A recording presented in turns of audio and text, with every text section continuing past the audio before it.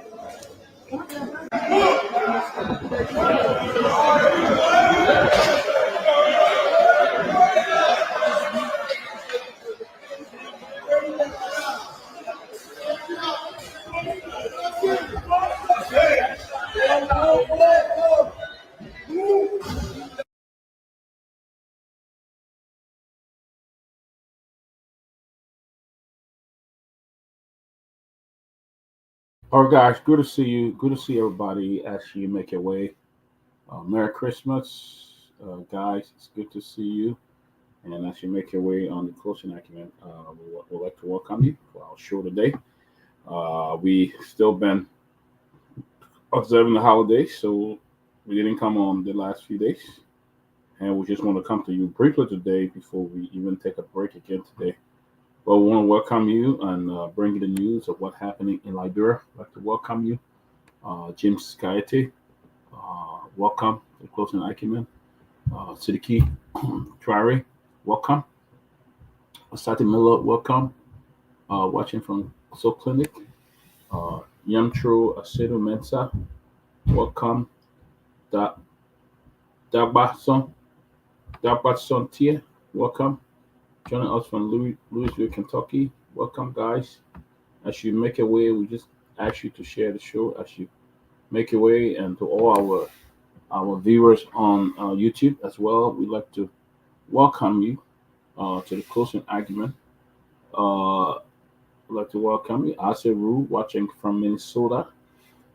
We welcome you. The guys will be joining us soon. We want to have a show here today, and just going to talk about different happening in Liberia. There's a lot been going on. I heard there was a report of a guy who was arrested because his dad. Oliver, good to see you, buddy. Uh, there was a guy who killed his dad, somebody in Monrovia, because they did not get a Christmas gift. Interesting. Very, very, very interesting. I'll bring you that story. What did it say? Say his dad did not give him Christmas gift, so he killed his dad. What a disaster, you know. Then there is this killing of a princess, Zoe attack. Bill Jallah faces court over a gruesome murder of Princess Zoe attack on sister. Wow. Bill Jallah. Huh, guys, people have a lot of mental health issue in that country. I must say, they're having a lot of mental health issue in that country. You say, Bill Jallah, the man accused of the gruesome murder of his ex-girlfriend, Princess Zoe, and the assault of his sister, Kumasa Jallah, have been forwarded to court following multiple charges brought against him by the Liberian National Police. This is the front page Africa quoting. This is the charges included murder, aggravated assault, and criminal attempt to commit murder, stemming from a violent incident that unfolded on Saturday, December 21st, at a local entertainment center on Duper Road, Painesville. The incident, which has left the country, really began as an attempt by Jallah to reconcile with Princess. However, her refuser reportedly triggered a violent outburst. Eyewitnesses said that Jallah first allegedly attacked his sister, stabbing her in the arm before launching a brutal assault on Princess. Princess reportedly suffered multiple stab wounds on her abdomen, neck, stomach, and back, and later succumbed to her injury after the attack. Despite effort by bystanders to save her, he was later taken to Liberia National Police Headquarters, Monrovia, for investigation, later charged with Section 14.1, 14.20 of the Penal Code, citing murder and aggravated assault on his. While, according to the Liberia National Police, the evidence collected during the investigation, including eyewitness testimony, point to Jallah action. Jallah has been forwarded to court and is expected to appear in coming days. The nature of the crime has sparked national outrage, with many Liberians demanding swift justice.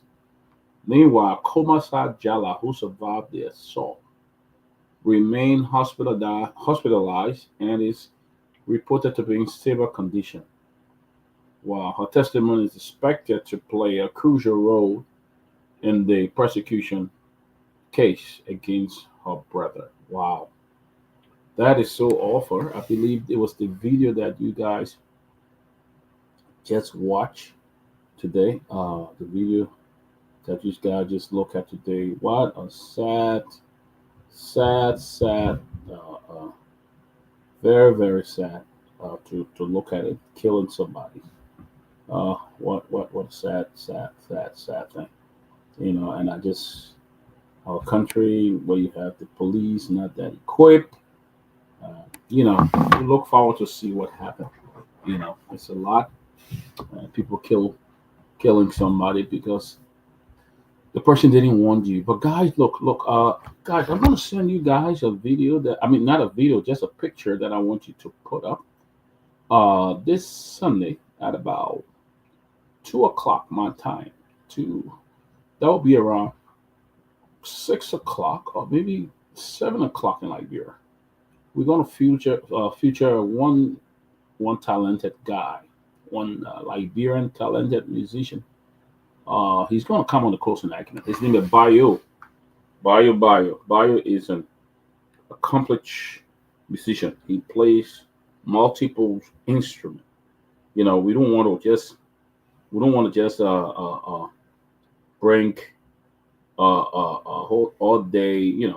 Yes, we doing the politics, but this Sunday we just want to do something short for like an hour, uh, 30 minutes, and then we'll have Bayo on, and Bayo will display some of his multiple multiple talent to us. He plays beautiful instrument. He joke. He like to joke. So Bayo will come on. He will come on and he will do this for us. So we encourage him to join us, to join us and watch this beautiful, talented guy, Bayo play his music. He's just somebody that you just laugh. He will make you laugh. And he has consented. He has agreed to come on our show this Sunday. And guys, I will send you guys the picture that you guys can just put him on. But Bayo has agreed to come this Sunday and play, just display his multiple talented skills, on the closing acumen. So we want you guys to really come and let's laugh for about hour 30 minutes. We want you guys to come and laugh and let's have some fun on that day. Bayo is in Germany, and he will be coming to perform for us that day. But you will laugh and he will play, but he will tell you his story, how he ended up in Germany. It's really unique, very unique story, and yeah, I mean, I just like the guy, the talent, the courage, what he does. It's just been phenomenal. He has different skills, and I want him to come. So I want you to come, be my guest on the show with Bayo this Sunday. All of you guys, Ben, I hope you get ready to come on the show today. You're not leaving my wall yet, Benjamin Jonah. Uh, uh, but I want you guys to let me see what I can send a picture to the guys in studio. Let him. I wish I could put his video up, where you guys could could play his video and stuff like that. God, I will send you a video. You don't have to play the whole thing, just a little gist of it. You can just play a little bit of bio music. But we want to have him this week, this Sunday. Bio will be with us, and he will come and display. It'll be fun. Let's just come have some fun. Grab your food, grab your rice, whatever, your wine and whatever, and sit with us. Just 1 hour, 30 minutes, and then we'll be done. But we'll do it this Sunday on the closing acumen. So invite a friend, come and see how talented this guy is. Bayo, one of Liberia's finest musicians. So just trying to get the video that I can send to the guy. Or I can send the link to the guys so they can play it. You know. And so when I get, I'll send it to you guys. But guys, welcome again. Welcome to the Closing Acumen. Uh, this is we are here to ensure that you guys have fun. We want to talk about what's happening in Liberia. You all know what's happening. I think the president of the Republic of Liberia got back yesterday from. Uh, uh, uh, uh, he got back from Lofa today. I think today he spent the Christmas in Lofa. The president went home to be with his people, and chill in Lofa County. I mean, he got in there. He flew in a little private small jet. So the road's not good, so the government official they cannot ride through that place. So they fly, and the poor people do what? They stay on the road for weeks to go there. That Liberia now. Our puppet now was flying in this small in Liberia a long time ago, we would call that air testing. That high water, they call it air testing. Guys, guys, if you guys in video, if you guys able to play this video bio, but the president wrote here, this small air testing, I went to Lofa. But the sad thing, I'm still last week, I think it was Tuesday, we had this lady on from Bond County. She was from Bond County, and she talked about she worked for the Satellite Rubber Corporation, and that lady talked about some of the things that they have been faced with. They threatened her. Her son died. They cut body parts from her son. She didn't see her son. They fired her. They took the job from her. They took her children. I mean, her bike that she had to go about transportation. They took that, and it was so bad. She didn't even have nothing, and I was so glad to bless her for the Christmas. It was not a lot, but we just put a small gift of $150 and were able to help her, and just to have Christmas. And she sent me some video. Hopefully, we'll show that later on today. But we don't intend to neglect that story. We do not intend to keep it up. That story will come on, and we intend to do it so that it can really create attention, so that people who watch it, government officials, some action will be taken. But guys, we want to welcome you. Merry Christmas again. Merry Christmas. Merry Christmas to all of you. Before the guys are still trying to get the video up, guys. If you guys can get that video up, I send in the chat room. That would be great. But let me just go back and just welcome everybody. Get officially welcome everybody. James Kayate, thank you. Sidiki Trier, thank you. Asata Miller, Dagbatson Tia, welcome. Yamichiro Kanga, welcome. Oliver Sakura, watching us from Ghana. Ase Ru from Minnesota. Benedict Gade, he's watching us from Atlanta, Georgia. Dega Godwin Sese, he's watching us from Nima County, District Number 3, Complete. Thank you, my brother. Hope Nima is doing great. Beautiful people in that place. I love the poor Nima. Very good people. Heron Doe, watching from Massachusetts, USA. Abule Dolly, watching from Zozo. D. Makosa, watching a while from Wallabo District, Grand Crew Chronicle. Wonderful. Gamen Gift, Lord. Same here to you, Gamen. Merry Christmas to you. Anthony Gay.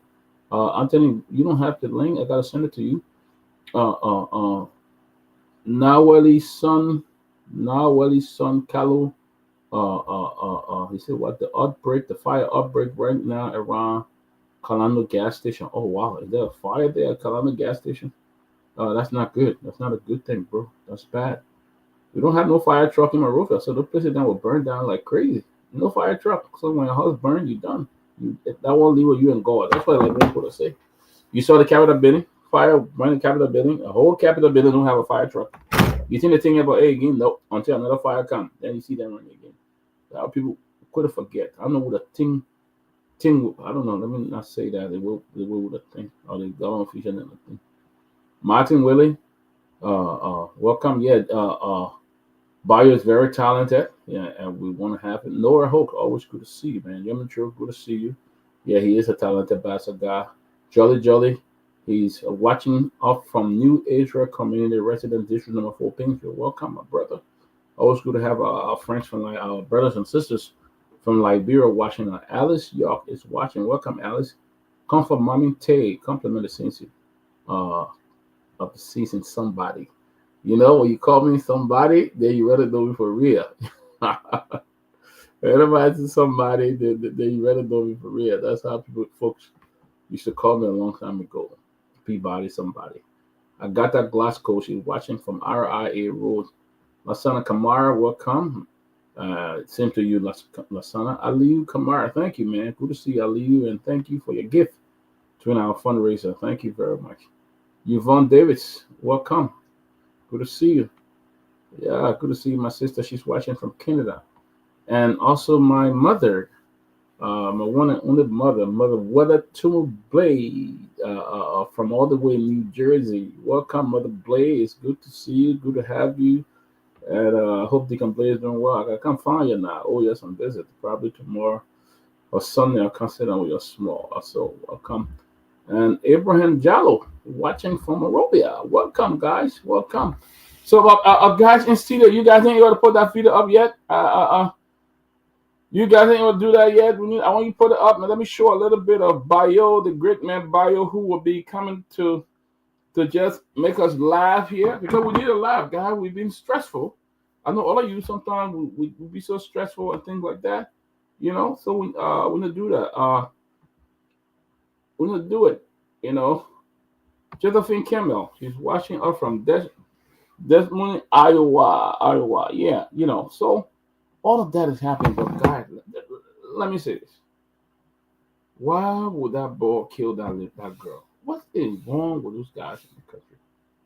You see, why would somebody go and kill that girl for? I mean, the woman say she ain't want you, right?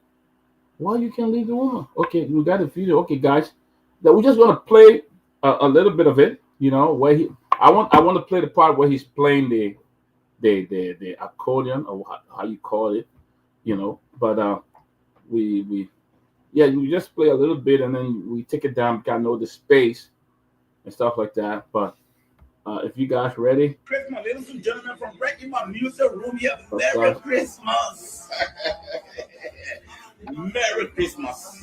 First of all, I want to thank all my followers, my Facebook family that were there for me, and that are still there for me. Trust me, I can move for you guys.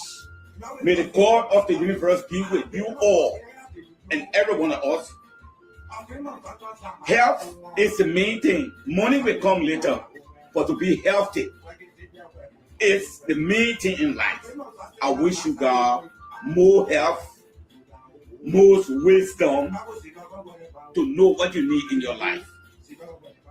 Merry Christmas and Happy New Year from Patrick Piayobu. It will be hot in my music room here. Ladies and gentlemen, it will be hot because I'm not going to spoil it. That guy's funny though. Get the vodka, get the whole package of vodka. The bottle she brought me back at the 5 liter. You can see it because she brought it one way. I say it's sweet.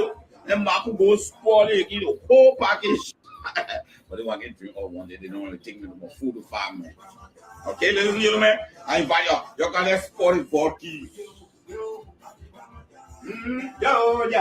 Yeah. Akene chale odani nyakake chale blima son pia kuson mona wa jiwa mona wa tio. Okay, bless up. Bless up. Let me come for my people on fire small now. Thank you, Bob. Thank you very much. Thank you, bless up. Thank you very much. Thank you, bless up. Yeah. Ladies and gentlemen, let me start it at this first.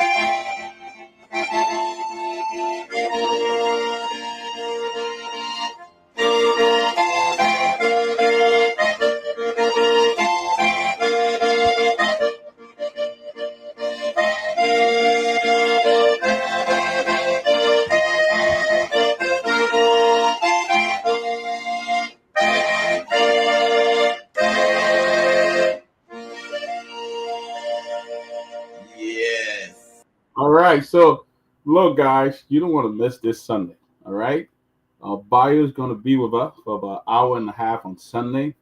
I mean, this guy has a lot of talent, and I just admire him for what he does. He has a very unique story, very unique story on how he went to Germany. He's based in Germany. He's very talented. I mean, he sings, he played. Yep, Barry's watching us right now from Germany, and he will be back. He will be here this Sunday. It's going to be 2 o'clock our time, and Barry going to be here, and he's going to be singing and performing. You don't want to miss it, guys. On the closing action, you don't want to miss him because he will make you laugh. I mean, every time I watch it, somebody in my bed, and I'm just laughing. I touch it when he's eating the duma, the bathroom duma or the fufu when he's eating it, and I just be laughing. Sometimes I will show it to my wife, and the two of us we just love him. He's a great guy. I talked to him the other day, and I invited him. I said, look, people need to know you. People need to know the talent that you have. He has great talent, very great talent, and I said to him that you got to come on the closing argument. So we're going to bring him. On the closing argument. He's going to come on Sunday, and he's going to be performing for us. It's going to be all Sunday with Bio at 2 o'clock. So guys, we don't want to be. It's politics, but we want music and music as well. So Bio will be joining us. He'll be coming. So I expect you guys. Look, man, I expect you guys to just come and have some fun. It's going to be from 2 o'clock our time, 2 p.m. You can come from church and just grab your food or grab whatever, grab your beer, grab your wine, grab your cook, grab your juices, and we're going to have Barrio live. This guy is an international star, real international star. Somebody say, oh, I'm Ambassador Brother. Of course, I'm proud of Ambassador Brother. What are you talking about, Patrick Kennedy? I'm proud of him. He's very talented. He's very talented. So, but we want to encourage you. Come on Sunday, and Barrio will be here, and he will be singing for us. So we want you to come, guys. So I just at the end of this show, we're gonna play a little bit more of his music, and then Sunday at 2 o'clock, it's gonna be a special edition of the closing argument, and then we're gonna have Mr. Bayo from all the way in Germany. He's gonna be coming, and he's gonna be playing for us. So don't miss it, guys. Don't miss it. Come back. And let's have some fun with Mr. Bayo. Yeah, Bayo is in Germany. He's watching a little bit of the show, and we're glad to have him. We're very glad that he'll be coming on to perform for us on this week. Yeah. So Martin Willie, he said, Bayo, you make my day on Christmas Day. He said, so you're watching him on Christmas Day. I'm telling you, I just love to follow this guy. I'll just be laughing. This guy and then he played the music, he sings, so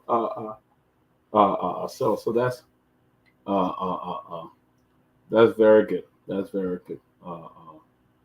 So welcome, guys. Welcome again to the closing argument. The president had just returned from Lofa County. The story there, guys. This guy called Bill Jallah killed his girlfriend, Princess Zoe. Bayo, we love you, man. We'll see you on Sunday. Princess Zoe. This guy killed his girlfriend. This young boy. I mean, Ruth Bayo. Ruth said you are her culture ambassador, and somebody said they're watching. They watch the music from all the way Korea. Yeah, we're gonna have Bayo be here, and he will send you his page. You go on his Facebook page, and you subscribe to him. And I mean, he comes out all the time. If you're mad, you just start laughing. You start laughing. He's just a good guy. He just keep people happy, and I just love the mood that he's in all the time. He's always happy. Enjoying himself, and great guy. Well, I'm really looking forward to just sitting down on the closing acumen and talking with him about what is happening and all the gift. The president of Liberia, the Liberia culture ambassador, others is somebody that you guys need to really go look out for. He can be a great representative, representing our musical talents in other parts of Europe and all of that. He lived in Germany, and it would be wonderful, inviting him one day to come home and play instead of we bring in some of these African guys like the African style. We can bring our own Liberian home and let them play for us on different occasions. But we're looking forward to that. All right, guys, welcome. The other guys are still trying to make their way. Ben, if you don't have the link, I can send it to you. But the other guys are still trying to make their way, and we're looking forward to see you guys. Tomalin will make his way here. He bent down with a cold, but he's still coming. You got people. You got people watching all the way from Buchanan, man. It's not for joke. People telling me they're watching all the way from Buchanan. So yeah, we're looking forward to it.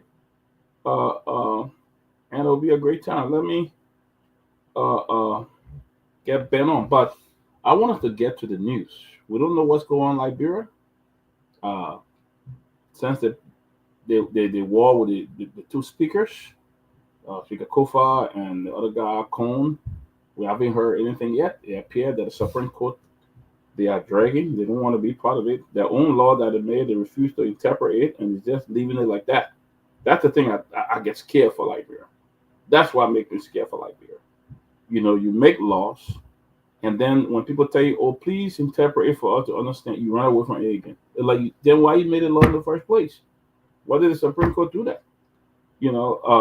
So we're gonna be talking about that, and we're also gonna be talking about Mrs. Musu Nikki uh, from Bon County, who talked to us about the inhumane treatment that they have been experiencing at the Satellite Rubber Corporation, owned by Mr. Jetty. Jetty goes about by all the government officials, get him money, so he can do anything he wants to do. The lawmaker they ain't even got the guts to stand in front of him to tell him anything because they have taken all the money and he probably keep them in his pocket. So that's what's going on now. But guys, on this special edition, I want folks to just to chime in about what this guy did. It's hard to really grab over. They went somewhere to eat, according to the story, and he wanted to make up with his girlfriend. He tried to reconcile with Princess, try to reconcile with this girl, and then when it didn't go well, he started to attack her. What kind of country is that? What kind of life is that? That you go back and attack a girl. If it didn't work, just leave it, bro. Sometimes in relationship, if it doesn't work, brother, just leave it. If you force it to work, you make yourself the victim, though. You're gonna make yourself the victim if you face that. If you make that relationship work, sometimes it's hard to do. It's hard to leave a person. Well, how can you love somebody and forget about yourself? You know, you can't always love somebody. The thing about life, yeah, man, if they ain't want you again, just leave it. Or the woman says she don't want you, just leave it. But you don't have to go about ill treating a woman, gruesomely beating her and killing her. You know how people beat women in Liberia? It's very bad. The women are not protected in that country. A man can just jump out and beat a girl. One time, I'll tell you a story. Uh, I was in Liberia. I was visiting the most famous place they got there called Calabash. I went to Calabash and I left to go home. At the time, I was staying at Alalagon Hotel. I was staying there a couple of years ago. And I get there and I'm leaving from Alalagon, Calabash, going back to Alalagon. And I saw this young man jump these ladies to fight and he's beating them, punching them in the face, seized their back. What happened? Oh, he gave them a ride on his motorbike and they didn't pay him. So he seized their bag and had the right to beat them. How much was the money? Probably $5. So I said, look. You can't do that. You can't beat these children. You can't hurt them for. Oh, the room I'm buying and did not pay. They did not pay. I said, yeah, but calm down, young man. How much is the money? $5. Less than $5. So I took her like $20. I said, there you go. You can have it. Give the bag. In fact, give them the change so they can use it. But he was abusing them just for $5. Do you know how many people beat the girlfriends in Liberia every time you hear a story? And nothing happened. And then sometimes the other girl that beat up, and you go right back to the man that love. Anybody who assault you, it's not love, yeah. Anybody who put their hand on you, it's not love. And as much as they love you, they should respect you, they should not put their hands on you. Okay? Anybody who just step up and put their hand on you, they are not your love. They are not your love. And then you jump up, you go right back and you say you're in love. That's not love. You're in lost. Complete lost. Because you're sitting there and this guy is physically abusing you. And then you say, oh, they're laughing. What? What kind of love is that when all your body is sore and got all the pain on it? You know? You in lost. You know? And because sometimes feel you can't do what other person. Because sometimes these guys, power and control, they feel that they're giving you the money and helping, they think you're a slave to them, and they want to ill treat you, which is bad.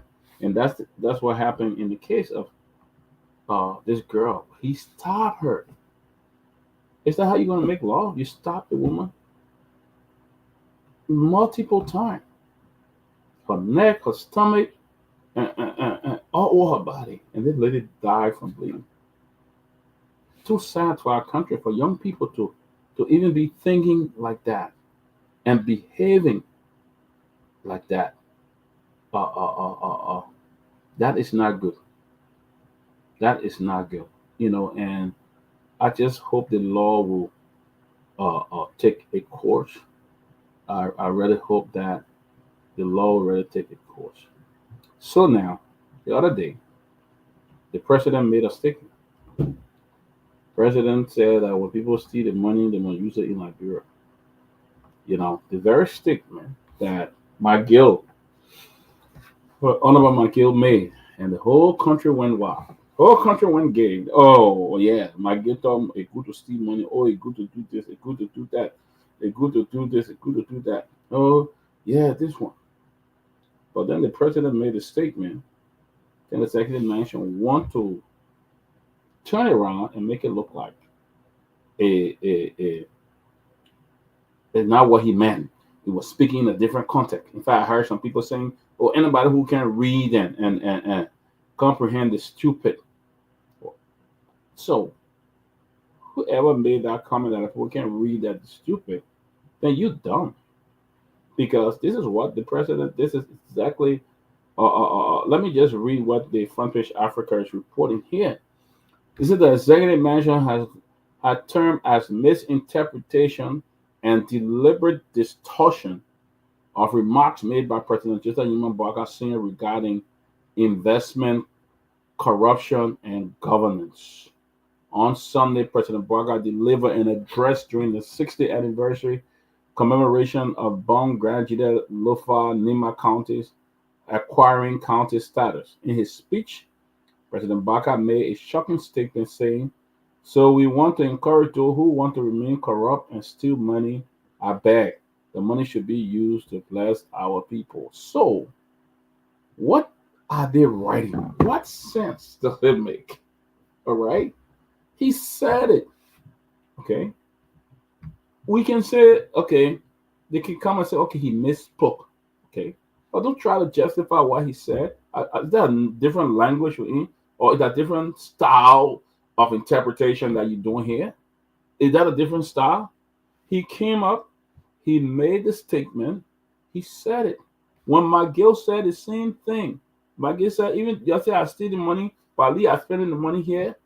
The whole place went wild. In fact, people are calling for sanction. They don't do this.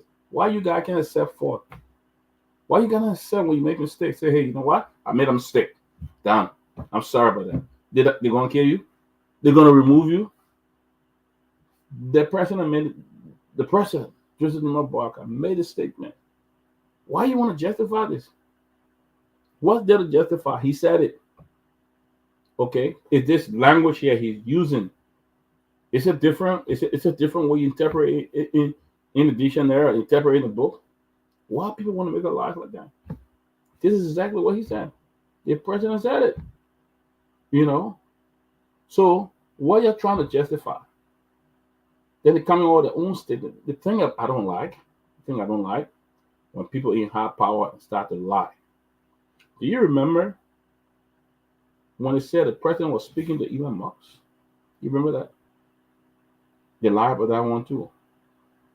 They said the president spoke with Elon Musk, not knowing the president was talking to AI. Okay, they're talking. Then later on, they came out and said, oh, the president went to Ghana to meet with the president of Ghana. You remember that story? When it came out, the Ghana president was in Switzerland. Then they said, oh, the president had a Zoom meeting with the vice president of Ghana. So you want to tell me the president flew from Liberia all the way to Ghana to did it have Zoom meeting with the man in Ghana? What are all these funny lies? What are all these little lies? You know, this is the highest office in the country. And you guys should be on point with what you say or what you do.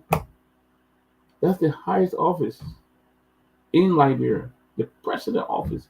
So news coming out of there have to be very, very clear. People have to be very, very clear about it when they come up with news like that from Liberia. You know, well, the president can't say something, then you try to lie and say he didn't mean it that way. So what did he mean? The one you lying on? The one you interpreting? Huh? Ben Jallah? The man said, what's up, man? What's up? All good. Okay. The man said the thing that executive mansion on they said at the presser. You'll be lying to your people all the time, like that. And then yeah. That's not, the people feel that nobody can do anything to them, so they can lie whatever they want. Nothing will happen, you know, until the people start to, you know, to behave like they are part of the government. It's not going to work. The government is not only the people who are elected or who the president nominates. The government is the people. Everybody is part of the government. So everybody should have a say. I mean, doesn't matter how you say it, you got to say it. But the people can lie. You can lie. You can really lie. You can really lie. Serious lie, I'm telling you. You know, and they're doing a good job with it, you know. And hey, but nobody is downplaying them. They always get caught, though, Jallah. You know, they always get caught. That one is true. You see, they get caught, but no. The reason, you know, there are certain courses in college. Everybody takes it. That's ethics. Mm-hmm. One, everybody takes ethics, no matter what field you go in. Yeah. The reason is that because you have to be accountable, no matter what you do in life. But in Liberia, the governments are not accountable to anybody. Nothing. Yeah. Nothing. So when you see somebody is trying to help for some level of accountability, everybody stays out. Everybody stays out. Mm-hmm. And some of the things that can happen in the country when you see it, be like, okay, what? Like, oh God. I mean, did you see the other video of another guy today in the street who was putting the fire off? Yeah.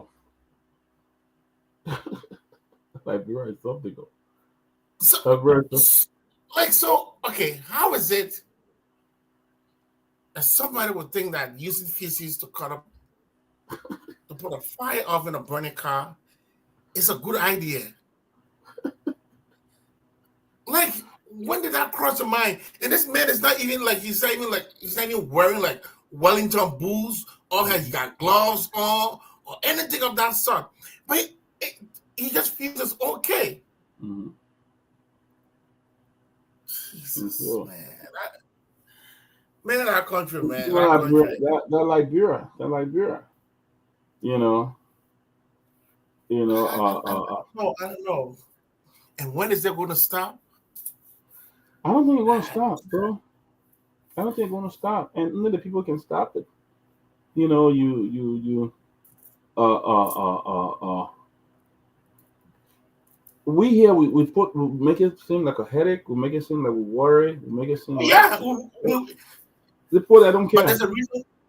But there's a reason why we worry, because we have seen, and not to downplay them, it's like when you see better, you do better. There are certain things that I always just said to people. I said, you know what? I'm sure some of these things, if I was in Liberia, maybe I would have been thinking the same way, or I would have done things all the same way. But a lot of things, if you haven't seen better, you used to doing the same old thing the same way, you would just feel that, whatever you're doing is just okay. Yeah. When in fact it's not okay. Yeah. Because you will look at people in your environment, you look at people around you. If this is what they do, then that's fine. Yeah. The country is I don't know. Man, it's but look what's happening now, Ben. Since that whole Supreme Court issue came up, since that whole saga about the speakership and all of that, I mean, the Supreme Court have turned their back on it. Yep. They're not going. You know what? I don't understand. People waiting for this to escalate and get worse before they will. Because I am sure, like I said, this will get worse. Because in as much as Fanti Kufa does not give up, and the tsunami is coming, and what's his name, the former Supreme Court Chief Justice Jallah, say he's willing to walk with Fanti Kufa on the stage to take his rightful seat. I mean, if those kind of things happen, it will be chaotic. But you know what they're going to do, though? They use the police to abuse people all the time. The police have been warned on so many occasions now. So I think doing it at that stage again will be at another level. I don't see how you're going to stop the speaker. I don't see it. I don't see it. I just think that would be one of the biggest disruption that they will ever experience, and I hope that happens, because at long last somebody have to stand for something. And even the Americans, or the international partners, everybody is sitting down and saying, oh, you know what? Oh, this is a sovereign country, and we don't want to interfere. Yeah, we know. We know how sovereign we are. And we know when you want something to happen, we know what you do. So you don't have to look at these things to degenerate into chaos before you go there to be the one to put up the fire. Man, somebody should be saying something. Somebody should be saying something. They don't care. I mean, I have a different feeling about the international community and the way how they do their things, but I think somebody needs to say something. But I'm waiting for that sooner. I think it will be January Wednesday. Well, let me ask you though. This is President Garguah first Christmas as president of Liberia. Do you think he should have gone back to Lofa rather than celebrating in the city? No. So all he did was that these people are not smart, man. He only tried to prove what the people have been saying, that he's just traveled, he's so tribalistic, So even if he wanted to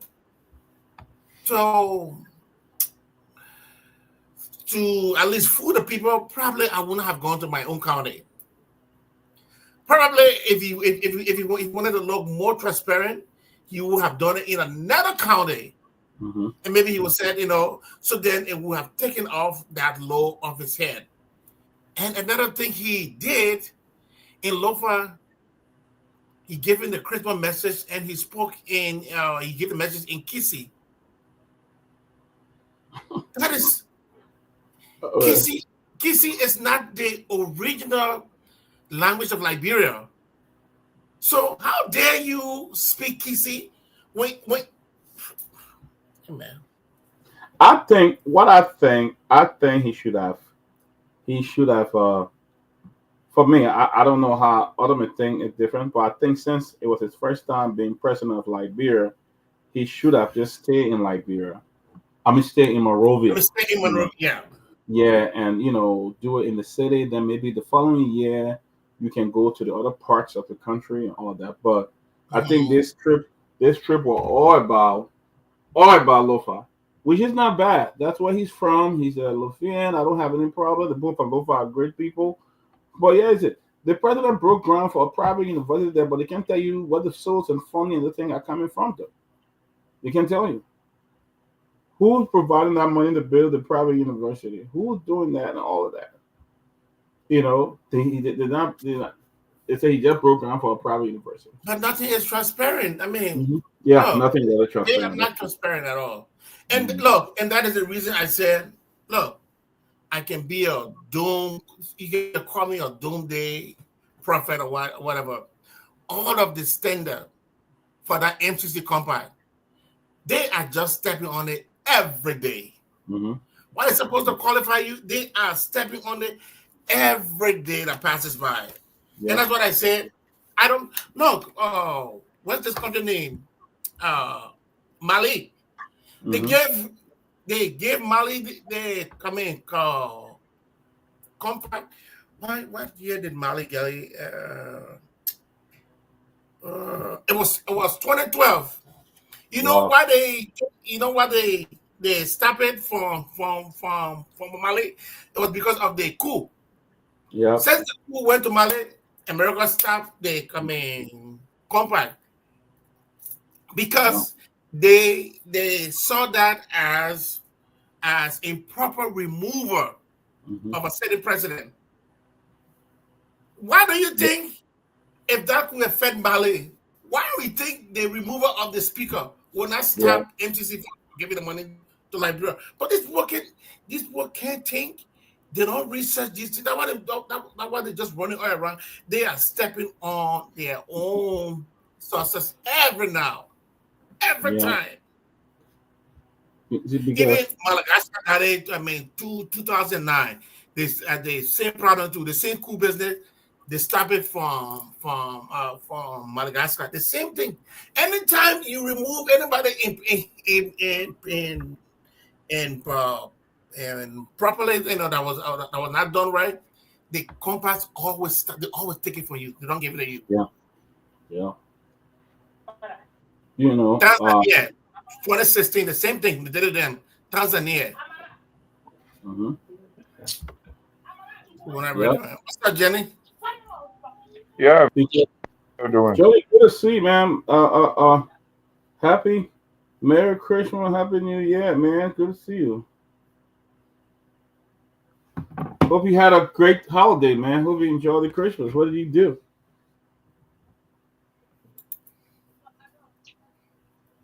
Johnny, what happened? Johnny. Liberia internet has been very bad in Monrovia lately, too. It's been really, really bad. But man, we need to go back. We need to go back to this. Did you read about this guy that killed the girl in that place? Man, that story is sad, but it has a lot of there's a lot of lessons for everybody to learn from that. I don't have all of the details, but I've been hearing from both sides. In fact, the story seems to be one-sided. Everything we're hearing, it's just like this guy, how he was a married man and he got his girlfriend and blah blah blah. Things started to get hard on him, and now the girlfriend wants to leave him. I can understand that. And now he calls the girl and says, I don't know, you want to come and talk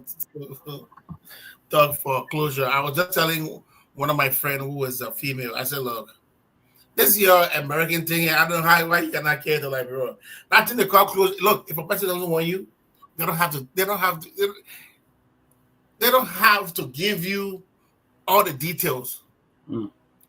But the person tell you that I'm done. Like, just, I mean, if they can tell you over the phone, that's okay. Yeah. That's okay. Yeah. I mean, I'm sure, hindsight 2020. If this guy had not gone there, to see the guy, probably this would not have happened. Mm. But again, I don't know why you would think it's okay to take someone's life and. Yeah, it really sad, You go and take somebody's life, just because of law. Oh boy, Yeah. And I heard there's another guy who killed his dad because his dad didn't give him Christmas gift. Yeah, that other story too is still developing. The other angle that I heard was that that the guy was very loved by his father, Wow. but he had said those things repeatedly. That he would kill his father, he would kill. These are things that he's been saying. Look, Peabody, there's a lot of problem in our country. A lot of mental health issues in our country. Yeah. And if people look when this guy was explaining the whole story about how often this guy used to be saying it, and nobody caught him. But things like mental health, look, people can be okay and they can snap and they can go into irate and do something evil, Right. that you would never believe that this person would have done. But again, if you don't have no way to check on these things, to find a way how to help these people can stay in our communities and just be horrible and just do bad things. I mean, I did not diagnose him, but the whole thing looked like somebody who has some kind of a mental problem. Right. Yeah. Right. It's just sad. It's just sad. Yeah, but we overlook those things. By the time somebody having this kind of problem, we say the person crazy. Yeah. Yeah. The man Saka man, the man crazy. Well, every one of us can have some mental disturbances because what happened with our brain? There's this neuron called serotonin that balances all of us, and at some point in time, even when you start to get sad and you start to worry, that's not something good for any human being. All right, and so those chemicals in your brain, when you start to be imbalanced, you can be at a right place in your life. But when you happen and everything is okay, all your chemicals are balanced. Yeah. But people who have mental illness, they are not able to adjust to come to that place. So for them, there's this imbalance up and down. So that's why they always need medication to come and stabilize them. That's why you see people. Look, I know people who are functioning. They can do anything, but they have mental problems. Yeah. But just don't give them medication for one day, and you will see and you will see a completely different human being. But those things, people, that country, man, there's a whole lot going on. It's a whole lot. I don't think we far from the mental health piece. We are very far away from it. Far. Even in the Great America, is suffering for mental health practitioners. That is why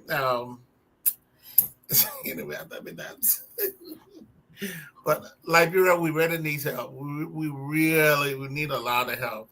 And again, the whole situation about the war. I know, I like how a lot of people say they do not like the whole piece about the war crime court. I get that aspect of it.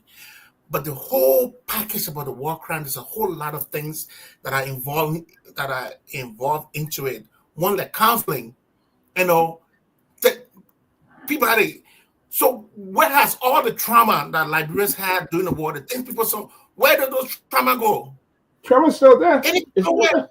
everybody kept their trauma and then cover it up with something. It's still there. So this trauma is there.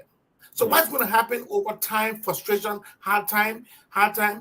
Why do you think kids now in Liberia can go and naked a woman and beat her and be putting pepper all into her? Because when you have trauma over years, the trauma being bad enough, and you internalize it in the brain, say, you know what, I can deal with this. So you cover it up. There's something traumatic happened to you, and you snap. Yeah. And say, oh, that ball was a good ball. Well, how come Johnny did this thing? Oh, how come James did this thing? Those are kind of things that's what we see happening in our country. That's why when people tell you, like, that's why I always tell people, even though none of us won war, but if anything were to happen in that country, it will be worse than what happened. It will be worse than what happened in 1989. It will be worse. Because you have people who are traumatized. You know, too many people traumatized. And they are not get you at all. Yeah, they are not. You see, and they have not. I know people that came to America didn't even refuse to even go for help. You know, just explaining your story to someone. You know, telling someone about some of the trauma, some of the things that some people saw some real horrific things, and it's just with them. But you need somebody to talk to help.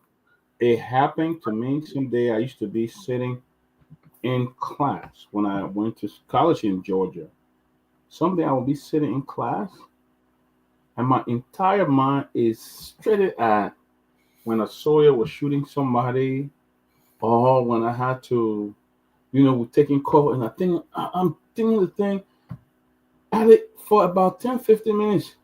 My whole attention in that classroom is back, focus on seeing somebody being shot, seeing somebody being killed. We got with a lot of things. And so about 15 minutes, the only thing that would grab my attention, instead the professor will ask, "Oh, Henry, what do you think about this? What do you think about that?" But then I'm blind. I'm like, I don't know what they're talking about. I had to go into our school, see the council at the university. And I sub university counselors too.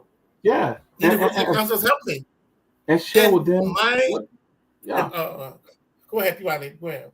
And I had to seek advice from them and tell them, look, this is what happened, and I was guided to give me some help, But people think that mental health not something that you think you're strong that you can deal with it. Mental health, no. There are different kinds of mental health, different kind. It's not something that you think you can deal with by yourself.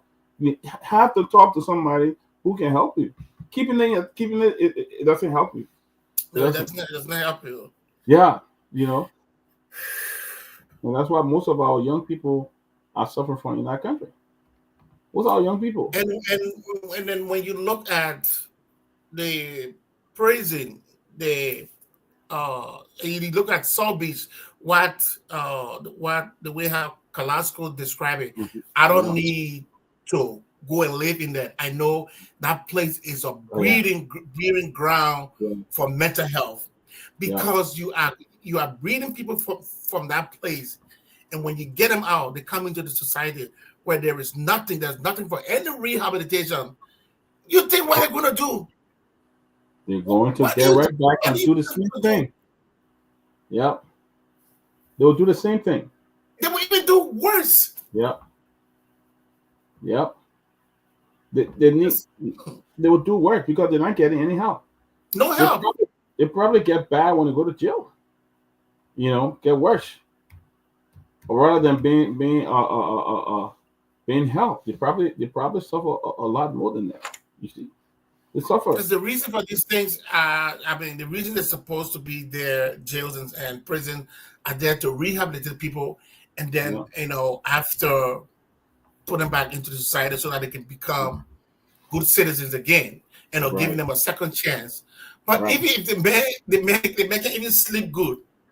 They make it even find a place to rest. Mm-hmm. The things say our brain and iron, the brain and iron. Yeah. Keep confusing the brain, and you would do confused things. Yep. Yep. I look. I work. I work in a. I work. I teach a class in at the New Jersey State Prison. I teach a class there. It's called. It's a cognitive behavior class called Thinking for Change. And what that does is to help those inmates, because some of them been there for like 30 years, 40 years, 50 years, and they're there for life, is to help them to think different from where you were 10, 20 years. Even while you are incarcerated, is to help you to find a different way of thinking as you deal with people on your unit or in your cell, is to how to redo it. Because thinking control our behavior. Okay, Yep. the way we think is that way we behave sometimes. So I thought when they come in like that, tell them the first thing is I give them scenario. I said the first thing you need to look at, true or false. I asked them one question. I said, thinking control your behavior. What do you think about it? You know, and some will say, oh no. So I said, okay, why you said no? And then some of them, as they go back and at the thing, they'll come and say, you're right. You're right. The way you think is the way you behave That's how you sometimes. behave. How you behave. And can you imagine you take somebody in the cell and he's there with a whole lot of criminal and you have not been rehabilitated, nothing. Or you learn how to do bad things, even in the jail, how to steal from other people. You get all you do Right. worse. You know, tell me, George, welcome. Welcome, tell me, Uh, George. Yeah. drinking Uh, more water for the cool. Something happened the other day. Something happened the other day. Somebody, Uh, tell your story. you know, And I tell so your story. I think they would be the. I said we have a special show on Sunday, but this will be the last show of the year, so I had to come in because we have to. This year have been an interesting year, Very and interesting. yeah, especially when it comes to the line of death, we have our president have lost all 8 close people to me, close friends and relatives. Yeah, in fact, But somebody tomorrow since I know you, is there anything you not read that on you? people. I mean, maybe that's just I'm life, just but kidding. seriously. I'm just kidding. Yeah, but this has been a very terrible year, and so if we do make it through to 2025, we got to give God the glory, because Oh this yeah, year. sure. And then also we have people are asking us already. We got to give the grades of the senators, the ministers, and the representatives. Who made the highest grade? Who was the minister of the year? Who the minister of 2024? 2024. Who's the lawmaker of the year? The senator of the year, representative of the year? Well, no. Donald Trump is the Who's mayor of the the year in America. He's the mayor of the year. Even though I'm not a fan of Donald Trump, he deserves it. He no? He deserved deserve it. that He deserve it. title. No, he All deserve what it. he did, he was convicted. He gave his mug shot. He was disgraced. He was embarrassed. He was put on the prisoner's bench. I mean, he was arrested. Everything, but Yeah. yet and still, all these odds, he still became president. He was elected president with all the felony charges on him.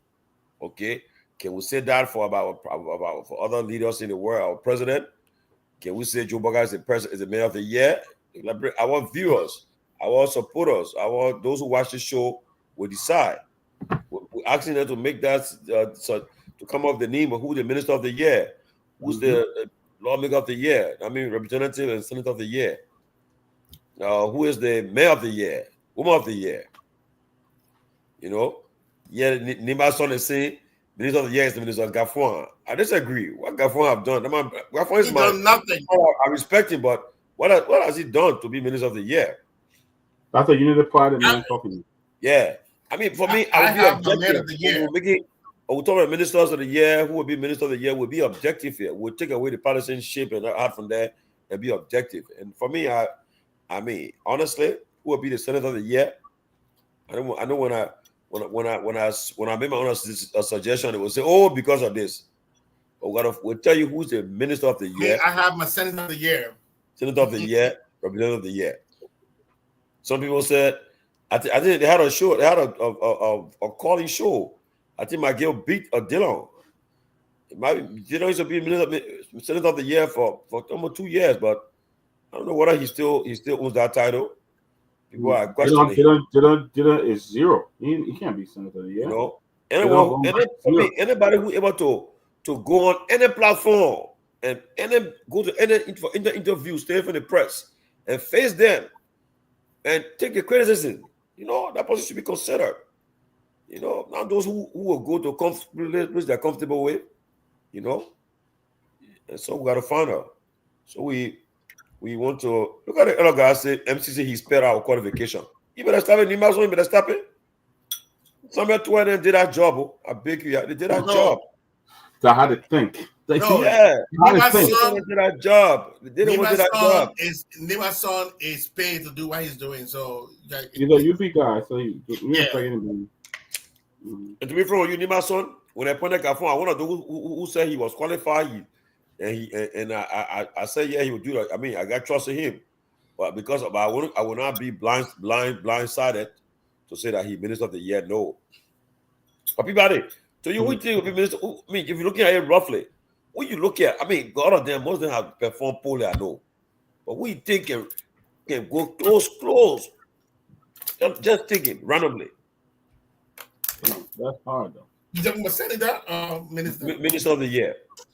That is so hard for me, to be honest. Yeah, because all of them, it's just like you're in a classroom. Everybody feels I actually have one.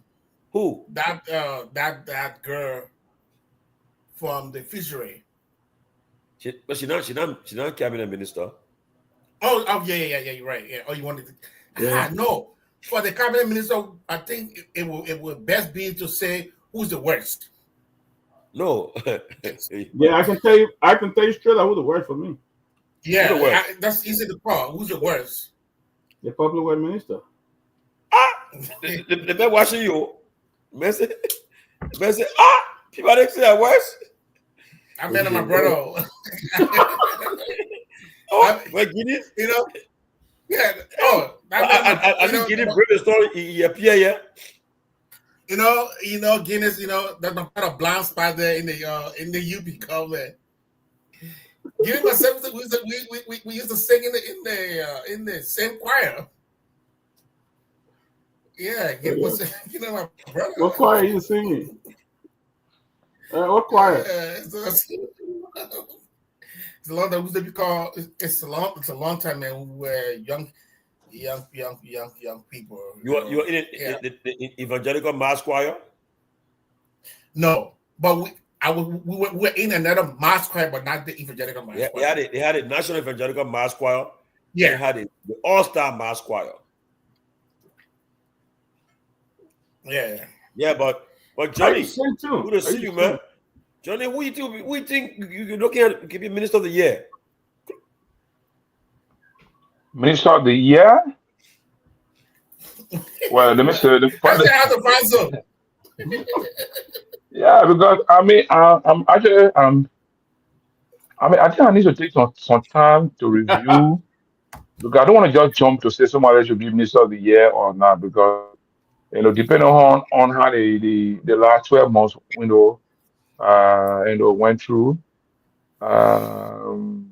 Maybe as we discussed, I will likely try to find one or two persons need to be Minister of the Year, but I can't just jump to conclusion because everyone almost has some kind of mistake along the way. Let me highlight a post, a comment.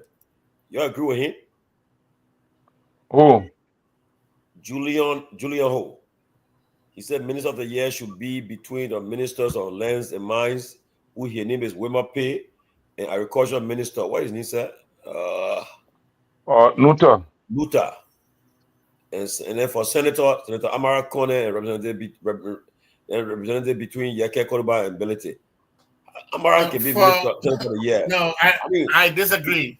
For Senator Maggie have been more vocal. Maggie have been very vocal on all the issues. Yeah. But listen. You see, this platform is the platform.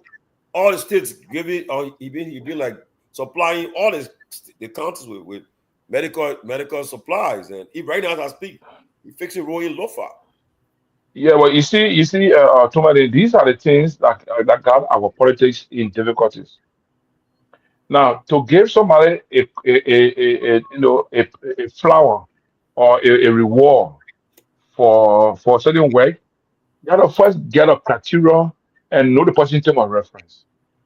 And there's supply of medical equipment or medical things around the hospitals and doing the role. They are very good things, very good. I don't go against them. I appreciate that. But Lofa, are but are those activities the criteria under which we want to use to measure somebody's work over the No, year?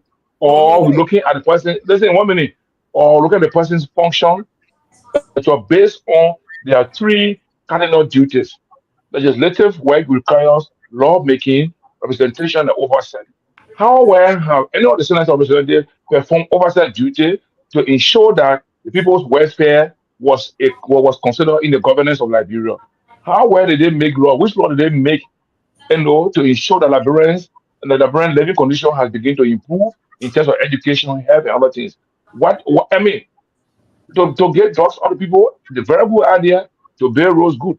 But how did they perform the four cardinal duties of being a representative or a senator? For me, that's what I'll be using to see anybody to be having an award from me for being the senator of the year or representative of the year. Even in terms of even the minister. That's why I say I can't to the conclusion because I need to reflect within the person in terms of reference. How did they perform? I agree with you. That's my point. If you need to reflect, then I mean you order the picture, and you can say it because all the time you are not observing, and when you reflect, so you reflect after we get in the new year. So Of course, look, that Pewee, listen. That doesn't Pewee, listen. whole year. And 1 minute, 1 minute. Pewee, listen. I'm just counting. No, don't count on me. I'm speaking. Don't count on me when I didn't conclude. But Pewee, Yeah, go ahead. but listen, Go ahead. Yeah. I just jump into that situation. Pewee, everybody professionally knows how and when to give somebody an award. Not because December 31st is the last day in 2024. That means between now and 2024, you must tell somebody that this person has done this. That's the way it works. That's the way it works, Pewee. You can even give somebody an award for 2024 in January, in February, based on the person's assessment you have done. So you don't get jump and get somebody say, and you already behind time. That's being very, and if I'm unprofessional on your part. That's not how it works. We all have to work in institutions where we give people. You're not open No. to praise out your viewpoint, and that's No. not something that you say. And people accept it, right? No, listen. But listen, You say I'm not saying you should accept it. I'm just telling you. I'm telling you for me. But no. I'm saying for me. No. Pewee, that's an insult to secret. I'm making my point. I'm making my point. I'm telling you, I cannot tell somebody this is what I can do until I reflect. You tell me, say, oh, you cannot forget what the last 12 years. But to say, No, if you can't, if you tell me that, no, listen. To come and say, you wait. To come and say, because because I've gone 12 months or 10 months, if I can't decide now, I'll be beyond time. No, you can't say that. I don't want to do my You're not analysis. even listening good. You're not even listening good. I said for one to come at this stage and say they will not say nothing at this point, meaning when are you going to come and say it? If you cannot say it, when are you is that what you said? Is that what you said here? That's what I just said. And beyond the I heard you clearly, Pewee. I heard you clearly. If people differ with you, doesn't mean they're unprofessional. You got to learn to know the difference between professionalism versus unprofessionalism. You just don't like go to crazy and differ with your viewpoint, and that is unfortunate. No, that's not my point. I've just said to you, what's the cutoff point? If you differ with me, what's the cutoff point? What's the cutoff point? You did not have a cutoff point. You did not have a cutoff point. You just came and said, if you can't, you just came from January. From January 1st, basically, we're reviewing the year. From January 1st, going back that is the same way you brought argument last time when I told you people, when I even in one discussion when I said that the Liberian government endorsed same-sex in the conference in the whatever you got a place in a place. He said no. Endorse same-sex. That's not true. I can prove it. Yeah, prove it now. The owners want you to prove it. Don't worry. I mean, right now I will share a document in the chat room. Yeah. And whoever is in the place there can be able to highlight it. In that document, no. Listen, brother. Mm-hmm. They did. I will tell you in that document, all those countries that did not sign because of count 8 in that document was recognizing same sex. In that document, all the who did not agree to, they are listed. Liberia was one of the countries that did not challenge and they just signed it. And I was present in that conference in Lusaka. Like, at that conference, Kamala Harris, Vice President, was there. I can let you know. And I was saying document right now in the chat room so that they can pick up. I come in. My man, they signed the document. Endorsing sex. They signed it. Minister Kemenya signed the document. There was a ratification of a document. I can't remember. Kenya didn't sign a particular document saying the Liberia government endorsing same-sex. That's not correct. That's what I'm saying.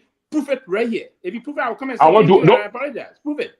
No, I'm going to share right now with you guys in the chat room so that whoever you want to post it can post it on the document. Yeah, no problem. Share it where you say the Liberia government endorsed same-sex. Prove that the Liberia government endorsed same-sex. The government, I don't like to agree with Pewee. I don't like to agree with Pewee. I went with the Bealded. I was like Pewee, but I think I will agree with Pewee on this one because if Liberia did sign, then why did the Liberia government abandon the same sex in the country? That would be counterintuitive. You go outside and sign something, come in the country, and then ban the practice. That doesn't make no sense. Guys, do you agree that? Do you agree that some people on a call show said that the Minister of Finance should be the Minister of the Year? Do you guys agree with that? Hell no. And I'm glad that Anthony Jackson is here because he wrote a piece on that. I'm glad that he made it to the show, but I don't agree because Garguah just came into the picture, and for OKFM to just come and say you were voted as Minister of the Year, that is just ludicrous, completely ludicrous. So, but Isaac Jackson wrote a piece on it. So, I would like for him to expand. Is it pure? Do I? You got different view. So what? I don't think you got different view about that, though. No, but like I said, right? When I'm one of those who said that he was. I mean, he's up to the top for the job, but when it comes to Minister of the Year, I disagree. And people are saying because Liberia is eligible to receive a compact, so because Garguah work, and I disagree because I know that work was put in by the former finance minister and his team. They worked hard last year to make sure that we're eligible for a compact, which is, like I said, government's continuity. I agree that. I'm happy that if Liberia received that money, I'm happy, regardless of whether I support the government or not. I'm happy for that. But the credit should go to whom it is due. But to say Minister of the Year, go to Minister Garguah, I do not agree. Again, just started on the note of my big brother and myself just having some conversation. You know, it was tantamount to what?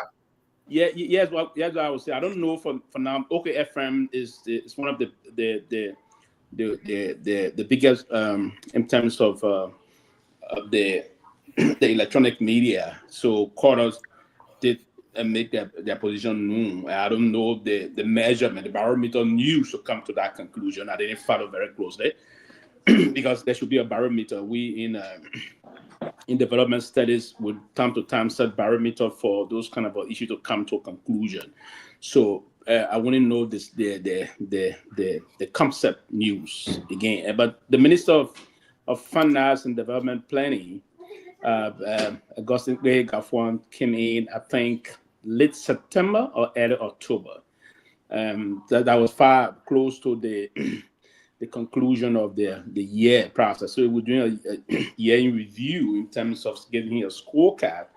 I think I will again drag my own time to do analysis of pushing as the Minister of the Year for now, and see what he's going to do between the first quarter of 2025.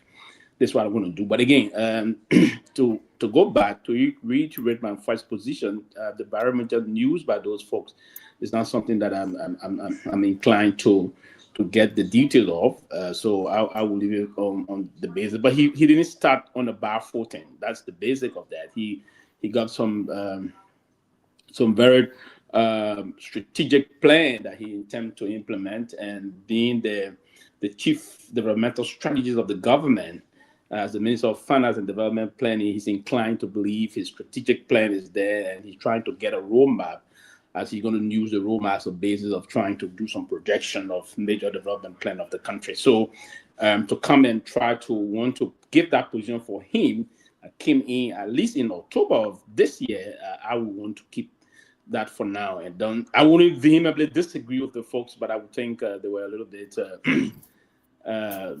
probably carried away by exuberance in terms of probably his capacity and the way he's trying to project things and the rest of those processes and the rest of that. But I would say he's on the real good footing.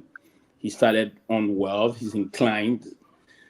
His inclination on the job is good. It's something that would tell you he's on course as to what he's intending to do and what he's going to be doing, and his job description. That's one of the basic process there. The competence level is one of the things we should highlight and emphasize, and I believe that he's on course of those things. So I wouldn't be, no, I don't think I would be as, it would be unfair on my part professionally also to come and uprightly state that he is the Minister of the Year. And so I will position myself, if we're doing that between now and the 31st, which of course I think will be around Tuesday or Monday, Tuesday, I would think as a show, I would think I will want to focus on those that got appointed from February moving down the line, and then I would be giving my Minister of the Year and Lawmaker of the Year moving forward. But for now, I will hold on to that. That's particularly on the Minister of Finance and Development Planning. Well, it's no doubt that he's well qualified for this job. He has all the qualification, and but I think just 1 month or 2 months of the year, you're appointing somebody to be Minister of the Year. You have not even had the opportunity to even evaluate his work and see what he's done. You're basing it on maybe the past, but there's nothing really we see that Gaffron had done. I mean, he's been there for 2.5 months. It's almost impossible to evaluate anything that he's done so far. So I don't think that was the right move. I mean, I think, but Minister Jackson, Anthony Jackson wrote something, and what led you to write that? I want to know what led him to write that. About that. Yeah, Jackson. I mean, thank you. I wanted to start with the first conversation you guys were keeping, but if you want me to just jump into the second topic for tonight's discussion, I can do. What I just want to say for the first conversation that you guys were keeping is the Liberian laws are still the law that we all practice in. It's not being reversed, and so it is good to say for the listening audience that the Liberian law prohibits homosexual sodomy. You can think it's archaic, but that's what the law is. And people are always say the law is the law. In UK, in England, they say the law is king. So the law is above all social classes.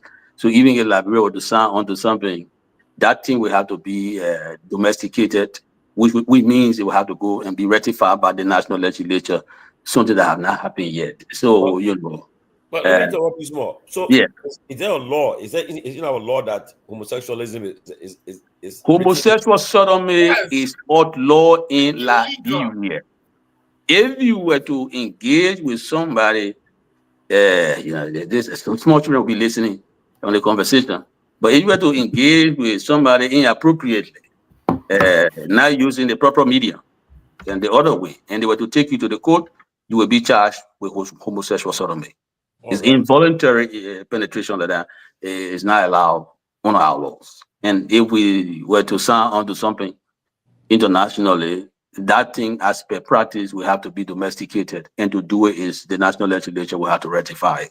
That is my experience as somebody who went to law school. On the issue of my communication, I think it was less than a page that I wrote. And I wrote the post on Matthew Yemplu's post. I wrote what had become a storm fire at the Ministry of Finance. I see some of the junior brothers are, exuberantly responding. I'm not opposed to clarify this simple thing, I was, if you read my post, which has been applauded and acknowledged by many intelligent and reasonable people in Liberia, it is a post not arguing against OKFN, neither is it arguing against Garguah receiving or being named as backcallers. My deep disappointment, which I highlighted in my post, comes from the backdrop that the Minister of Finance, that portfolio is a very serious portfolio. And the bearer of that portfolio needs to exercise, needs to exude some degree of gravitas. So my problem has been this self-promotion desire on the part of the Minister of Finance that he took time off. We know that, and Matthew Yemplu post was basically that, look, Minister Garguah wrote a whole post celebrating 3 colors on OKFN that have named him as a minister. He should not be fooled by that because he believes that Garguah is not there. And these colors are what? Brigade members of the Unity Party. You know, when Matthew Yemplu resigned from the government, he's informed the public that the Ministry of Information have organized a group of color called the Brigade Color, and they have been calling on many talk shows to basically manipulate public opinion and to deceive. So it is from that background that I said in my communication that I think the minister made a fool of himself to drag himself so low as to celebrating, you know, 3 colors calling on OKFN and naming him as the Minister of Finance. He should have some more important things to do than to take time off his basic schedule to write a whole post acknowledging this, knowing fully well that these colors are what? Remotely controlled government paid colors. They are sponsored by the government. All right? So a serious minister will not acknowledge those kind of things and make it as a badge of honor and wear it as a badge of honor, knowing that the group of colors are not very credible. Like one of our friends was saying, what's the barometer they use? The minister has been in the post there for barely 4 months. So why is he starving for publicity? Is he starving for accolade? Even those of us who go to school, if you were to bring an educator a certificate from a school that is not real recognized, it get rejected by serious schools. I think the minister would have done himself justice were he to downplay that thing and not elevate it on Facebook. This was not the first time that the minister did something that I thought was comical. The minister, I think, had a Zoom meeting with the vice president of the MCC, and he did a post again that, oh, you know, I just had a Zoom meeting. We have a minister of finance that is celebrating having a Zoom meeting. So why if you were to meet the president in person, what will happen? You read a whole booklet, you know. And I have said, instead of the minister taking time to read a whole booklet, is he not bothered by the fact that he presides over a budget? Our Minister of Finance presides over a budget that lacks the minimum standard of transparency.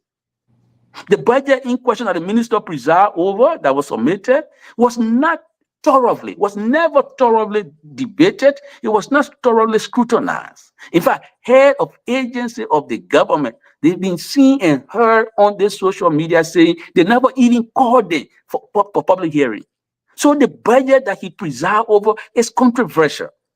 It is also a product of presidential illegality because the budget was submitted to Kun. We all know there's an issue of legality now at the legislature. So the minister is now complicit in these things. Is it not brought about this that Liberia acceded to the open government partnership? And the open government partnership was a commitment by the Liberian government to be transparent. The budget is not transparent. To promote accountability. How are we doing it? And you are the Minister of Finance. You know, and the other thing, you know, that bothers me, which I highlighted in my piece, is, look, right now, if you want to consider yourself a serious person in Liberia and you want people to take you very seriously, too many things happening in a country that should be of concern to anybody serious minded. All right?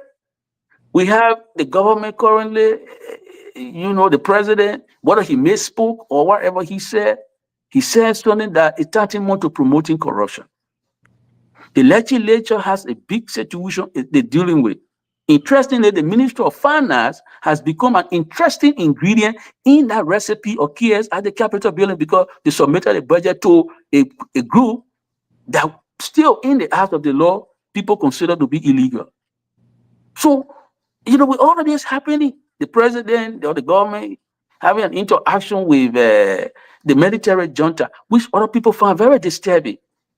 Because that junta is not, even though my friend the other time was saying, oh, you know, we got to promote diplomatic relationships. Some people believe that you can't promote diplomatic relations at the expense of abiding by internationally respected laws, like the international human rights and refugee law. So there are too many things happening in the country for this Minister of Finance, who's supposed to be above these real childish maneuver, is trying to, you know, usher other people. It looks like he's desperate to usher colleagues, that he would take this thing here that no serious person would consider, especially 3 callers from the Unity Party brigade member, or, you know, especially, you know, remotely controlled government. I mean, my friend, High Court boy, Pewee is here. You know, he was not in government at the time I was there, but partly he associated, and, you know, somebody more up around it there. I'm a former Minister of Information. So when Matthew Yemplu talk about how this thing is being established, and these boys will be calling and calling, you know, that the minister will seize upon that to promote himself, I think it was beneath him. I still hold that view. All right. So, you know, a few people call for the Minister of Finance. Oh, my man, you know, the man is your friend. Why are you doing this? You know, you should not have written something this strong. You know, one of my friends who I've known for a long time called me, shouting in my ears, you know, said, oh, the minister fainting over there. He's very angry. He's displeased. And I said to him respectfully, I said, look, the post that I did was not intended to make the minister happy. The post was intended to unsettle him. I think the minister should elevate himself above these things. When you have the less than credible group calling you Minister of the Year, Minister of this, you can acknowledge it, but you downplay it. You as a serial minister can't be writing a whole post, you know, to acknowledge the group of color. Especially when we know that the Ministry of Finance can finance the Ministry of Information. Ministry of Information then take some of that money and pay brigade colors.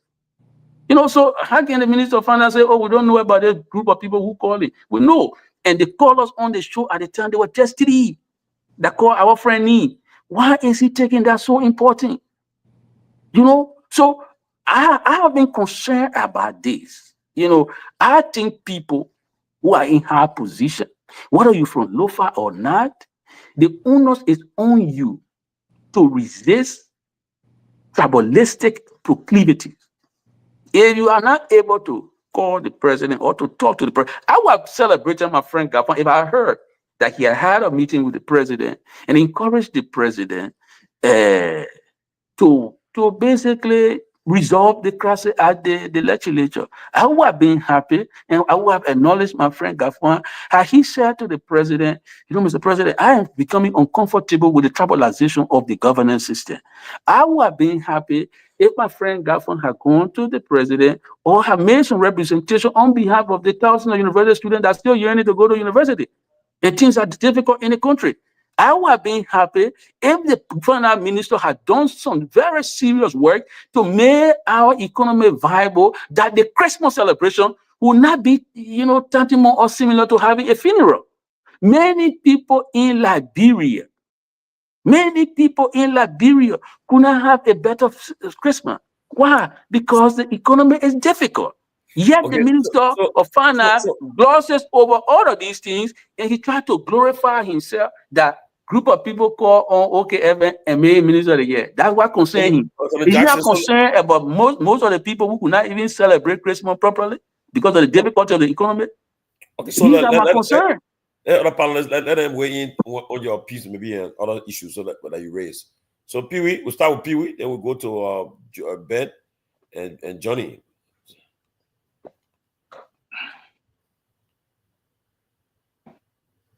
Thank you, Judge. My own good friend also always just making a front issue of this diplomatic thing I said.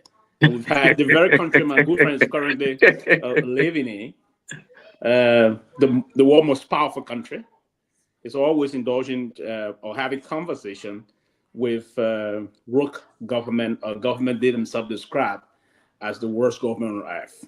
The Iranian situation, they gave Iran like $6 to $7 billion in recent history, in a year or two ago. So the intent of my conversation about the Liberian government having engaged in conversation with the Junta administration was not in the wrong footing. And let me remind you also that ECOWAS is currently engaged, the very Junta administration, right? ECOWAS engaged. The ECOWAS is a bilateral institution that's engaged, and Liberia is engaged ECOWAS is a multilateral institution engaged on the multilateral level, and we are engaged as a country on the bilateral level. Now we're very clear, and I'm not going to speak on this moving forward. Because we're very clear and explicit here in terms of what I meant for the government to engage.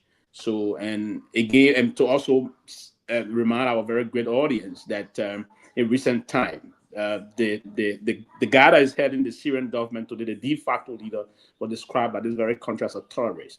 There was a delegation sent to discuss and sit with him, right, in having some other discussion. So I said the Liberian government should engage, and I will always maintain this firm, right? So I'm one person that's very knowledgeable about having discussion with even rogue government or failed government, a government that is suspended from a committee of nations, if you will. So the intent of that is to maintain peace and security and maintain the dialogue, so to have friendly discussion moving forward. Now, what I will say, I won't sound as graphic as my friend sounded. What I will say, yeah, Claire, and that's what I said. I didn't understand the concept of the barometer news by a very record and high-ranked radio station in the country. Remember, OKFM got part of the best talk show currently we have in our country, Liberia. We all, time to time, appear on those shows and express our own thought process. Yeah, I would say. And the reason why I wouldn't join the folks to say, because it's just 2 months he served as minister. But I did lay the premise, and I said clearly that as a development agent myself, his knowledgeability and the concept as to how he intends to engage the process is very clear. And it's a Gafuan in process about how he intends to project, how he's going to roll the roadmap, and that's intertwined with that of the major arrest program of the country.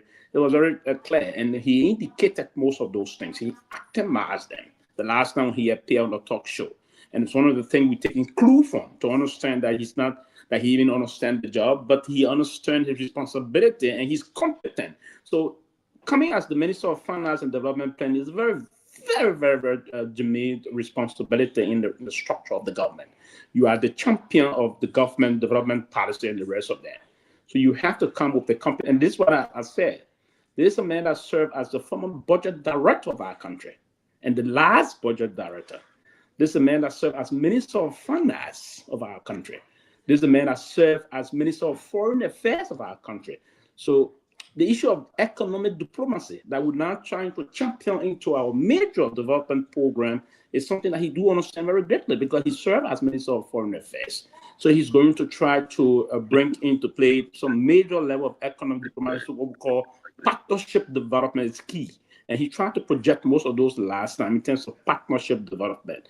Now, the budget planning process, he said, oh, the Christmas was not yet. Listen, we always have some challenge in the country in terms of celebrating Christmas. When you, at the time, said Madam Sirleaf imported bureaucrats in the country, Isaac, there was difficulty celebrating Christmas in Liberia. When you served as Deputy Minister for Information at the time, there was some difficulty. Well, I can recall when you invited me to sit to dine in a restaurant to have conversation. There was difficulty in celebrating Christmas in the country. So we always had those kind of problems. Ever since the Pope was an autobot. Yeah, that's why the minister said there's a plan to move this thing forward in terms of how we intend to say we're going to start seeing some very fruit coming out of the process, right? So he understands. I'm going back to the issue of the budget process. He's now going to structure the budget so it will reflect in reducing poverty and ensuring that the next Christmas, your cousins in Grand Bassa County, your aunt and other things, they will celebrate good Christmas moving forward. And that's why I say it was not sufficient for me to come and say that he's the Minister of the Year, because he just took off 2 months ago with the kind of a plan, the roadmap he's trying to put in place, and the way he's about to execute this thing, and his preparedness as former Minister of Finance and former Foreign Minister, with all of the extra administrative gravitas and personal gravitas he brings to bear to the jobs.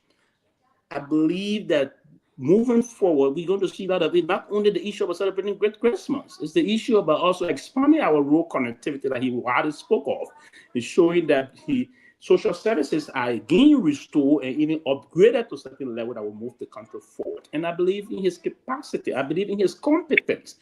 So basically, in understanding government bureaucracy, seeing the structure of government, understanding the brief time I spent in government, almost 4 years, it gave me a lot of privilege to understand the details of how government operation is unfolding time to time. So I'm sufficiently pleased and believe Minister Garguah is doing an extraordinary job in the process of elevating our country to another level. I've been the chief champion of the President Development Program. I am sufficiently confident that he can push on those transformation in the process. Right. The issue is now is how can we Liberians give him the kind of a support that he required to do the job for our people and ourselves. So that's the kind of a thing which we should do. For me, and that's it. I would be disappointed, and I would be very disappointed in myself if nothing were to happen in the country moving forward next year, this time. But I'm pleased that I understand the kind of way he's going to move in. This is a former student leader. He understands. He's not an extravagant person, right? He doesn't live an extravagant life. He's someone that is very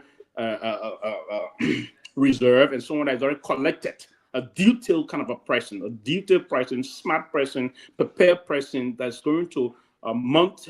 And that's why all of the positions I just tried to name a moment ago will give him the bullet puppet to do those transformational things for the country to forge on. So to let the rest of the panelists to come and make your own input quickly, I will learn to say this. Minister Kehleboe Gongloe is one person that when his appointment came, I was very pleased. Beyond me coming from the issue of sharing country with him, he's a Bandi man, I'm a Loma man, right? I'm inclined to believe that we Liberians today, but the competence he brings to bear and the resource mobilization he's going to engage in, these are things that are encouraging my thought process to believe that he's going to be an agent of change for the government of Liberia. And I believe Garguah will do a very good job as Minister of Finance. We need to just give the opportunity to him to function. And I'm one person that's going to sit and wait for that time to come up about. So I believe, yes, he is on course.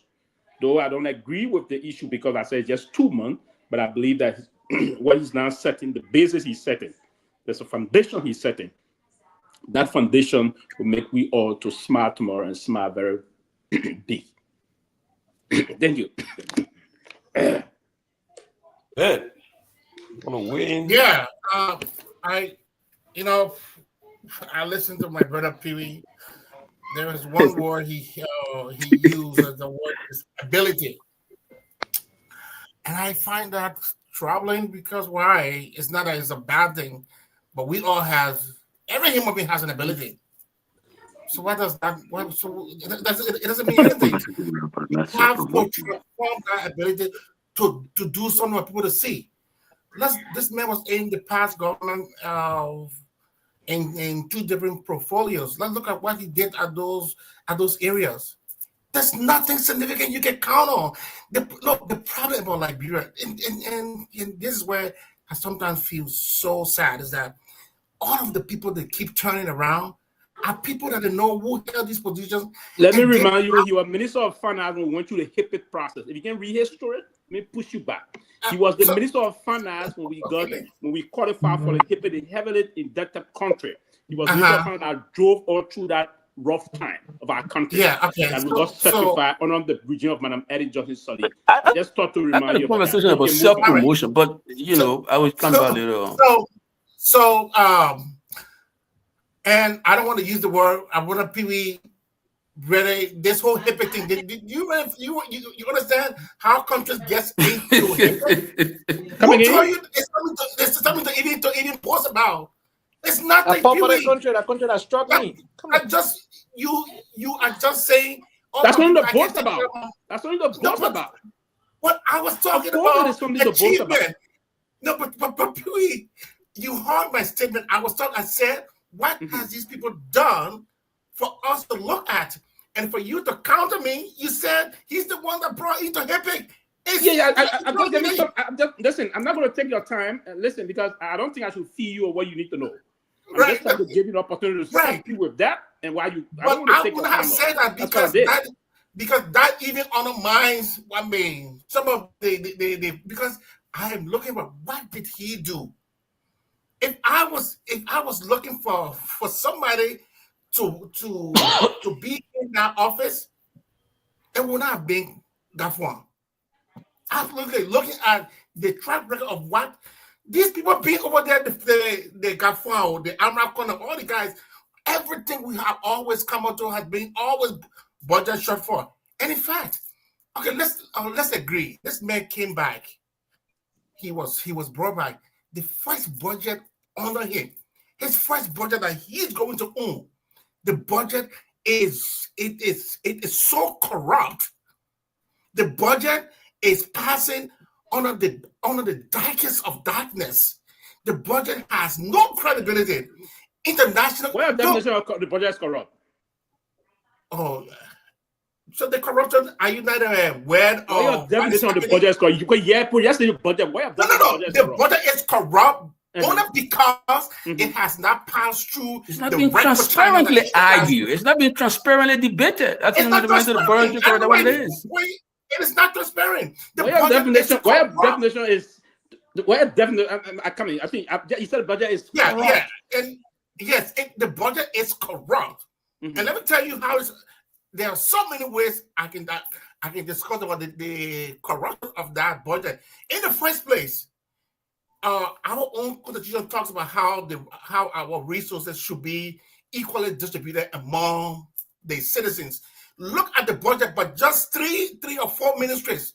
It almost is more than what the entire budget encompass. We don't have the time. We don't have the luxury of time to say. Tell me two other ministries you talk about and tell me what the line I take look at. No. I said I'm talking about three departments: the president budget, the executive, the speaker, the deputy speaker, and the pro tem. And the pro tem is about. Okay. Me, I hold you there. Somebody 1 minute, please. I will have the. So tell me how many in the budget for the president office? I'm not talking about the individual money. You don't know about the budget. You're not ready, but don't talk about the budget. No. That's not true. I read it. And that's what how much in the budget for the president office? For instance, the president office in the brother, I cannot give you the figure now, but you cannot argue what I'm telling you. The distribution of the resources in that budget is so unfair, and that is corrupt. No, thank you. Now, let me get my time. I think people people define corruption differently. People just think corruption, you have to go and steal something because you still didn't know. The unfair treatment of other people, where people will be having huge amount of money put on one side and the rest of the country has later. That's corruption. And that's what has been happening in Liberia. And if a change, man, with how this budget is passing under the darkness, under the dark of clouds. He would have told the president this thing has to be transparent. But because he wants to sign on something that he knows will go down in history if it will ever happen as one of the most corrupt budget ever in Liberia. He is endorsing it. Thank you.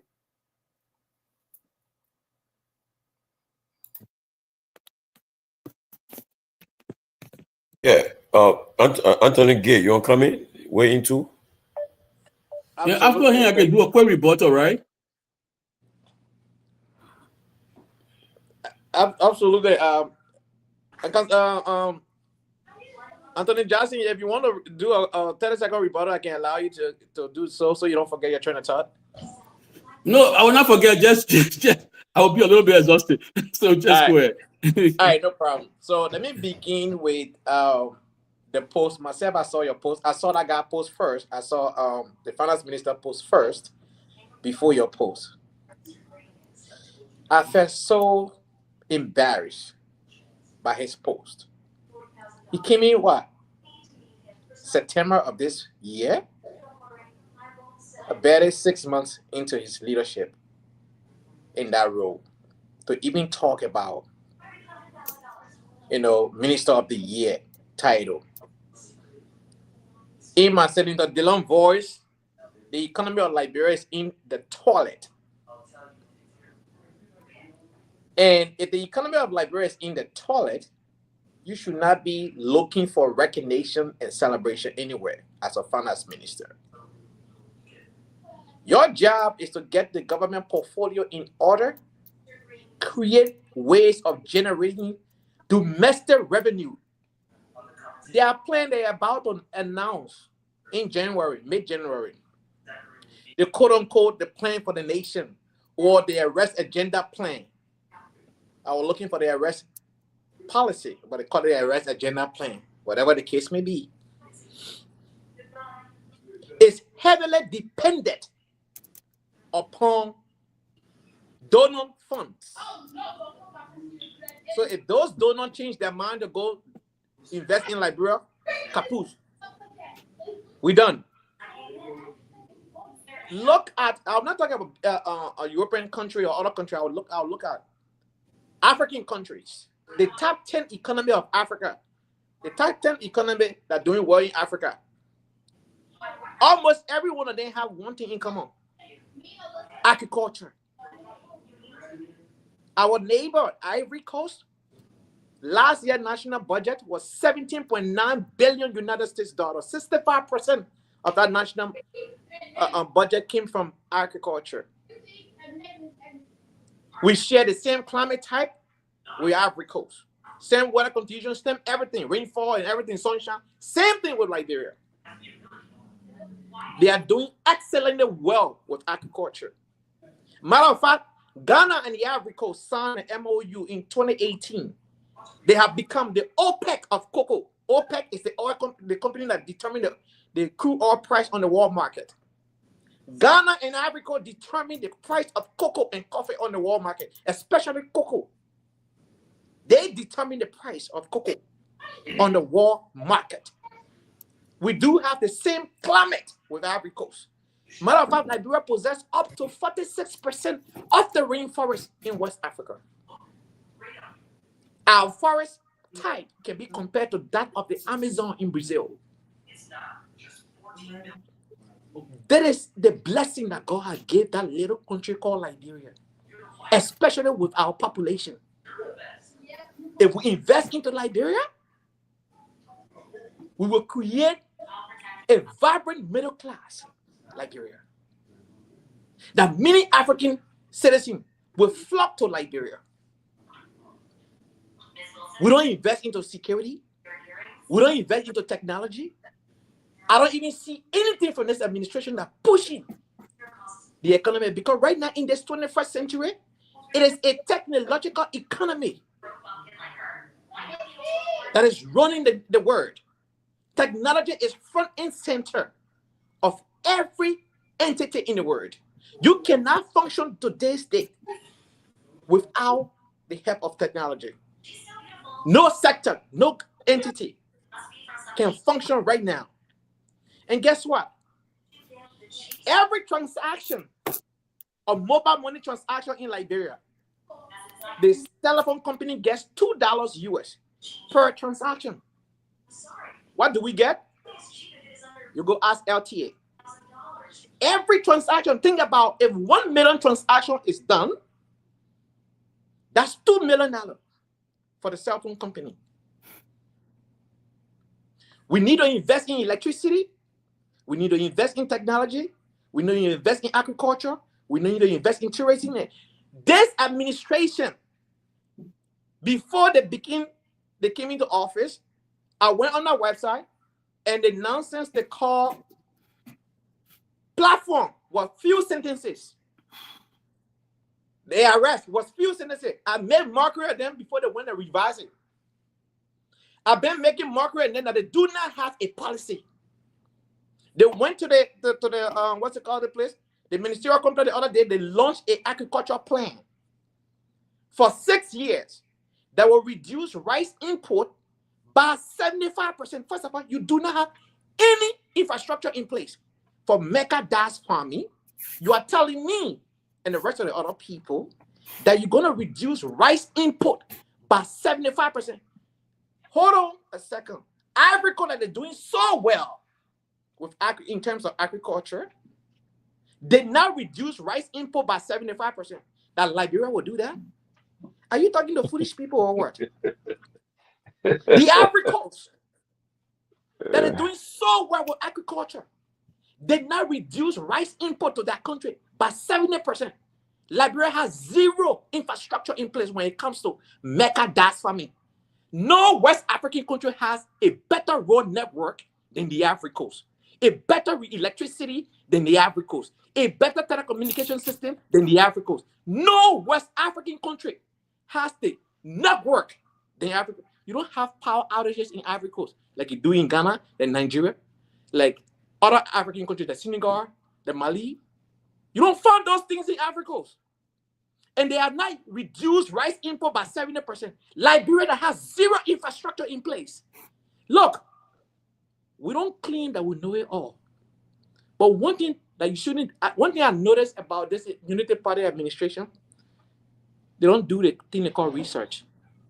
Somebody woke up one day and said, "Oh, Mr. President, it would be a great idea if we just take a loan of $25 million and take 250 students, abroad to study. It will be a great idea." Boom, they launch it.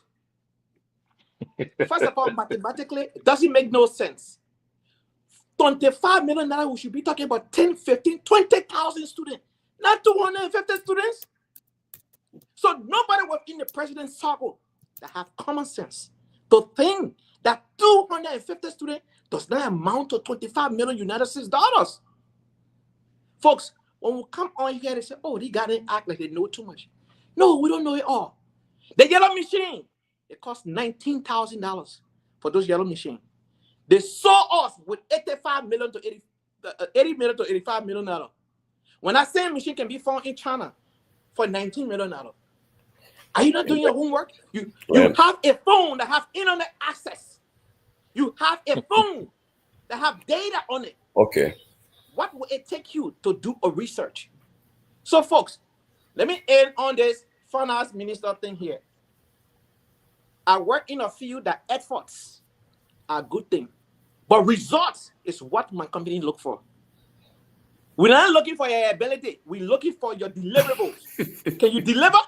Can you execute this project? We need results. If I bring effort and it doesn't work, I try 2 or 3 times, my manager say, "Thank you for your effort. Somebody else will replace me in a heartbeat." When I work, I need to deliver. And we need our minister and everybody else that work in the government to deliver. We are sick and tired of your accolades. Deliver for the Liberian people. Okay. Tomalin, let me highlight where Professor Kennedy wrote. He said HIPIC was around at least 10 years before the current finance minister took office. Liberia's participation was a result of the IMF and World Bank being pursued by George Soros. Soros paid a Georgetown University professor over $100K to help Liberia at a request of Ellen Johnson Sirleaf. Garguah had nothing to do with HIPIC. Let's get our facts straight. I was saying the Minister of Finance. The professor should stop that misinforming folks here. What I wanted to Jackson, let me hear what people say. Yeah, I'm saying how the professor was said this when Minister Gaffan was the Minister of Finance. Who was the professor, according to what he said, Soros, the money, the 100K that was paid to this professor, was he engaged with? Who was the Minister of Finance? It was around 10 years before. The Minister of Finance? He said it was around 10 years before. I think we'll find some time. Maybe I will have to talk to Auditor General John Molu. He doesn't just speak like that. Auditor General Molu was the Auditor General at the time. The HIPIT program, there was a detailed program involving the HIPIT.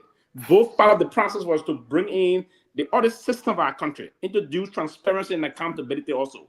Molu did play a very pivotal role into the HIPIT issue also. So the professor should stop misinforming our folks about this kind of a thing. He's saying that Gaffan had nothing to do with it. So, he should stop misinforming folks. He should stop misinforming folks about it. Gaff was the Minister of Finance. He was engaged with whosoever, the Minister of Finance, the Auditor General of the Republic of Liberia. All of those institutions play a major role in the HIPIT process. Because at the time they brought those programs, the heavily indebted countries process issue that we had the Minister of Finance play a role in it. We have Professor Kennedy and Johnny Show. I don't know his schedule today, but I give him a lot of credit because he's somebody who understands this area. Hello. I need to say something about Tomalin, let me Tomalin, what I will do this evening is to resist the temptation of trying to make the conversation about whether Gaffan or the minister at the time, Liberia reached the HIPIT completion point, whether it was Dr. Anthony Saye. I don't want to get into all of that. I just try to guard against. I want us to guard against the attempt to gish gallop when we come on this show. Gish galloping is not a good way to keep a conversation, especially when you're trying to inform. And I will push back on my friend when I will start from some of the things I thought was wrong, then I will come back and conclude with the Gaffan team because I will have to, run somewhere quickly and don't be not to do anything. I know you can push back on run again quickly and other things. So you all had a conversation that we do say you run somewhere. I'm at work. When I come here, it's basically that I'm at work. It is understandable that I'm at work and I come and join the conversation. So if I got something to do, I will go and do it. If need be, I will come back and get involved. That's what I'm just saying. But it is important to provide the clarification, especially amidst the misinformation that is being provided here. The first thing we need to clarify is America's involvement with Syria, Jallah, is not an effort by the American government to go and beg for pickup truck from that regime.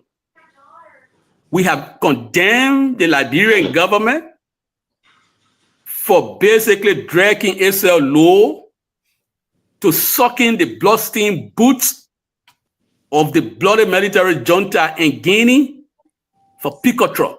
That is our position. That is not what America is doing in Syria, especially when it engages with Jallah. America, as the world superpower, go to Syria and give Jallah a marching order.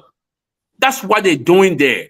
They're not doing like what Liberia is doing, taking tinted gifts from a bloody military junta. They're giving them condition to abide by, to bring peace to that land and to be serviceable to the people. That's what America's involvement is. Now, you want to go and again confuse our people with even ECOWAS's involvement with Guinea. As a matter of fact, you forget that by the time this junta leader took over, ECOWAS suspended them. Why do you think ECOWAS did so? ECOWAS did so because their conduct was not in keeping with what the practice that ECOWAS wants to see in the sub-region. So ECOWAS involvement with them is to encourage them to return to democratic order, to reduce the indiscriminate killing of their people, to reduce the raping of their people. That's why ECOWAS is engaged. I think somebody just posted here that Dr. Saye was the minister at the time when HIPIT started, but I didn't want to get into that conversation. All that I want to do here is to further educate our people. When you see ECOWAS getting involved, it's not the way Liberia got involved. Liberia got involved and shamelessly took gifts from a junta. ECOWAS involvement now is to tell them to return to democratic order, to allow civil liberty to come back into force, to allow the political parties to work. That is ECOWAS's involvement now and pushing them. So don't get it twisted, brother. Don't get it twisted. Liberia engagement there when they take pickup truck from military junta, it undermines Liberia's value system. We shouldn't be taking pickup truck from junta in Guinea and giving them free access to our country, wherein they will take somebody who was in government custody, a prisoner in government custody, undergoing trial. We take that man surreptitiously under the cover of darkness to Guinea, and today the whereabouts of that guy is unknown. That makes Liberia look bad. It is not even in keeping with the ECOWAS protocol. The ECOWAS protocol encourages free movement across borders. A Guinean citizen that is fleeing from persecution, you can't turn him back. That's Liberia dilemma now. So don't make it look like, oh yeah, the major. Liberia had done something egregiously wrong. Don't basically educate the people. The other thing that I wanted to clarify for our listening audience is for our friend to argue in a disingenuous manner that, oh yes, Liberia always had difficult Christmas. No, Liberia had difficult Christmas. I'll grant you that, but it is not as difficult as this one is. To the extent that we are getting report of a gentleman killing his father because they couldn't afford Christmas. I never heard that during the Ellen Sirleaf administration. I never saw a lady with 6 children begging for food on the Christmas day or on the eve of the Christmas. I never saw that. It was not something that was pervasive. Today, when you gauge public opinion back home, they will tell you that things are bad as bad can be. You cannot wash it away and talk it away. And amidst this very difficult situation, the Minister of Finance and Development Planning, instead of concerning himself with the livelihood of the people, he will want to engage in self-promotion, writing a Facebook post and acknowledging a group of remotely controlled government paid callers. Is that what he's going to promote himself upon? You think it's only proper that he should be doing? Or he should be focused on the work? At least if the group of callers were some credible organization, maybe we would say, okay, let's give it to him, say he's looking for something to celebrate. Say he's looking for accolades. But random callers, 3 of those callers believed to be government pay agent, and you're going to take time off your basic schedule to write a whole post as Minister of Finance. Are you that less basic? Are you that less basic? If no caller were to need me, I would just say thank you and go my business. I'm not going to write a Facebook post. I am saying here that, look, our Minister of Finance should have some gravitas. He can't be so desperate to usher his colleagues that he will be celebrating, something said by few callers on a radio station. And I want us to bring the conversation in context. The conversation is not about the competence of the minister. No, nobody questioning it. The conversation is about the minister's childish desire to be celebrated and to celebrate himself. This is our conversation. So, minister being in the job barely 4 months, he allowed a group of callers to deceive him into writing a post. Why is he celebrating? If he was somebody of conscience and not interested in beating his own chest and celebrating himself, he would say, gentlemen, I've been here too early. I don't think I deserve this. Thank you very much. It's not something that I'm going to celebrate. But he's desperate. He's thinking that he and Amara Kone and other people in competition. He's thinking that he and other people who are being in the ministries and agencies, they are in competition. Every time I've observed this trend, and I think the trend is bad. And somebody needs to tell the minister he has to stop. He got to stop acting childish. Every time Amara Kone reads a post and he receives thunderous applause and he receives more likes, Garguah will find something childish to say, so he himself will get applause. Like the case where his so-called meeting with the vice president of MCC, they had a Zoom meeting. You work, I don't know whether you work in the government agency, but you work at the Foreign Affairs. If the Minister of Foreign Affairs, if that minister had a Zoom meeting with somebody, let's assume that the person is big. It's a good stature. They will ask you, Assistant Minister for Public Affairs, to write a press release. It's not the minister that will go on Facebook to write, I had a Zoom meeting, and if you go on the background page now and go to that Zoom meeting post that he boasting about and dragging, he didn't even give us the meat of what we're discussing in the meeting. He just wanted public to know because Amara had gotten some applause somewhere and he wanted to get some applause too. So he just already posted something. I just had a Zoom meeting with the NCC vice president and blah, blah, blah. Come on, Garguah, come of it. Come of it. Liberia needs all of us. We should focus on important things. Our country is going down. We have a president who is talking and giving green light to corrupt people and facilitator of corruption, that they should steal and bless people. I believe the president did not misspeak because the president benefited from tinted generosity before. My witness number one is Waterspoon. What? Stanton Waterspoon. Stanton Waterspoon, an adjudicated criminal, a self-confessed criminal, blessed Bwaka during the campaign. So when Bwaka goes to the public and says, oh, let's steal and bless people, he's looking at what Waterspoon did for him. I will not even stop there. I will go to the other brother, Joe Kpoto. We all know Joe Kpoto is a well-known con artist because Joe Kpoto blessed Mr. Bwaka during the campaign. Mr. Bwaka too thought to reward him and gave him diplomatic passport and made him envoy. And then he went to Japan. And what did he do? He tried to rob people in Japan. I think Mr. Bwaka been doing this. Even the junta we're talking about. It's a quick crew. The junta gave me pickup truck. It doesn't matter whether the junta rape, whether the junta engages in extrajudicial killing. As long as they gave me pickup truck, I Bwaka, they blessed me with pickup truck, I'm comfortable. This is not the moral standard for a decent society. And I told you the other time that what democracy and decency are twins. We can't have a president promoting this, and we can't have the minister of finance, who is a former student activist like you and myself, sit there and just give a nodding endorsement. I am disturbed by this. If some of you are not disturbed by it, that's it. Then we all got different standards. But I know if I were in those positions, students will be asking me difficult questions. You were a student activist yesterday. Look at look at your country. Where is it now? What have you to say? I said, no, somebody gave me some call on the radio. They made me Minister of Information of the Year. Is that what I'm interested in? Is that what I would do, brother? Is that what I would do? Or I would be talking like what Brother Kofi Wu is saying. He's behind the scene.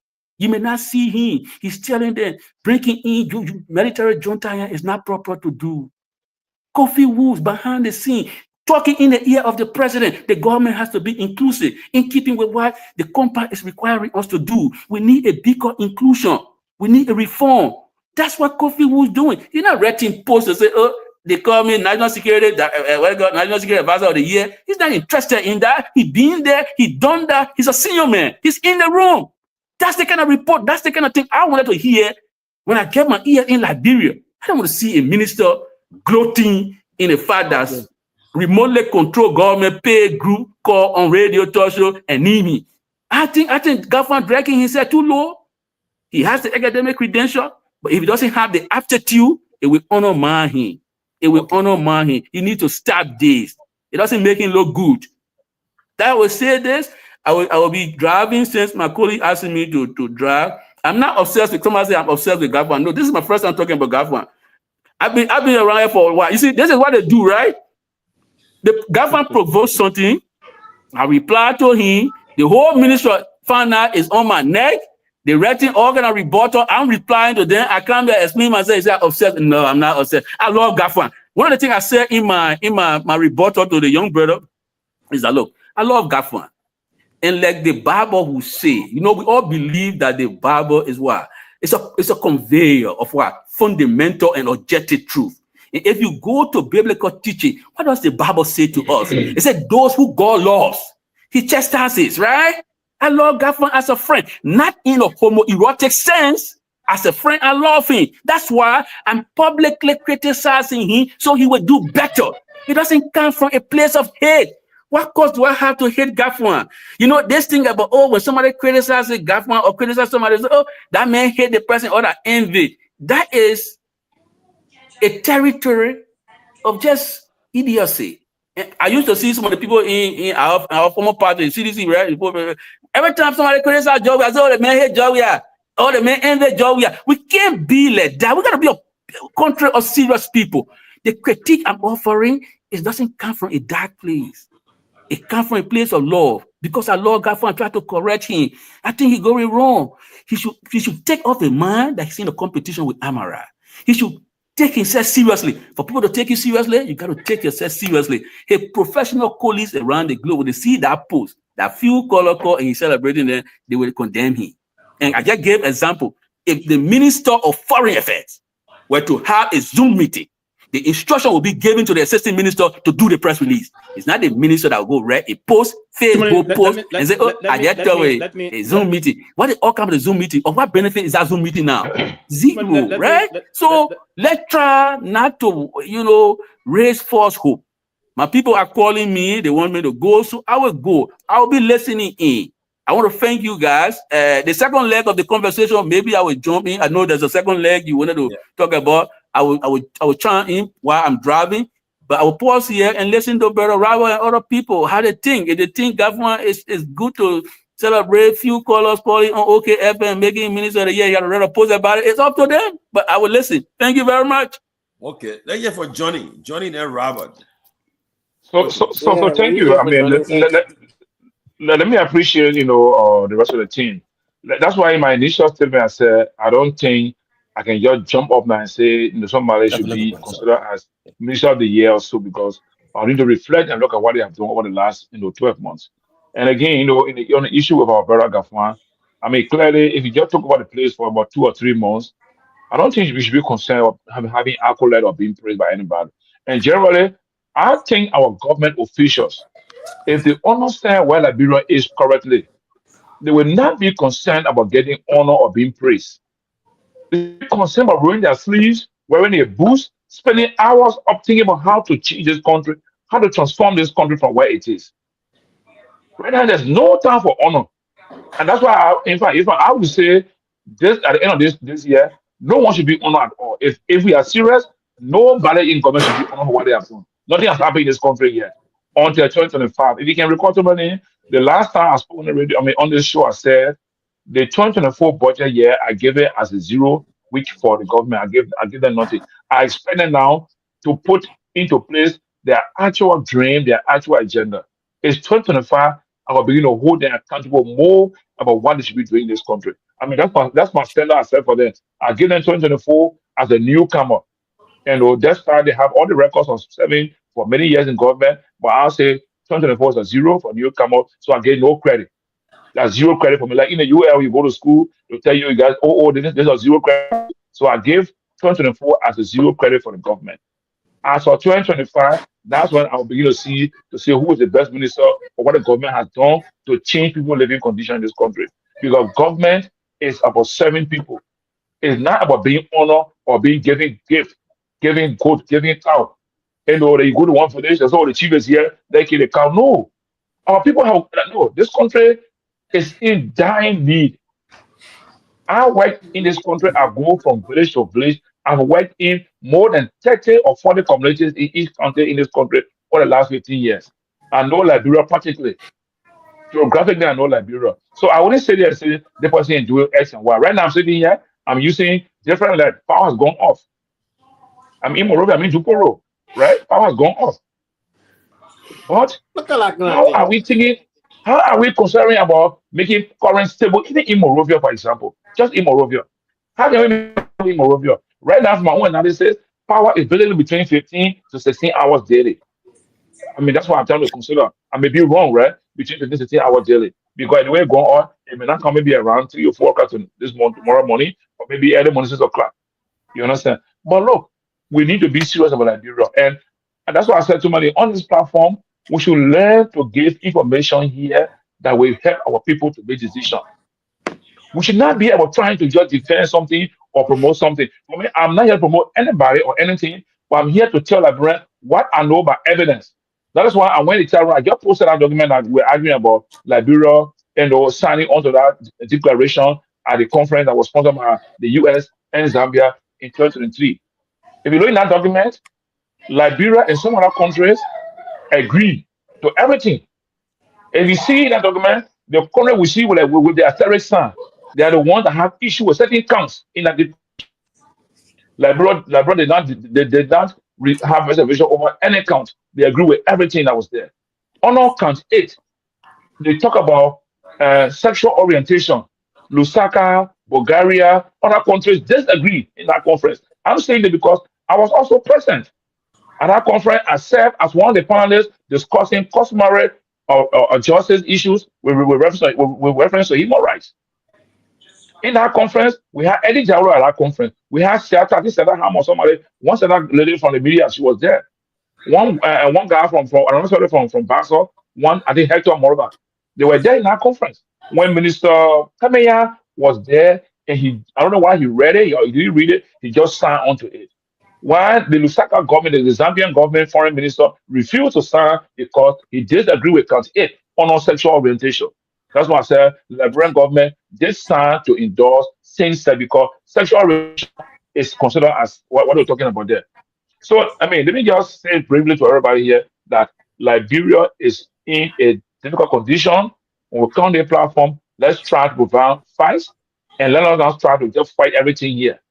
The prof made a reference to the HIPIC discussion, and I agree because I know that it was Minister Saye, the Foreign Minister of Finance, under Madame Sirleaf, who was presiding over that process initially before she left, and our brother Garguah took over.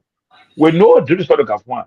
I mean, I think Garguah has always been in a position where, I mean, most of the work he'll be doing, he just come in and complete it and make it better. But I would say Liberia needs to do more. Even comes to the point we're talking about. The national budget is a sacred document for Liberia.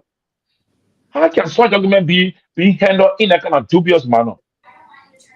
Right? You have the legislature that is the people's house that must review that thing thoroughly and invite and invite government agencies to come in and defend the numbers and things they have there. The kind of funds provided to them in the budget. And just say that in less than 24 hours or in a week and say the budget is passed and let's carry on. And we are all proud of that. So why are we heading with Liberia? Where are we heading? How can that budget be respected by the donor that want to put money into it? I'm wondering what our government or what our donor agents or donor partners we want to put funds into that budget based on the way we carry on with that budget issue. So I mean, let me stop here. My brother Robert Garguah just came in. Maybe you want to say something, but I would clearly say that we need to take the platform serious. When we come to this platform, let's be very serious and provide people factual information with reference. Thank you. Yeah, quickly. It's so concerning that up to now, 18 years, and the last compact Liberia received from the Millennium Challenge was directed for our electricity, our hydro, St. Paul, my coffee rather, and after 18 years and counting, we still having problem with electricity. It's a problem though. It's something that we should take serious as a country. Like somebody that Johnny said, there's no reason why we should be having problem with this electricity issue. I mean, every few hours being ration. Okay, this side will get electricity for 12 hours, the other side. And honestly, it's a problem. That's why you cannot invest in a country where you don't have stable electricity because you'll be paying more money on fuel oil to buy for the generators. And that's the problem. So that's something we're going to talk about next year on the electricity issue. What's happening? Why we're still in this situation? And mind you, when you go to Nima, when I travel to Liberia, I go to Nima, we have stable electricity in Nima. No joke. Or in Nima, you think you're in America because what? Electricity is stable there. And I didn't experience electricity going out or in Nima. I went Ganta, I went Sanikule, I went Sakapie. I didn't experience it. But in our capital city, where we expect to have businesses going, it's a problem. That's why we will take our time in the next 2 weeks. We'll have each of the minister photo appear here. Every panelist will give their own view on why the person performance. And the people they're looking up to us. Everybody want to know who recognizing as Minister of the Year, Senator of the Year, Representative of the Year. We got to do it to help our discourse. You know, the national discourse. We got to do it. It's very something that we got to see right. See, right now, people are using their influence to call on phone, on talk show to influence it. And I don't think the panelists that were allowed themselves to be influenced when they're making the objective or analysis about who's the Minister of the Year or Representative or Senator of the Year. We look at the activities over what happened, you know, during the course of 2020-24. But Robert, good to see you. I'm happy that you, apparently, as soon as you came from under the weather, I jumped under the weather too. But hopefully, I will bounce back before I hope to knock this before 2025. I'm fighting against it. Yeah, keep fighting and keep drinking some hot soup and stuff like that. I'm still fighting myself, but I'm feeling a lot better. But listen, this first of all, you know, the country we have, unfortunately, and Sylvester, good to see you, my dear brother, my dear progressive brother. Unfortunately, we have a country where I think I'm getting a feedback. Can we mute ourselves? Where men and women in public service truly take to heart feedback from whoever that is. They look forward to being recognized for the work that they do. They look forward to be named, you know, Minister of the Year and Senator of the Year and Representative of the Year. But they've done absolutely nothing to build true, reputable, and independent institutions that will actually look at the criteria and the true essence of, who is Person of the Year, who is Senator of the Year, who is, Representative of the Year. Why would anyone even respond to a few quarters into a radio station that is giving their own opinion of who they believe is the finance minister of the year? Why should that even matter? Let's think about it critically. Why should it matter that 10 or 30 persons phone into a radio station and says, I am the finance minister of the year? That will encourage me to go and make a Facebook post. And listen, Kafan seems to be an intelligent man. I would not question his intelligence. I would not question what he brings to the table. And I want him to do well. And I don't think he's been in his position long enough to be judged in any kind of way substantively. But I mean, I got to agree with Councillor Jackson here.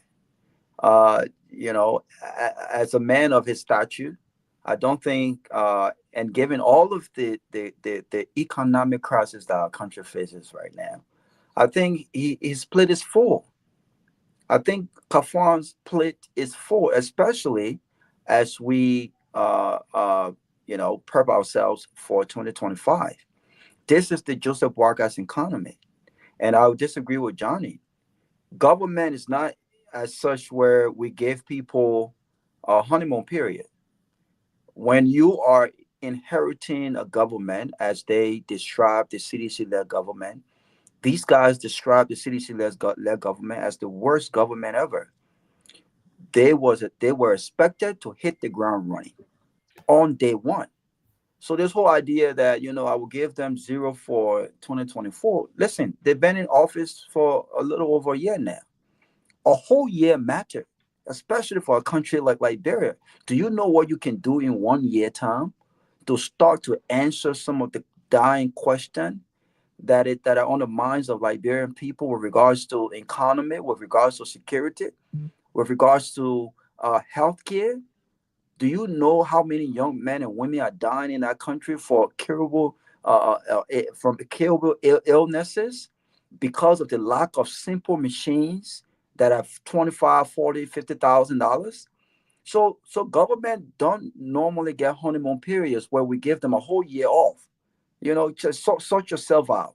You have a whole year. Sort yourself out. You have a year and a half. Go ahead and sort yourself out, and then we will start to look at your true what you bring to the table. And it doesn't work that way.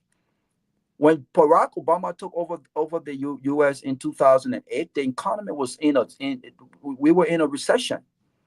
It was expected of him to hit the ground running. So when people thought he would have brought nuances, and he went for the legends, he went for the Clinton economist, because they had proved to have operated one of the most flourishing economy in the history of this country, where there were thousands of jobs all over the place. People were getting paid based on merits. And so you would expect that Joseph Boakai, given all of these issues, would have hit the ground running on day one on who he wanted to be his finance minister. If you did not trust Obama Kamara from the Genesis, and you didn't think that he had what it took to help drive his economic policy, then Obama Kamara should not have been picked on day one. If you didn't trust what was his name, the former LDA boss, that he had the leadership, he had the temperament to lead this fight against drugs in our country, then these things should have been well vetted and well thought of. This is what we expect from serious government on day one. So my big brother Johnny, I disagree with you. Joseph Boakai, with all of his experience, was expected to hit the ground on day one. I mean, so when you have the finance minister, look, he's technically the prime minister of the Republic of Liberia. His split is full. You don't expect the finance minister to be, giving attention to the perspective of a few callers who think these are people giving their own opinion. It has absolutely no substantive backing to say, you know what, yeah, he's minister of the year, finance minister of the year, because he's done so thing. Look at Times Magazine. Times Magazine have been in business since 1923, decades before I was even born, before my father was born. They've been in business for a long time. And every year, they issue an unbiased. Every year, you have different politicians, different businessmen and women, different celebrities that grace the cover when it comes to that person of the year. This year, they named Donald Trump as person of the year. And they didn't just name Donald Trump as person of the year because they love Donald Trump. They did so with a backing, with an explanation as to why Donald Trump was named person of the year. And they specifically mentioned his political rebirth.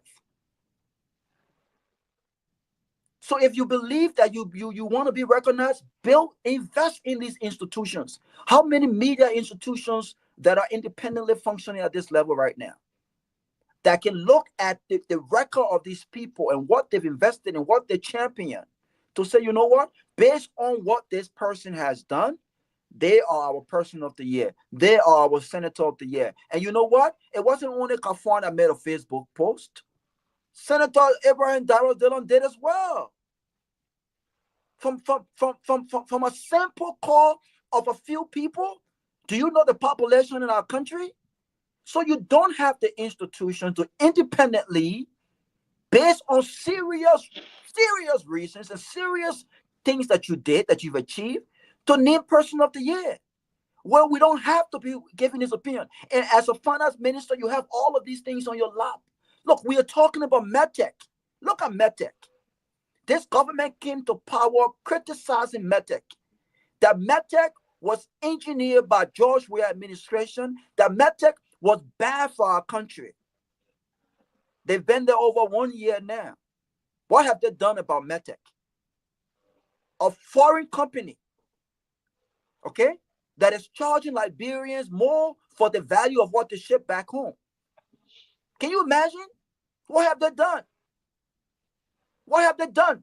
This was a campaign. It was on the campaign, Tomalin. What have they done? There was a fire in Red Light today. And you know what those guys used to cut the fire off? Poo-poo truck. Do you understand me? Maria, So, I thought I was joke though. no, there's no joke. No, I saw it live. It's a serious thing. I saw it It's not a live. joke. I even commented on the video. It's not a joke. People who are there. My man, a lot of people throw that sanitation truck. No, it's not that. Well, come on. The No, it's a waste truck. That is picking up waste.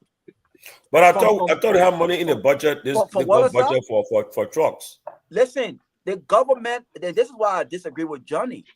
The government came to power unprepared. There are many. Look at the University of Liberia. You can talk about the sophistication of these guys. Said George Weah was unsophisticated. George Weah was not educated. But you know what? When those boys from the University of Liberia started protesting as to what they were lacking at the university, what did George, an unsophisticated person, do? He invited them to listen to their concern. He did. This is where the free education came about at the University of Liberia. And guess what? In as much that what was in the budget was it's not what we wanted for our country as far as higher learning institution and what we invest.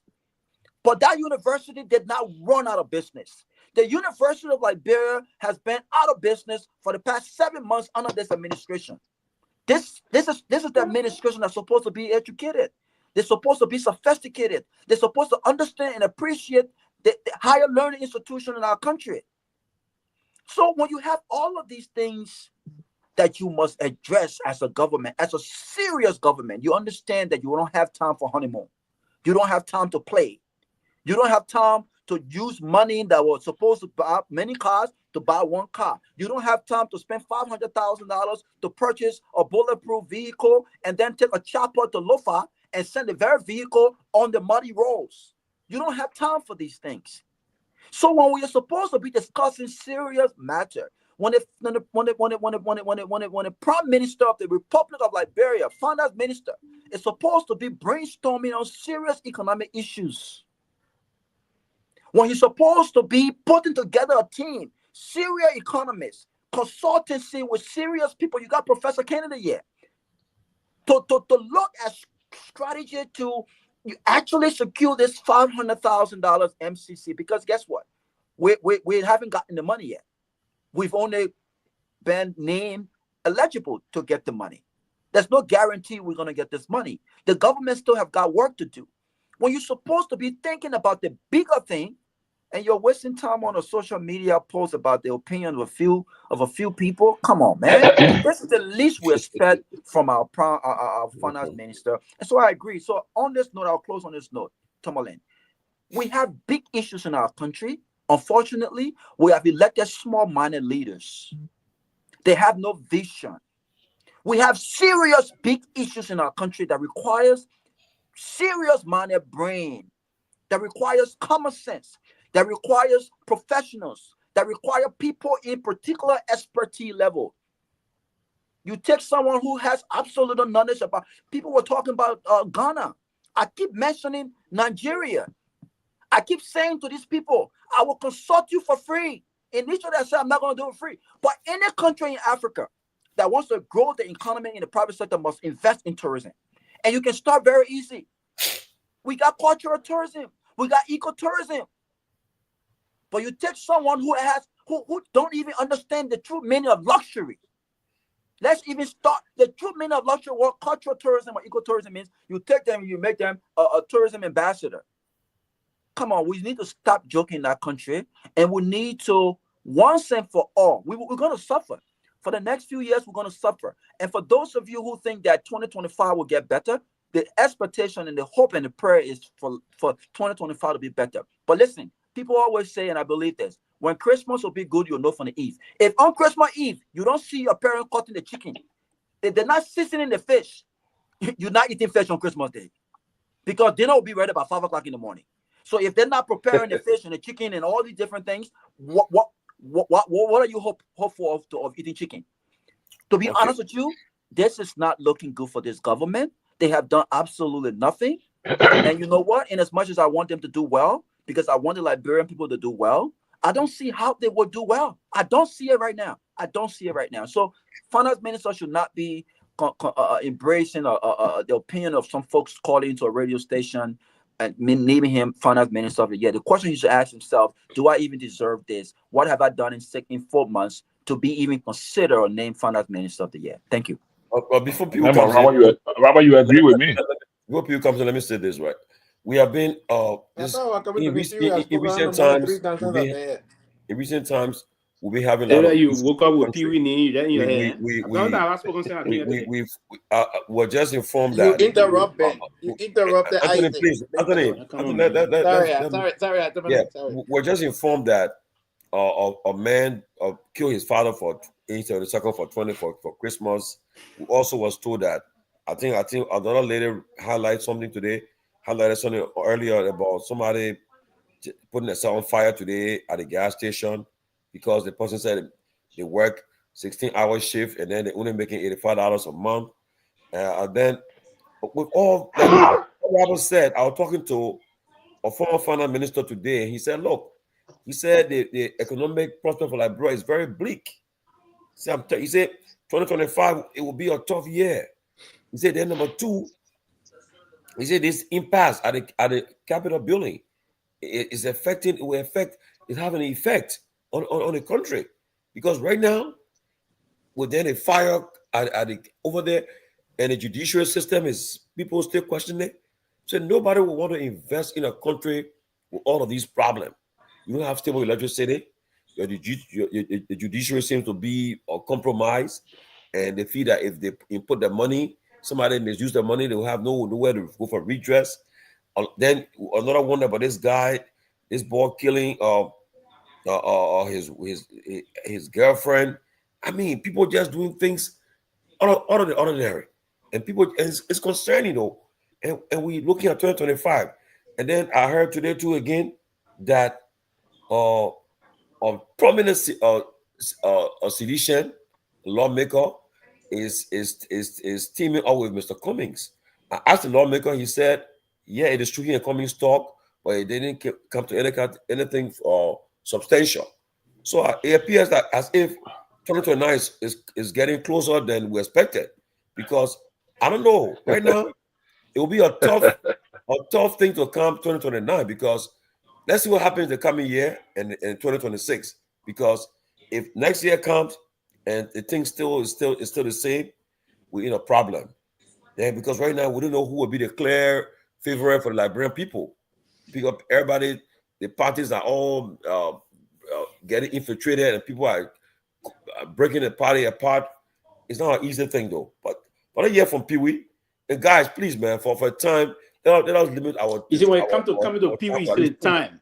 No, I'm sorry. For 15, 20 minutes. Everybody not talk long. Raul just spoke for 18 minutes just now. 18 minutes. Raul was 18 minutes. I checked it. No,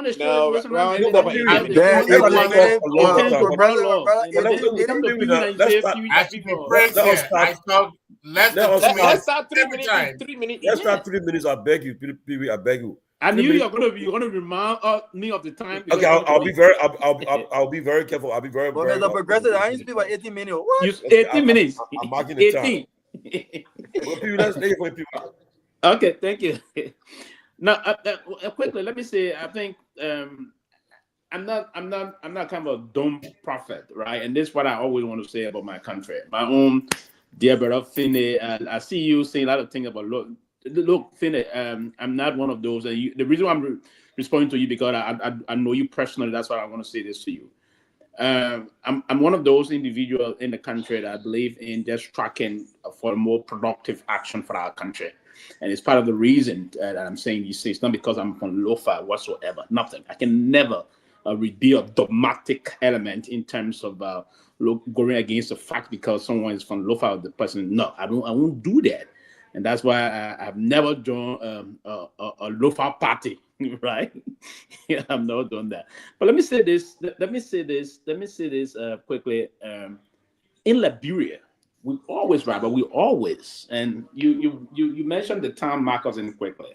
And I want to be very fast because it said 3 minutes. The time markers in here, that's a process they've been running through in this country and other big, the New York Times, the Washington Post, and the rest. But in our country also, let me remind you and our resident audience here that we always follow those kind of practice in terms of that. Around the year, this time around, radio this is very OK FM. OK is one of the permanent radio station we have in our country. We run this kind of a thing. Even during the electoral process, OK FM set the base for the how we got close. That Boakai was a very serious contender to President Weah during the elections. There were calls coming from OK FM time to time and the rest of that. Newspaper are going to come out of their thought process, right? So folks celebrate these things. The newspaper, Minister of the Year, this person of the year, that person of the year, folks do celebrate it. Right, but again, and it is the minister's personal prerogative. I'm not here to involve myself in what he believes in terms of public diplomacy, right? So he's a diplomat, so he believes in trying to project most of his activity to come and say that. And I said clearly, I didn't understand the barometer news initiative by the station and how the quarters came about and what of the basic representation. It was from just Greater Monrovia that was being tracked in terms of the report coming. So when he said this. But again, let me also say here, the new social media war we find ourselves. Every government official, every president, will always want to project their daily activities. So at the minister meeting, whosoever he met, and can say, oh, today I met. That is an obvious, that's a regular process unfolding in our country in terms of the social media process. Oh, today I had the privilege of meeting XYZ individual. I don't think that's a bad thing in terms of already projecting oneself. No, I don't want to believe so. But what I would think for the country, I always want to think in a more positive ways that the country should move on, right? It's not only that, now every country across the world today, we have Joe Biden, we have the press secretary of the great United States, to the president. But sometimes Joe Biden do a personal post. Today, I had the privilege to meet this person and these individuals, officials. So if the Minister of Finance is doing that, I don't think that should require any my attention to criticizing all that. I will hold the Minister of Finance feet to the fire to ensure that he brings some positive things to the country forward march. That's it. The progressive thought process about what we want to do for our country and how our country should function. That should be the concern. Johnny spoke very well about the legislative something. How can we not continue the legislative process? Are we going to go back to the Cote d'Ivoire that is consistent in terms of this and see how we can upgrade the transmission and distribution process in our country? How can we multiply the social services to the people of Liberia? So that's going to be my thought process. I'm not going to overdo things to say I'm coming here to do this for the people. The reason why I'm positive, I'm a Liberian citizen, want to see good. That's the reason why I'm positive. I don't want to be. I want to sound like the Ghanaians sometimes when I'm around them. The way they will sound, right? So that pray, right? If nothing good is going to happen next year this time, myself going to come and criticize. I think it's too early to come and begin the process of lambasting them and sometimes criticizing them in a more graphic way. I won't do that at this point in time. So that I will rest here on a serious note, but I believe that there's a good thing coming for the country, and we hope to see a lot of positive actions for our country. Thank you. Okay, for Ben coming. You know, I'm watching a clip. Somebody sent me a clip about this guy, this military guy in Mali, Traoré. No, in Burkina Faso. Burkina Faso. In 2 years, what the guy has done to that country? The citizens, the citizens are so. Look, the guy, I don't know, Ibrahim Traoré. You guys should watch that clip. He has transformed that country, and they are making use of the resources, and they are benefiting. People are benefiting. I pray that. No, he is transforming. He has not. He is transforming the country. He's transforming the country. Like our country, where honestly, right, when during the campaign, when President Boakai was saying that he will be a modest president, no convoy, simple, everything will be simple, all this stuff. I thought you were really, I one of those who were hopeful. I said, well, I'm sure maybe the Papa will change it. He explained all this stuff, but now things, I'm watching the program, Lofa, what's going on. It's like, in America, right, before you come here, Ben, you don't see an American president probably giving money to people. You don't see it happen. But I watched one of the clip where the president had gone to meet one Abraham Fofana had died, I think, in one of the founders of Lofa had died. Then he told, after he finished speaking, he said, well, Louise, then she brought the envelope. You don't see it happen in America. They will post in the budget for some project in the budget, but to say personally give money is very hard. But I don't know why Liberian leaders would do that, but again, maybe that Liberia, Africa different. But Ben, here for you. So, for me, when it comes to Joseph Walker, I'm not surprised because I knew that. Look, I believe in science, and I believe that anything cannot go beyond its range or its elastic limit. The man has succeeded everything that he knows, and life has a way of from where we progress, get at a particular peak. There's nowhere there is nowhere to go. This man cannot think beyond what he doesn't know. He's going to come down every day. The man goes to Lofa County and starts to speak in Kisi. Like, did anyone tell him that, Papi? There is this idea that people have that you are very tribalistic. So there's nothing wrong with you speaking your language, but when you are addressing things officially for the country, you can't be speaking Kisi. You have to speak in English because English is the official language of the country. But it's like no awareness. And that is my biggest problem. Some of these problems that he's making, it is that the ability of being unaware. Look, your advisors can tell you everything. They can write everything down on the piece of paper. but I'm just nodding, laughing. You say you're laughing. But there is one thing they can do. You know what they can do?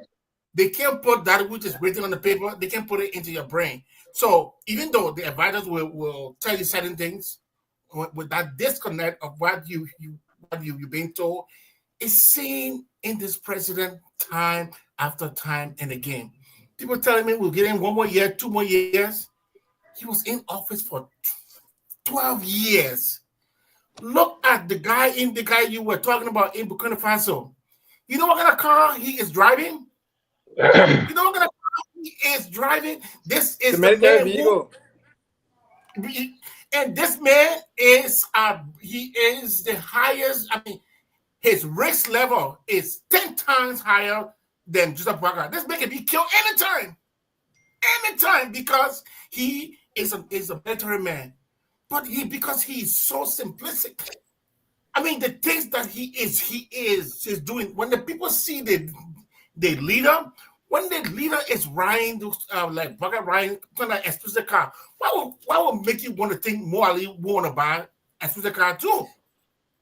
But just imagine if Walker was like riding something, something more than I'm not saying put the president at risk, all right?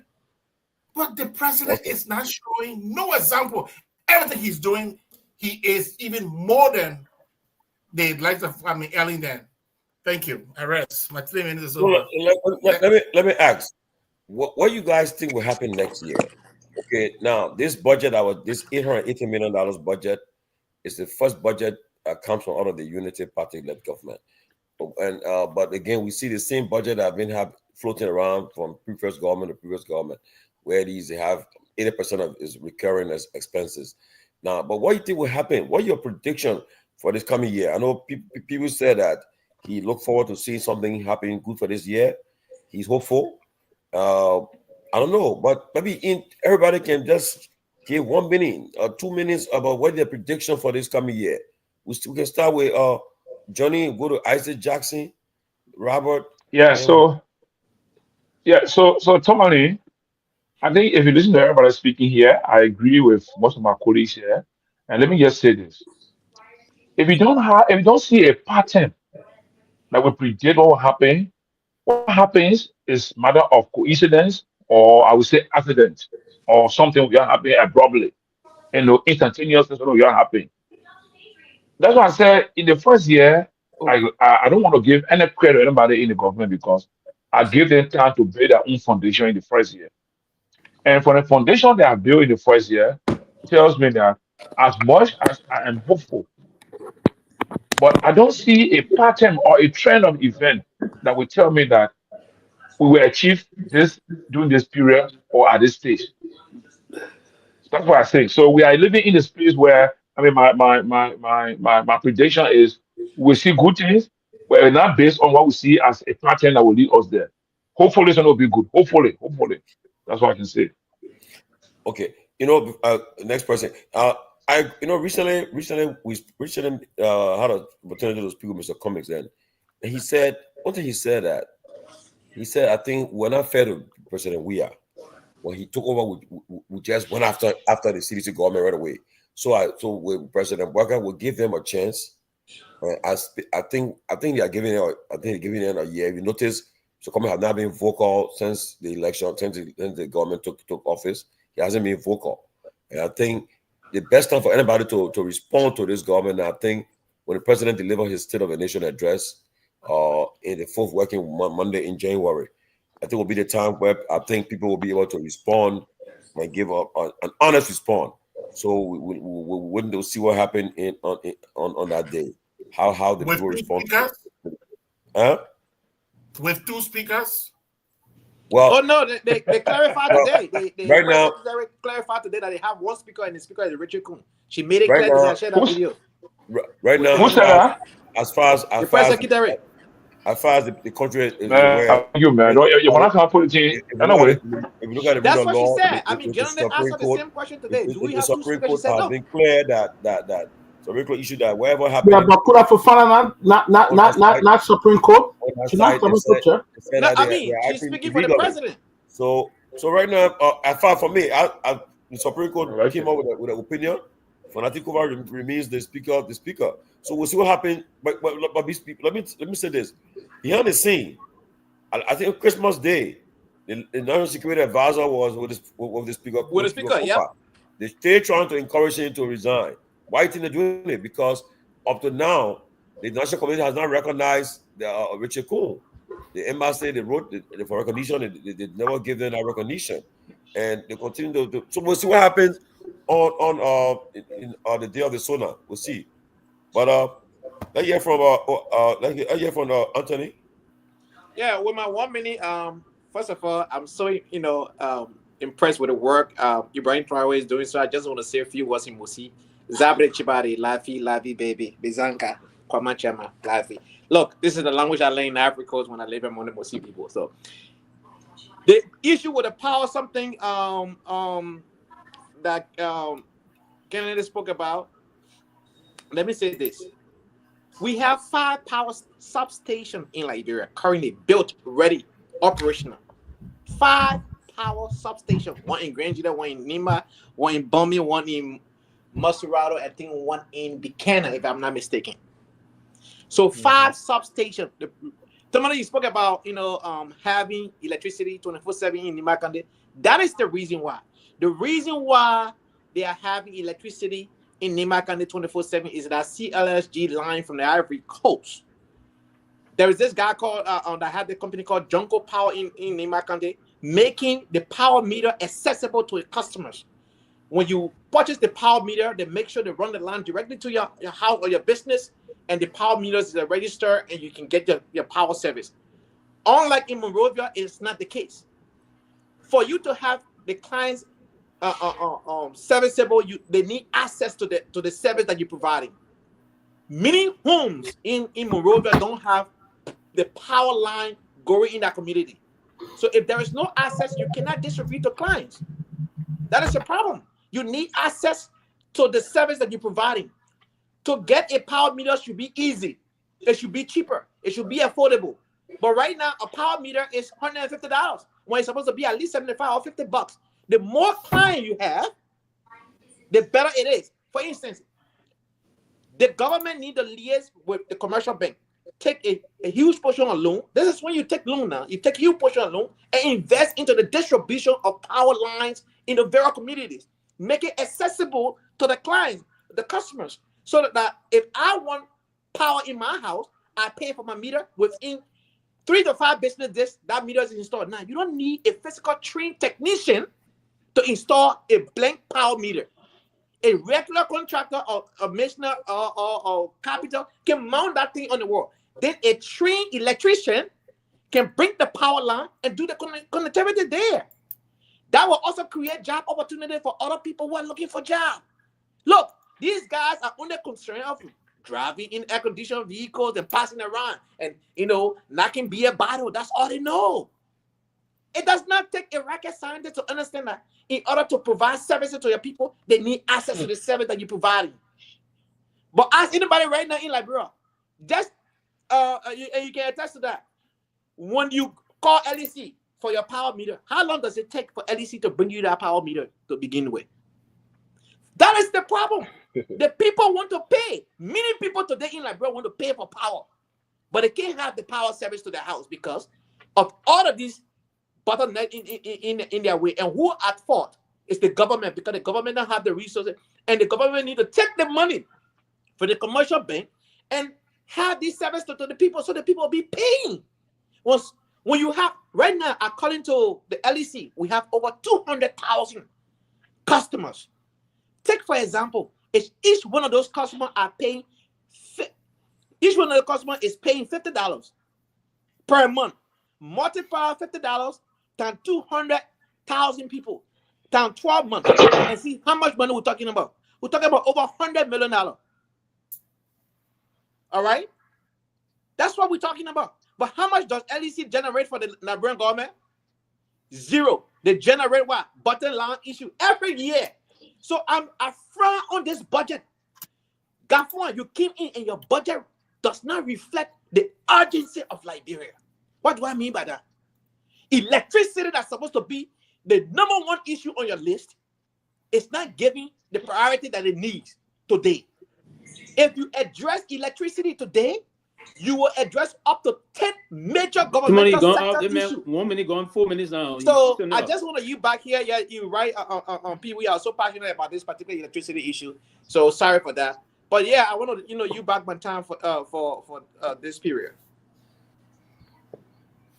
I'm gonna back now your time. Everybody has spoken. Thank you, Ben. Has everyone spoke? Anthony Jackson. But what I would say, I go back to the old people. I thought you were coming to me. Yeah, Anthony Jackson, right? At least you can hear my voice, even though you can't see my face. We can see you very clear in the car. We see you very clear. But let me just chime in. You come in, Anthony Jackson. Okay. What to expect? The old people tell us if you know your Christmas is going to be good, you're going to know from the eve. And that's what we're seeing in a whole year.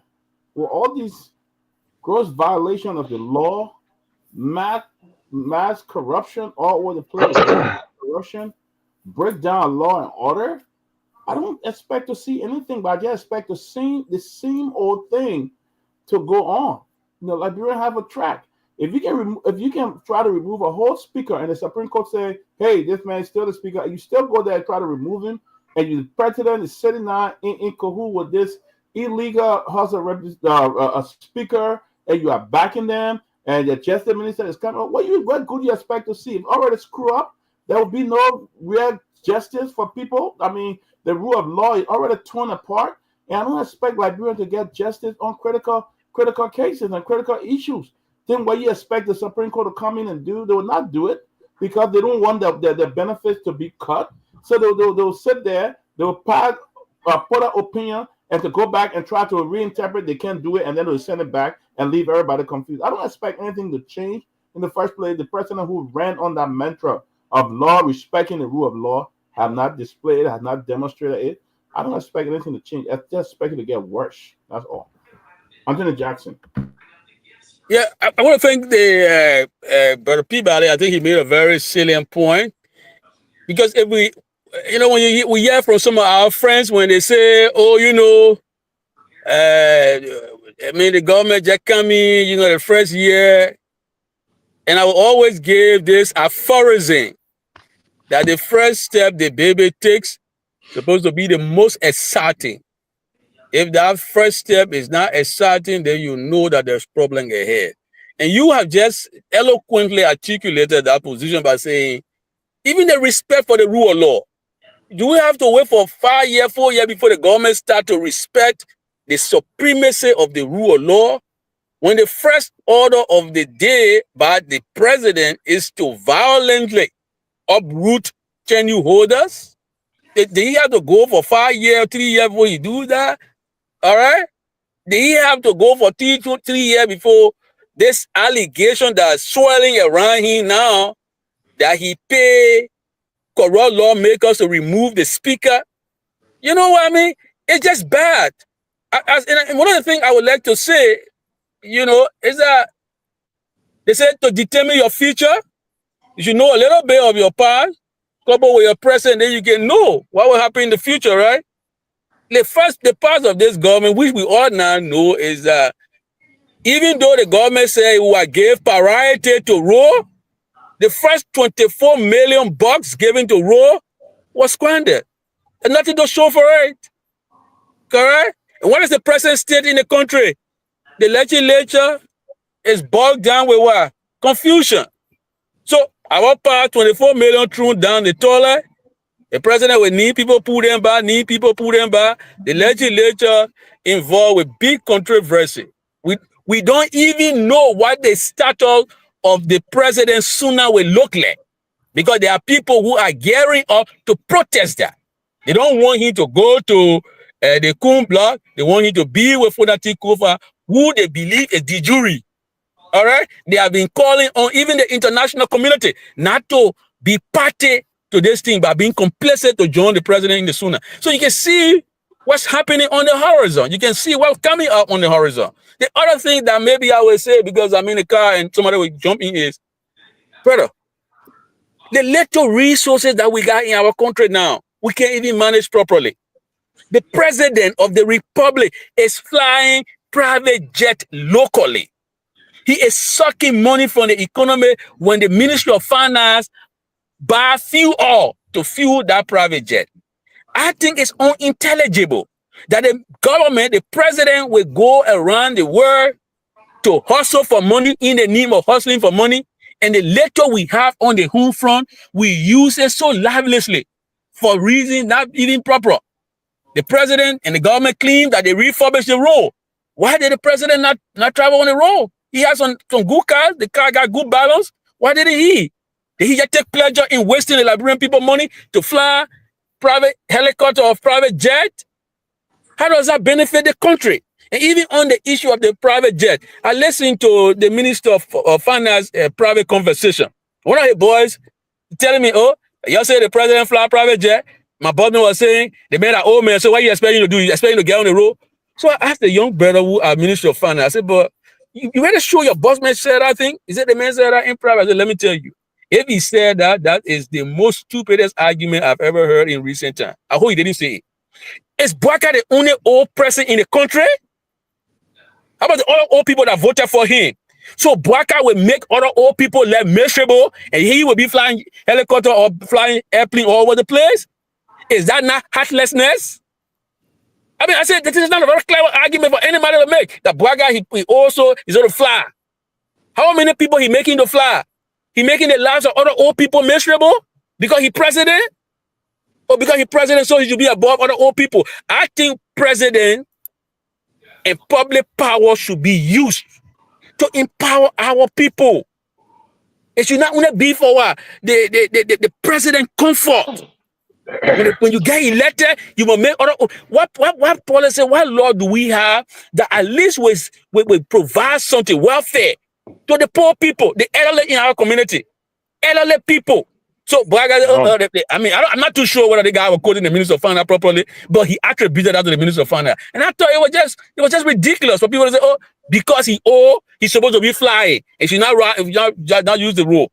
Why? You make other old people life miserable as president. You take from the budget. You can't provide to old people to be happy. And you, because you're the only old man, you're the only man who's supposed to be flying. I think this is bad, and I don't see how we're going to get out of this hole. This is a deep hole that we're in, and we don't see effort being made to get out of the hole, especially when the president is flying private jet on the home front. I think it's just bad, it's not wise, it's unintelligent. Yeah, everybody. I'm going to be driving, so I will pause again, because I'm driving. Back on base, so I will pause a little bit, but thank you. Everybody, on a serious note, and I said this when I heard that the president was traveling to Lofa via the air, right? I've thought, quite frankly, that was not a wise decision on the part of the executive mansion to do that. And part of the reason Lofa County, the president is from Lofa, and I was one of those that also criticized the president that he hadn't been to Lofa ever since he took on the mantle of authority as president of our country. And I believe sincerely that, and the reason I'm criticizing the president is not for the justification given. Then that is also a letter. I don't know if that is real, but yes, more my reason. And I said, if the president were to travel via road, it would be more reasonable and it would benefit folks. Part of the reason why I'm saying it will benefit folks because the first and foremost process is that the Minister of Public Works will move through and see where the difficult part of the roads, those areas that are not pliable. They will ensure that those areas are pliable. And then the president will have an appreciation as to how the country is faring in terms of road connectivity, farms to market road, particularly to major areas in part of our country. So, and that's one of the reasons why we always encourage president to do a presidential tour of the country. Every year, the president should at least tour the country 2 times of the year during the rainy season, the difficult time where folks to commute from one part of our country to the other is difficult, very difficult, rough terrain that are very difficult to navigate through. You have to sometimes negotiate your way through a very difficult and rough terrain during the rain. And I felt that it was not only, it's not from the perspective of waste, but it was not only reasonable on a serious note for the president to fly instead of driving through. Because if you drove from Banga, now from, let's say from Saraye to Bonjaman through Foya, you will appreciate the difficult, because the president himself is experiencing the process. There where you see he's going to give some major instruction, he's going to now have discussion with the legislature. So I think it was very, very unfair for the president to do that. And we hope the president next trip in any part of the country should not be advised that the president should fly. And I'm one person that do also, I don't think that's what was a wise decision for the president to do that, because he wouldn't appreciate the difficult terrain we have in our country, and that it wouldn't be a way to do some things. And I can recall whenever President we did travel to the countryside, the hidden in our country, you will see that those areas that were difficult to move in, and that the Minister of Public Works will come and do some work. And despite of the reason why even the president committed to do and move back on the Lofa road to ensure that we had the pavement from the St. Paul Bridge, the boundary between Bon and Lofa, stretching the road through to Saraye district. And so it's part of, I would encourage His Excellency the President to stop those kind of a travel via air. And internally, there's no reason. The country is not as big as you want to think. Yeah, that's a 43,000 square mile country. If you're driving now, this kind of a time of our country, it would take you around probably 6 hours from Monrovia with the kind of car the president is using, probably 5, 6, 7 hours into Foya. I'm talking into Foya, right? So I don't think we should do that. We should not encourage our leaders, particularly the president of the country, to fly and go in different part of our country. Now, the issue about the way we believe that we should have to project the budget. I heard my brother Ben was talking about the budget was somehow to share the way it is between 3 institutions and other things. But unfortunately, also for us, he couldn't further elaborate on this process. It was kind of imaginary kind of a tactics he tried to deploy here, but he wouldn't back it up. But there's no sufficient evidence he will give to back up his claim in terms of that. I was going through the budget process. One of the issue there is, again, most of those recurrent costs that would benefit the people are those kind of recurrent costs I would encourage this current Minister of Finance and the budget team and the legislature to also time to time, moving the next budget year, to focus on. For instance, road constructions. For instance, doing some issue about procurement processes that will benefit the folks in other areas, the infrastructure side of things. Those kind of a recurrent causes should be encouraged.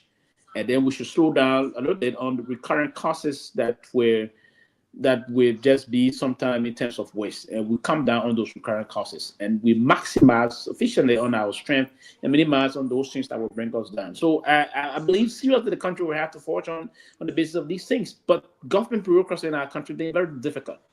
And sometimes I come from the position of seeing how the bureaucracy unfolds. And it is a difficult process as to those that craft the crafter of the state's resources. It's a difficult process because the revenue envelope is tight, and we have a lot of demands on this revenue envelope. And so so that's the difficult portion of it. Our revenue envelope is tight, and the demands are a lot more. So in terms of doing these things, you have to clear the system to juxtapose as to what is it that we want to do, and how are we engaged in this kind of a development plan. So in strategic planning, you have to be more or less strategic in how you want to engage it and prioritize the very important area you want to engage. So that's why when you sometimes hit the issue of the budget, you have to go back to the budget and see where are we having too much of waste in the budget. How are we structuring the budget? The $850 million plus in the budget, for instance, how much are we giving to agriculture? There's an increment in agriculture. Right? How much are we also focusing on? One of the things we don't put a lot of money into in our budget past time, and we have not been doing much on that, is very important, is national security also. Education. So go back to the budget and see those allotments made into those institutions, because it got the propensity of also creating some soft landing in other areas if you were to do some. So the budget should be people-centered. It should focus on reducing poverty. It should be a poverty reduction instrument. And that kind of a way of having the budget implemented, it goes a very long way. Can I ask you a quick question? Very go ahead. I mean, 1 minute, man. Pewee, how much is in that budget for investment? How much in the budget for what? For investment, yeah. Investment like how now? Because investment, you gotta be specific. What kind of investment? How much is in the Liberian budget that they have there for investment? What kind of investment? He said be specific now. Wait, I said, you gotta be specific. You gotta be specific. Investment what? Social services. Tomalin, do you have time for our audience to take part in this thing? We have to make sure that after all the panelists speak, even if it's 15 minutes or 10 minutes, let our viewers take part in the conversation, because this program is actually for them. So do we have time for them to call? Because I just see all keep rolling, and with no definite, kind of like timing. So do we have time for people to call? The guys can normally call when the guys are in studio. Normally we bring the guys to call. You know, after 1 o'clock, so the guys are, but so we take calls on our phones. When the guys are in studio, they normally take calls. The last time there was a lot of calls came from the guys. But if you got somebody that want to be on the line, you can bring them on. But the guys normally take calls. But now, guys, let me ask a question, right? 1 minute each. What's your hope, your thoughts for the coming year? You believe that, first of all, do you believe that the president will finally extend a hand to the opposition? Will he meet the opposition? Will he like how President Sirleaf did, President Myean did when they took office? They had a meeting with opposition. Like, you got the key opposition leaders in the country now, President Myean, Honorable Cummings, Councillor Gongloe, Clarence Moneyba. So far, these are the people that have really, and Simeon Freeman, these are the people that have really been speaking since the election. They are the real people that have been proven to be in opposition. The rest of the people, they have all gone quiet. Do you think he will reach out to them? Do you think there will be the president will reshuffle his cabinet? Do you think he'll be satisfied with his cabinet performance? You think he'll reshuffle? Because I know there are certain ministers that have not performed well, in a sense that, like, for instance, the issue about the scholarship was a scam. The issue about the what they call that one, the money from the loan coming from another country was a scam, and all the things have not been. Then they made the president to talk to AI and say what Elon Musk, all the things they did to him. You think it will be a change? You think we will see a different different approach in 2025. The police I'm not being happy with the police because the Inspector General have made the police become almost like a partisan police. I thought they took an oath to be there for the public, but apparently they have. I know they work under the executive, but yet and still they are there to serve the country, the people. But I think they have taken a different approach. The army, I think I'll give credit to the army. The army have not really been involved in anything. They have not left the barracks. They have just been playing their role and so forth. But what are your thoughts about the coming year? Because right now this year it was a tough year for our country, and we see in 2025 the various projections people are making. They're saying that it's bleak. What's your thoughts?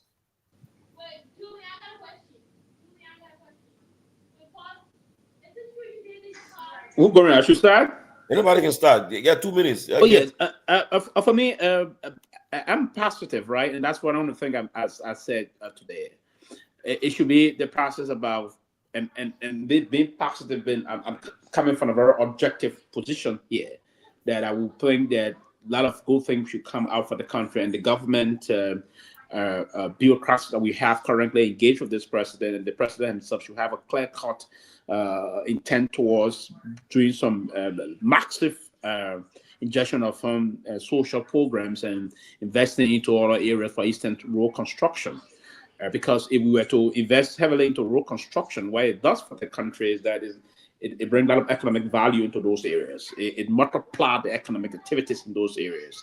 So, for instance, I would hope to see the road extending beyond, going to the second phase of the Banga Manikama road, moving into probably Konya or close to Wonjama. I would also love to see the road from the Saninkule Saketiesa pushing into Zreju, right? So that it will bring up more or less very important investment process and economic activities in those areas, bring more value to there, and I'll create more jobs again for our folks in the rural part of our country. I would hope also that the president, I'm not the president, so now the president, I would want to preempt that there may be room for some reshuffle. And I'm getting some information that the Minister of State, I don't know if he's acting voluntarily on his own volition, or the president is asking him to resign. I don't know that yet. But what I know is that the Minister of State for Presidential Affairs will be leaving the government soon. I'm anticipating that the president is going to engage in a reshuffle. I want to know for now, and I want to preempt, but I will believe that yes, he have to do some tactical reshuffle, if not removing all of his ministers. But if you are to reshuffle and try to, for the purpose of recalibrating the structure of the bureaucracy, is important, so that you see in the next phase of the year, which is next year, if there's no results again, then you move probably to dismiss people that you believe that they cannot be part of your vision in having the process implemented. So yes, I would want to be very hopeful. And I ask the government to be steadfast and more or less very productive in terms of their plan strategy they want to deploy. And those deployment process have to be straightforward and have to be genuine enough that will give room and try to regain the confidence of the people. Trust me, a lot of folks, the support base of the folks into this government is slowly evaporating. They have not completely evaporated. No, absolutely not. So I will hope that they try to do some things to rekindle this relationship and get it going, and do some things that will bring bread on the bottom, bread, and change the kitchen table process and make the next Christmas better, right? So we always have, it's unfortunate. Someone was just saying, I was listening to the file in here, the guy that killed his father, the almost 39 years old man that killed his father. They say he just been a disgruntled guy. It's not basically about Christmas morning issue, but we always have unfortunate situation in the country. Folks been doing some graphic situation back in the country, both homicide, suicide, and issue that unfolded in our country history. Every day you're going to hear that thing. Every festive season you're going to hear some gruesome activities unfolding. It was quite unfortunate for him to end the life of his own old father the way he did. That is unfortunate for him. It's good that the police apprehended him and he's going to go to court, but it's just quite unfortunate. Listening to his own brother-in-law, he's been a very guy that normally when he's He's very eruptive element, as what he explained yesterday and the rest of that. But it was quite unfortunate that you. Now, first call on the line. Yes. Let's prioritize the callers. Go ahead, caller. Call your name, please, and where you calling from, please. Yes, my name is Yarma, Mrs. Yarma Biancoli. I am calling from Columbus, Ohio, United States. Go ahead. Thank you for the show, and thank you for accepting my call. This thing, you guys have been doing all this time. First of all, let me just congratulate the panel. I call this talk shows the men that have balls to walk away because they were disrespected. So for that, I give credit what's credit is due. Now let's come back to Liberia. Liberia has so many problems. I call Liberia now a naked woman. In comparison with America, which the woman is clothed. So when somebody is naked, even if you give them lime, they will put it on their arm for deodorant. That's how naked Liberia is. So we need help in all aspects of our lives in Liberia. I say our because Liberia is all our country. So when somebody is coming to come visit you, when you haven't had a visitor, somebody talking about tourism, that one not even priority right now. Just start comparing yourself with Liberia, with Ghana, with anybody else. You're the oldest man in the town, and your horse dirty. Let's clean the streets first. Let's privatize, like Eddie had before, and trust me, I'm not for her either. But let's divide Liberia alone into four quarters, and give each company to clean the damn house first. And then if a guest is coming, what are they going to eat? Lofa used to be the bread basket. Y'all make food accessible. I want you went to get rice. No, yeah, you ain't get seeds. And must it be GMO seeds either. What the next person coming to your house? They said the Bible tell us food, clothing, shelter. Now it's clothing. Look at the children. Why are we even importing Togar flag? We got tailors, we got beautiful African leathers. And we can make it softer for our own kids. And open factory to sew clothes. Why are you taking dirty clothes from the Western place and bring it over there for our children to wear? So as we go forward, some of us will hold your candidates accountable. You'll start talking BB words and plenty tea. Let's start with food, clothing, and shelter, my people. The one that's very tangible, the quick fixes, to give our people hope. Because those people are in power, they are consciously criminalizing poverty. And that is heartbreaking. We're sick and tired. So since our people can be fed up, let's tell our people, let's break it down to second, third, and fourth grade level. Let's start with food, clothing, and shelter first. Let's write a manifesto in detailing those aspects. And then we can talk about tourism. Who come into our dirty house there, stinking like that? I'm fed up. I call you guys the men that have balls to walk away.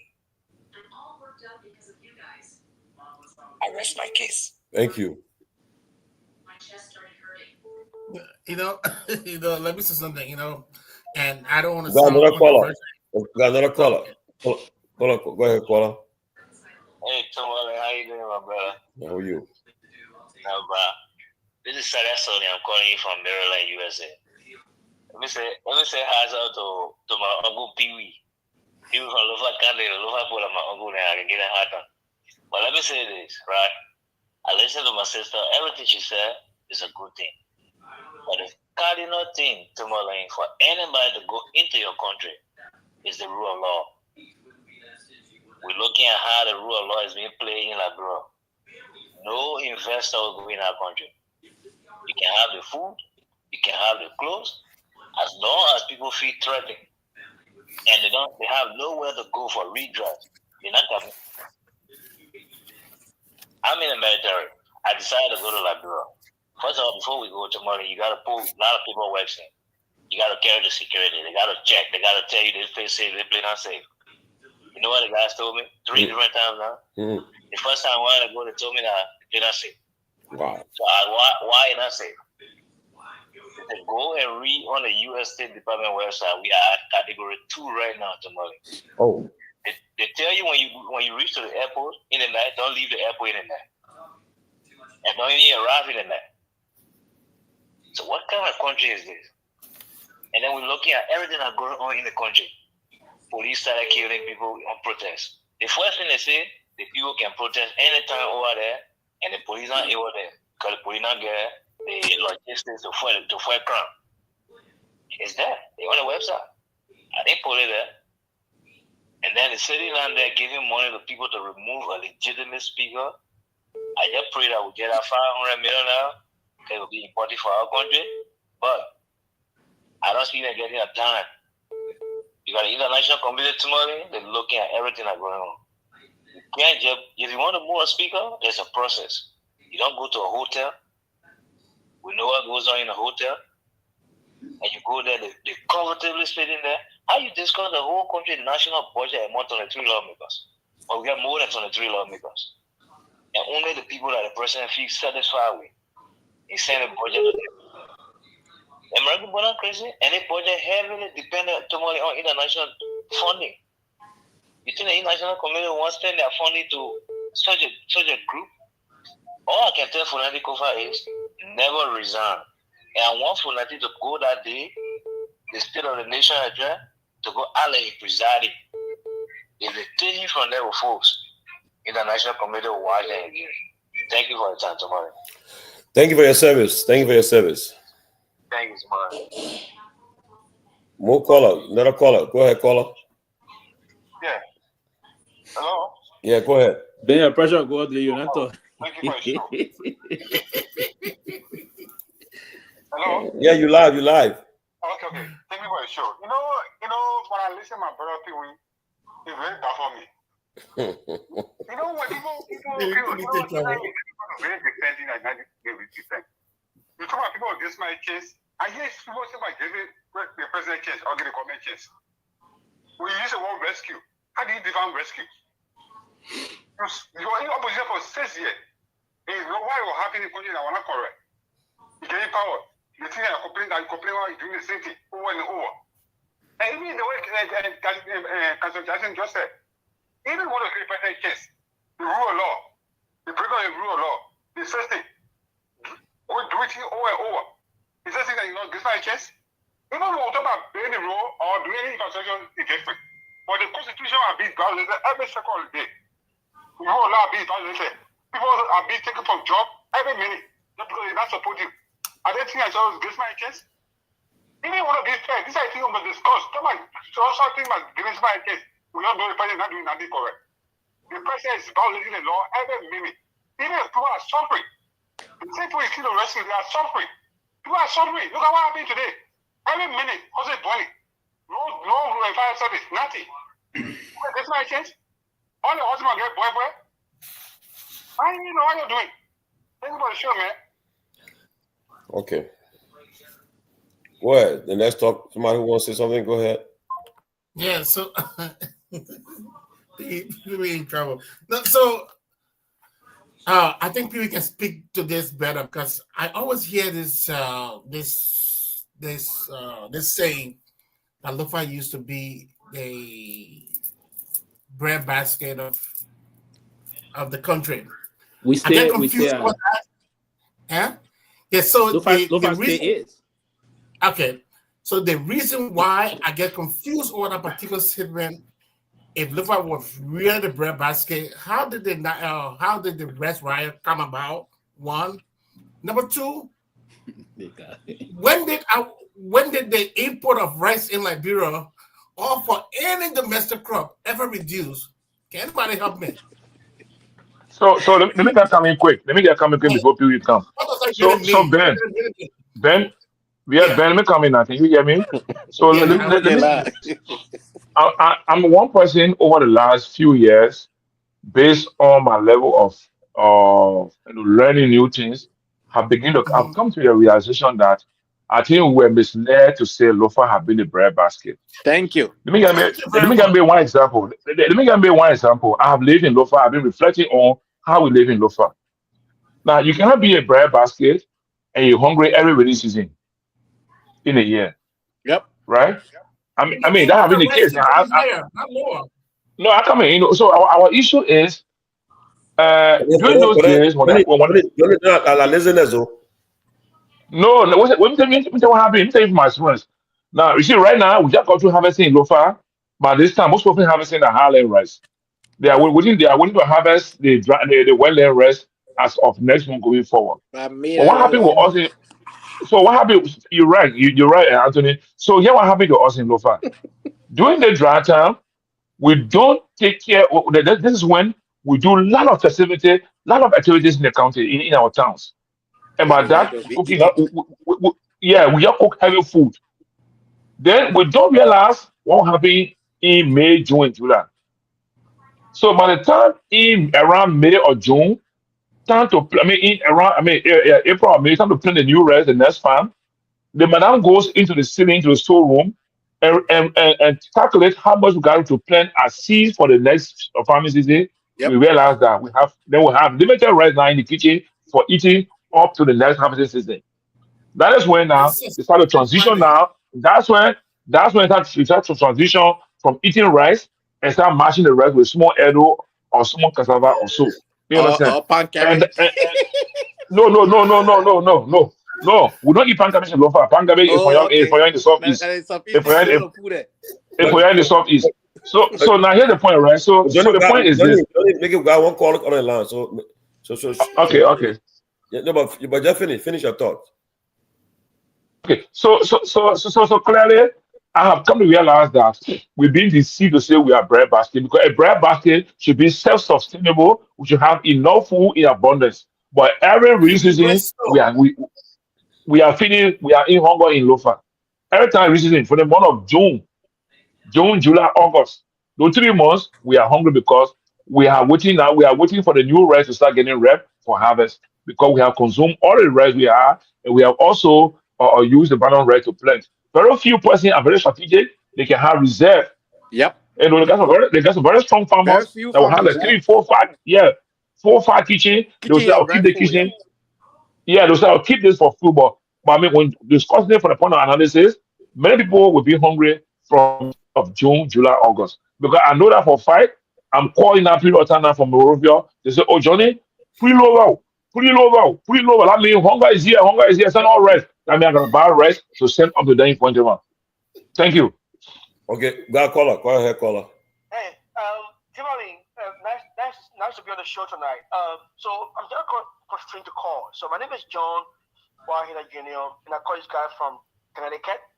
I was expecting that if we had such a show, we should be discussing issues and then trying to provide solutions. But I must be very frank, it's the opposite. I see people discussing with emotions. I've seen few guys on the show who come on the show speak only with emotions. They don't care to provide logical analysis of the issues, speak because they are against the government. I don't have any political party, but I support this government because I think this government is supposed to do well. The lack of Isaac Jackson, the lack of Anthony, the lack of what's his name, Ben. Well, I know Ben have been a very good critics of the current government. So I would like to suggest that instead of coming to speak with emotion and just criticizing, just not wishing for anything good to happen to Liberia. That's not corruption. That's all. Why don't you have a different direction? I mean, remain positive, provide solution. I mean, bring about suggestion that can help this government to go forward. Why? Because this is all about Liberia. It's not about an individual. I mean, let's talk about that. It should be about what we think is supposed to be done. If it's not done, let's provide solution. Let's provide suggestions that the government can do. Then Mr. Jackson, I posted and I said you look obese. I mean, you look very upset with Mr. I say that is because I don't follow you, but I saw you posted on Facebook, and somebody said that somebody sent it to me. And the same thing you said on Facebook in your post, it came back on the show. So my question to you is that what has Mr. Augustine Gafford post on Facebook got to do with his job performance? I mean, I don't understand it. We have to stop being so petty. Thank you, guys. Have a nice show. What is your solution now?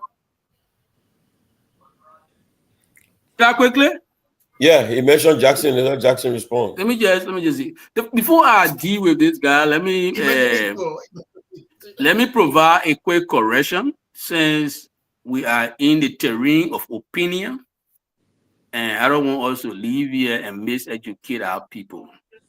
When I was driving back to the show, I heard my friend who is a master degree holder talking about recurring courses. Recurring courses, I don't think that's good English. I think that's bad English. Our people should not use it. It's always recurring cost, C-O-S-T. If you want to add an S, it's recurring cost. It can be courses. It's good for all the provider. I love him, so I thought to provide that clarification. And you can go and listen back to calling the recurring courses through all. And I thought I was disturbed about that. So the caller who called, listen, I have nothing personal against Gaffwan. I just believe Gaffwan is dragging the office too low, and he should do better than that.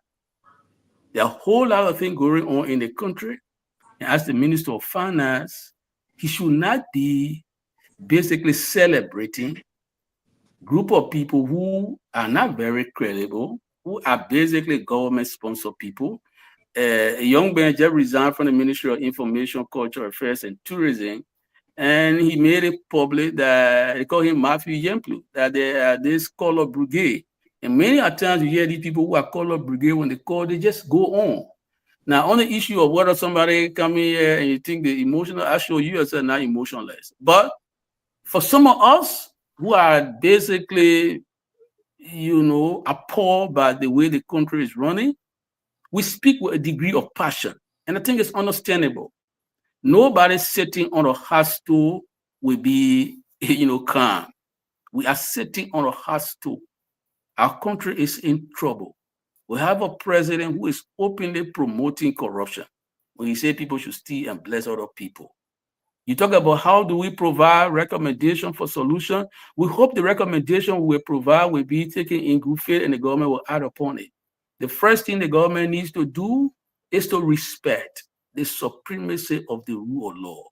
And the guy who, the military guy who called, I think he talked about the rule of law, he talked about security, somebody talked about security. But the rule of law is the basic for any the proper function of the economy. Nobody go to put money in a place where they are not guaranteed that when they go to court, they will get judgment. They will not do it. So rule of law is sine qua non to proper governance, So let the government respect the supremacy of the rule of law. Bouaka should not remove people from turning position to replace them with stooges or cronies like he did with Patrick Hanna and his nephew at the central bank. That's not a good way to run a country. Countries are governed by laws, all right? If you say, let's ask for one more thing, let's encourage the government. We propose that the government, police be above the fray.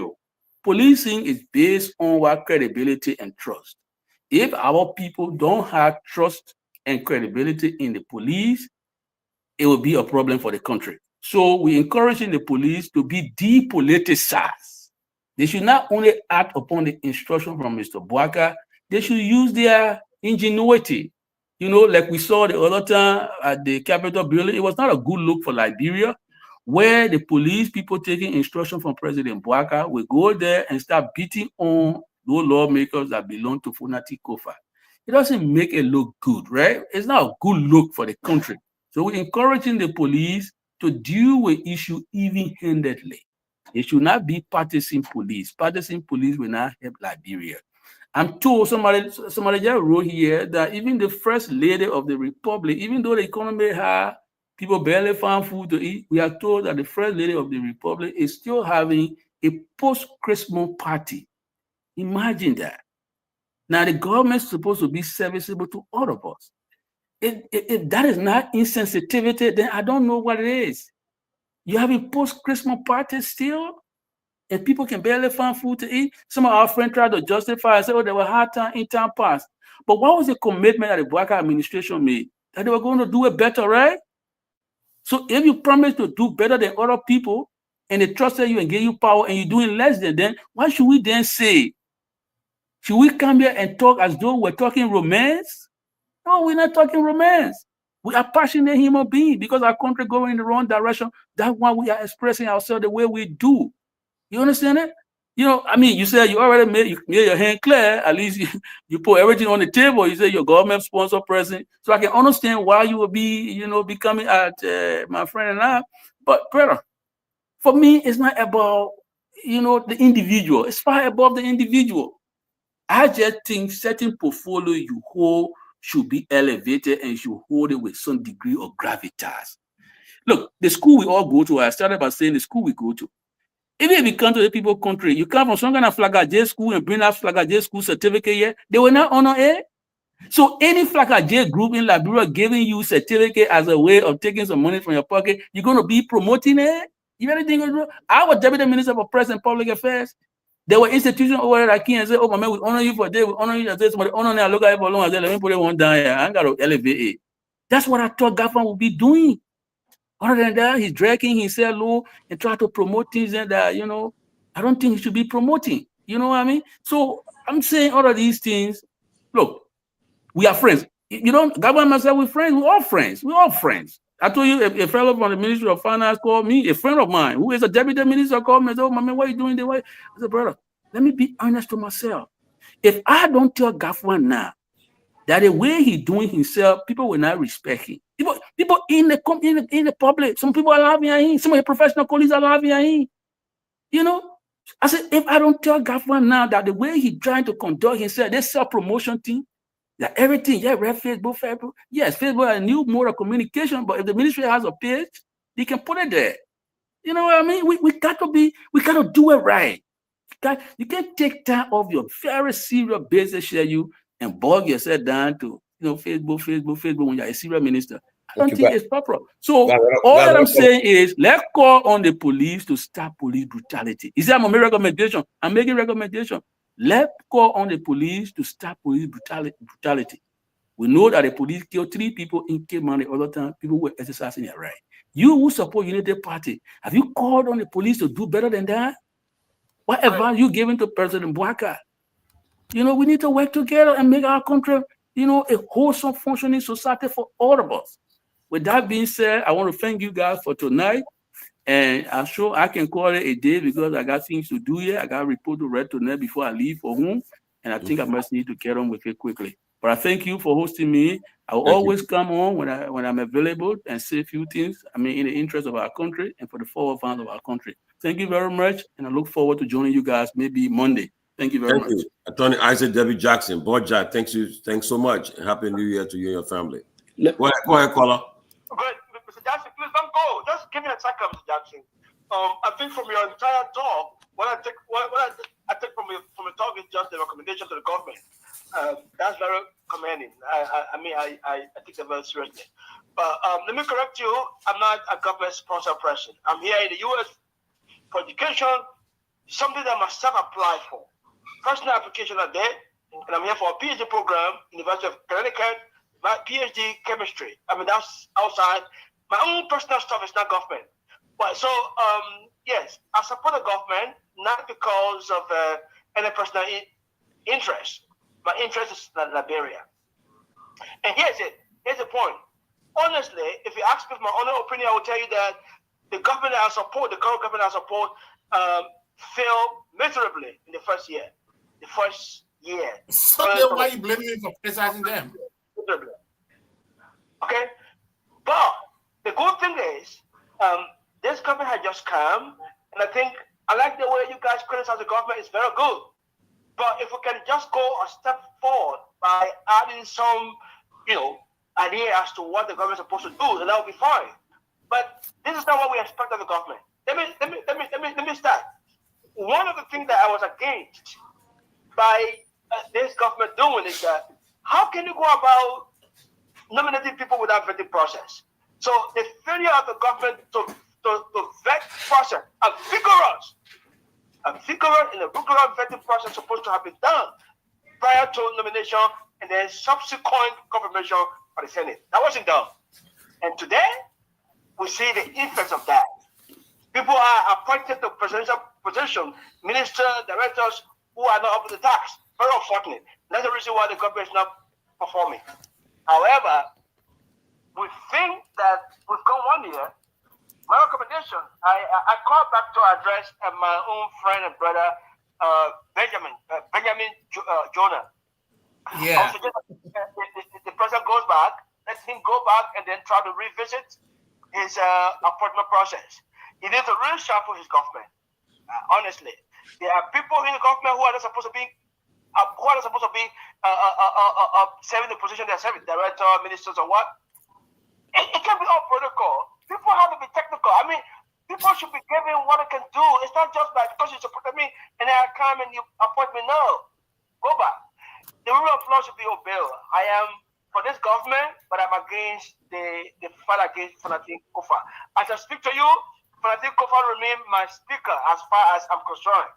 He's my speaker until he can be removed. Democratically, if I would say, based on the constitution. But so far as I know, he's not.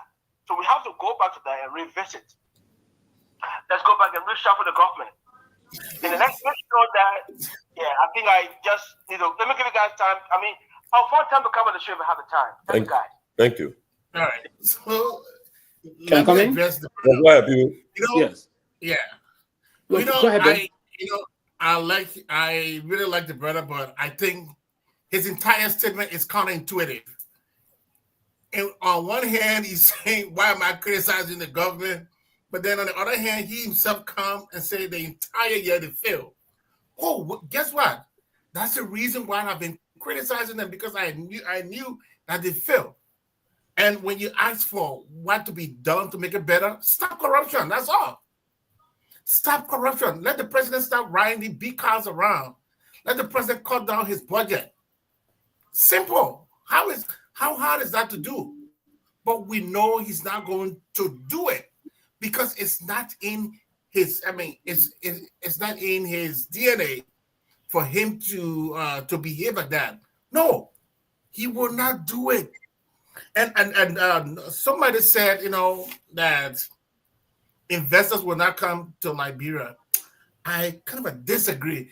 Investors will come to Liberia, but the kind of investors that come to Liberia are very corrupt investors, because corrupt investors like atmosphere like Liberia, because they can thrive in this kind of atmosphere where they can be corrupt, where they can bribe all the government officials.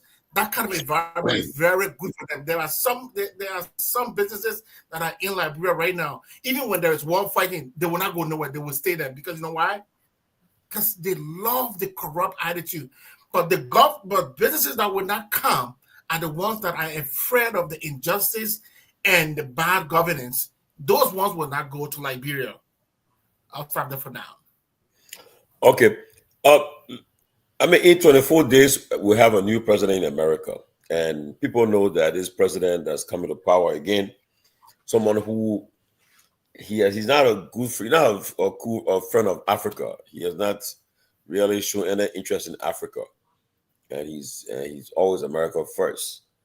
And looking at what people always say, oh, sanction.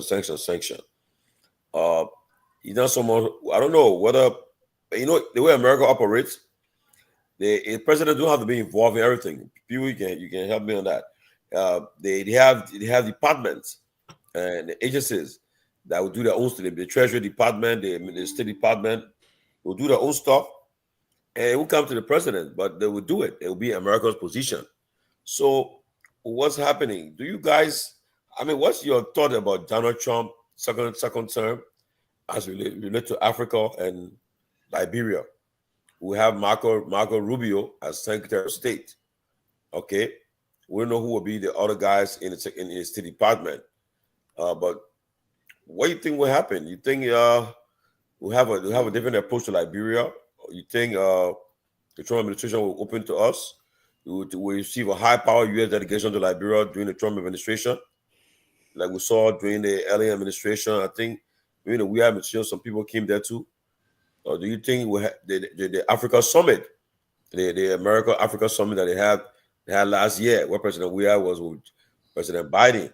You think they'll have the same thing and Liberia will be invited? Or you think Trump will take his time to do it with our African leaders?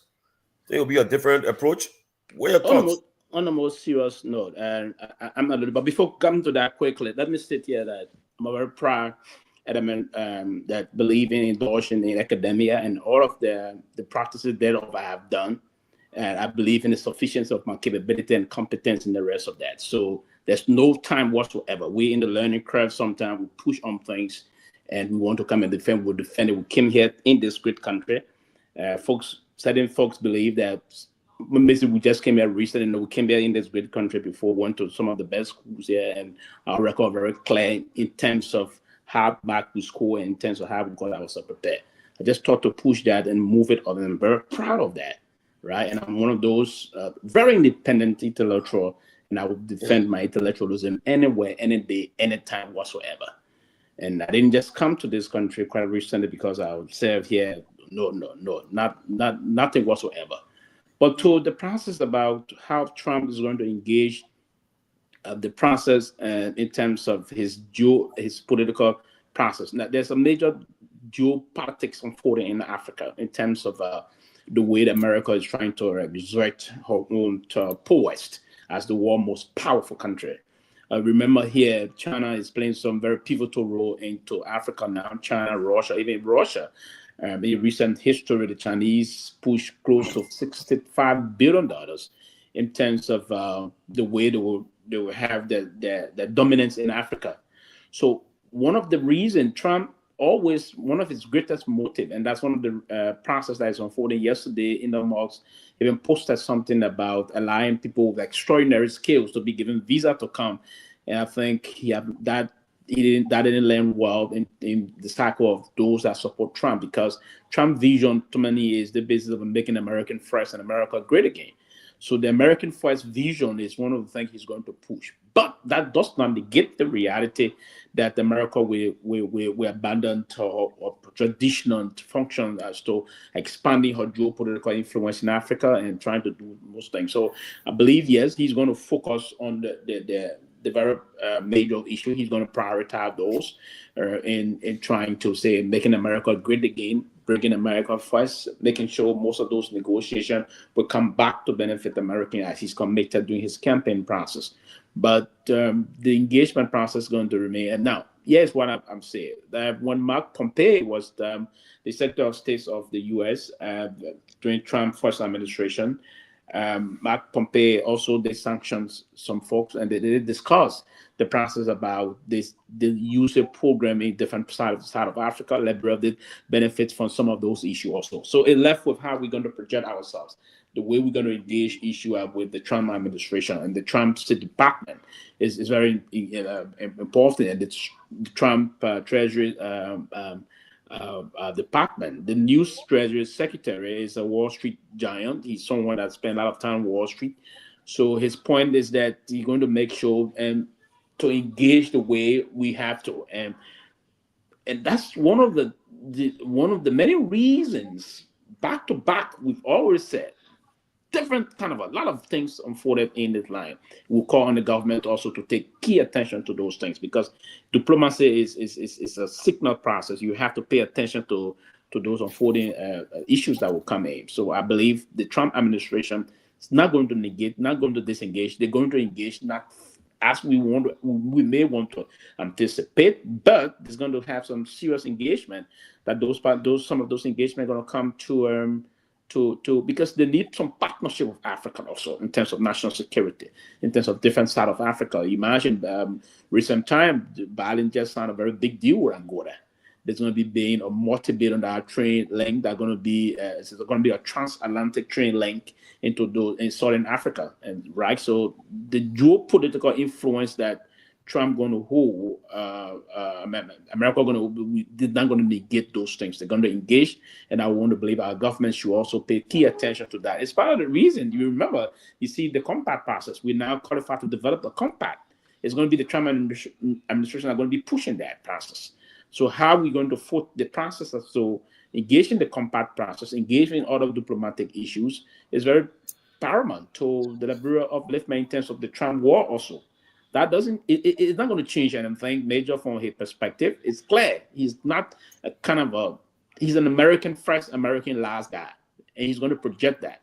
But policymakers in his administration are going to pay some key attention into also engaging partners, because America is not going to ensure that her power as the world most powerful countries, they're not going to allow that to go down the line. So they're not going to relegate that to any other position, but so they're going to time to time fight to keep things moving as we all anticipate. To learn here quickly, let me go back to this issue about Lofa County breadbasket situation we started to talk of. The Lofa breadbasket, the reason is that I'm not just saying this because I've tried to get into this debate. Actually, no. The Lofa breadbasket thing came in the 80s when we launched the Green Revolution. And when the Green Revolution was launched at the time, it was on the basis of how productive counties were at the time in terms of food production. And Lofa County at the time were producing a lot of different cash crops and the rest of that. Now, the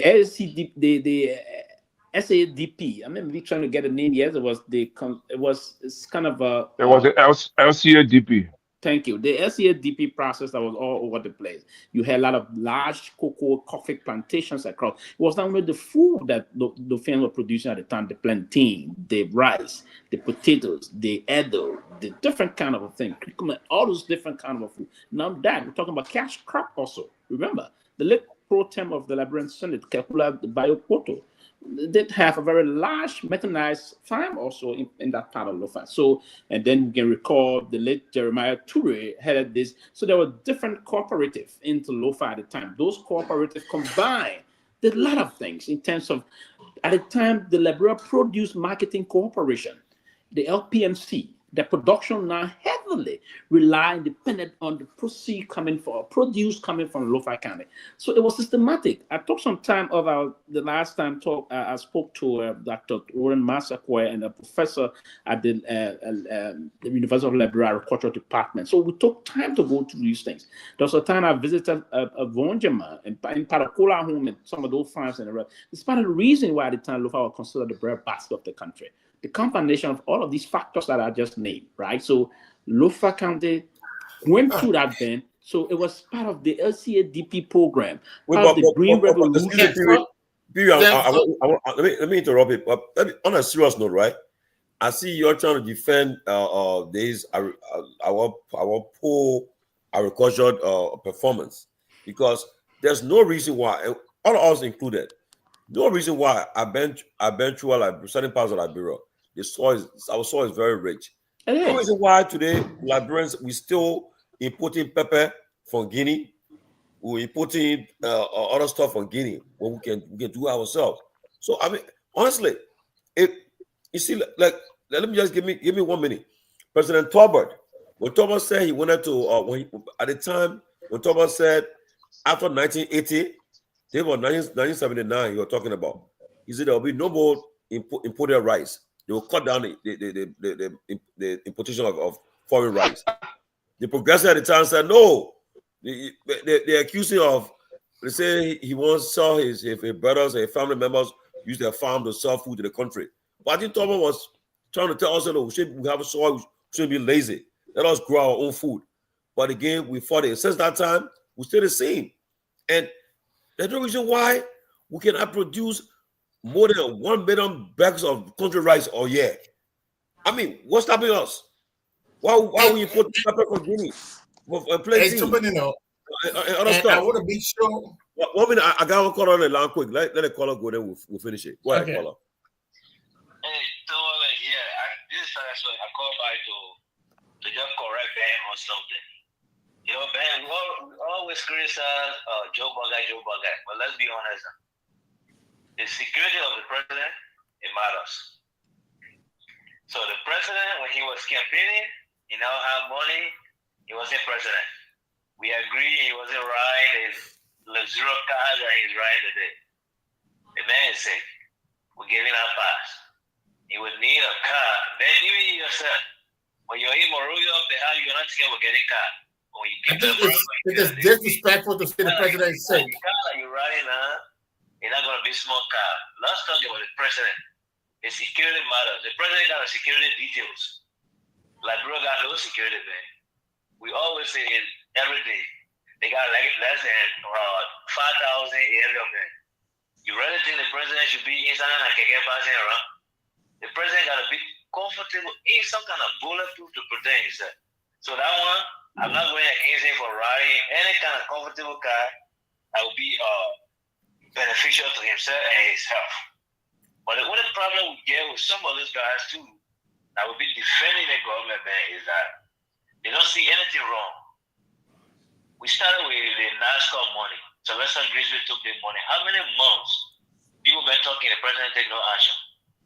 The president, national security advisor, somebody, private citizen took their case to court. He made a phone call. That case was thrown out. How many person here on the internet not say anything? The president said that he started, you see, great, I started in. So the $2 million for a road project. See, people can just bring something to the president and say, oh, Mr. President, it's time. I like your mission they're making about. The laws keep what again. They push it some away, they push it in the budget. And that's the only reason you see the beyond for nothing to move. Because they know for nothing will not allow them to pass in the budget. But for the security of the president, that one, I will tell you no lie. The president ain't gonna ride any car like will be comfortable in for his security. Okay. Okay. I like the way how you said it. Let me just end by this issue. So, but people, let me ask you something quick. They get in. Go ahead. I hope you. I mean, when you're talking about food, I hope you're not talking about cocoa as food. I mean, because I'm sure when we are making reference to Lofa as a bread basket, I mean, I think food is more what we're concerned about, right?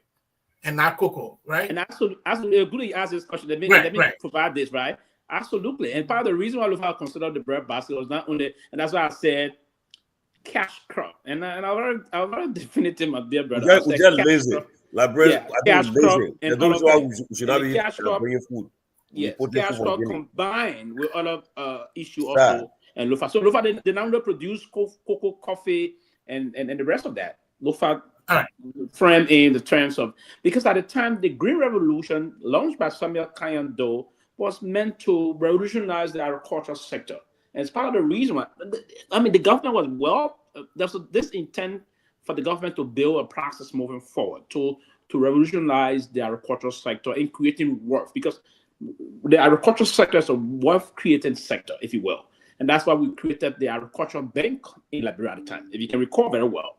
And the government was very deliberate about the process, created the Agricultural Bank. The intent of creating the Agricultural Bank was to allow farmers to go and take potential loan and invest into the agricultural sector. That we brought up the Liberia Produce Marketing Corporation, the LPMC. The LPMC served as the base, the conduit by which we allow all of those farmers across the country. There was and that's why in Lofa, for instance, they created those corporations, those cooperative, right? Those different cooperative now created a Zoom. Just a Zoom to get all those things, and that's at the time folks started making some money. But Pewee, here is where the problem lies.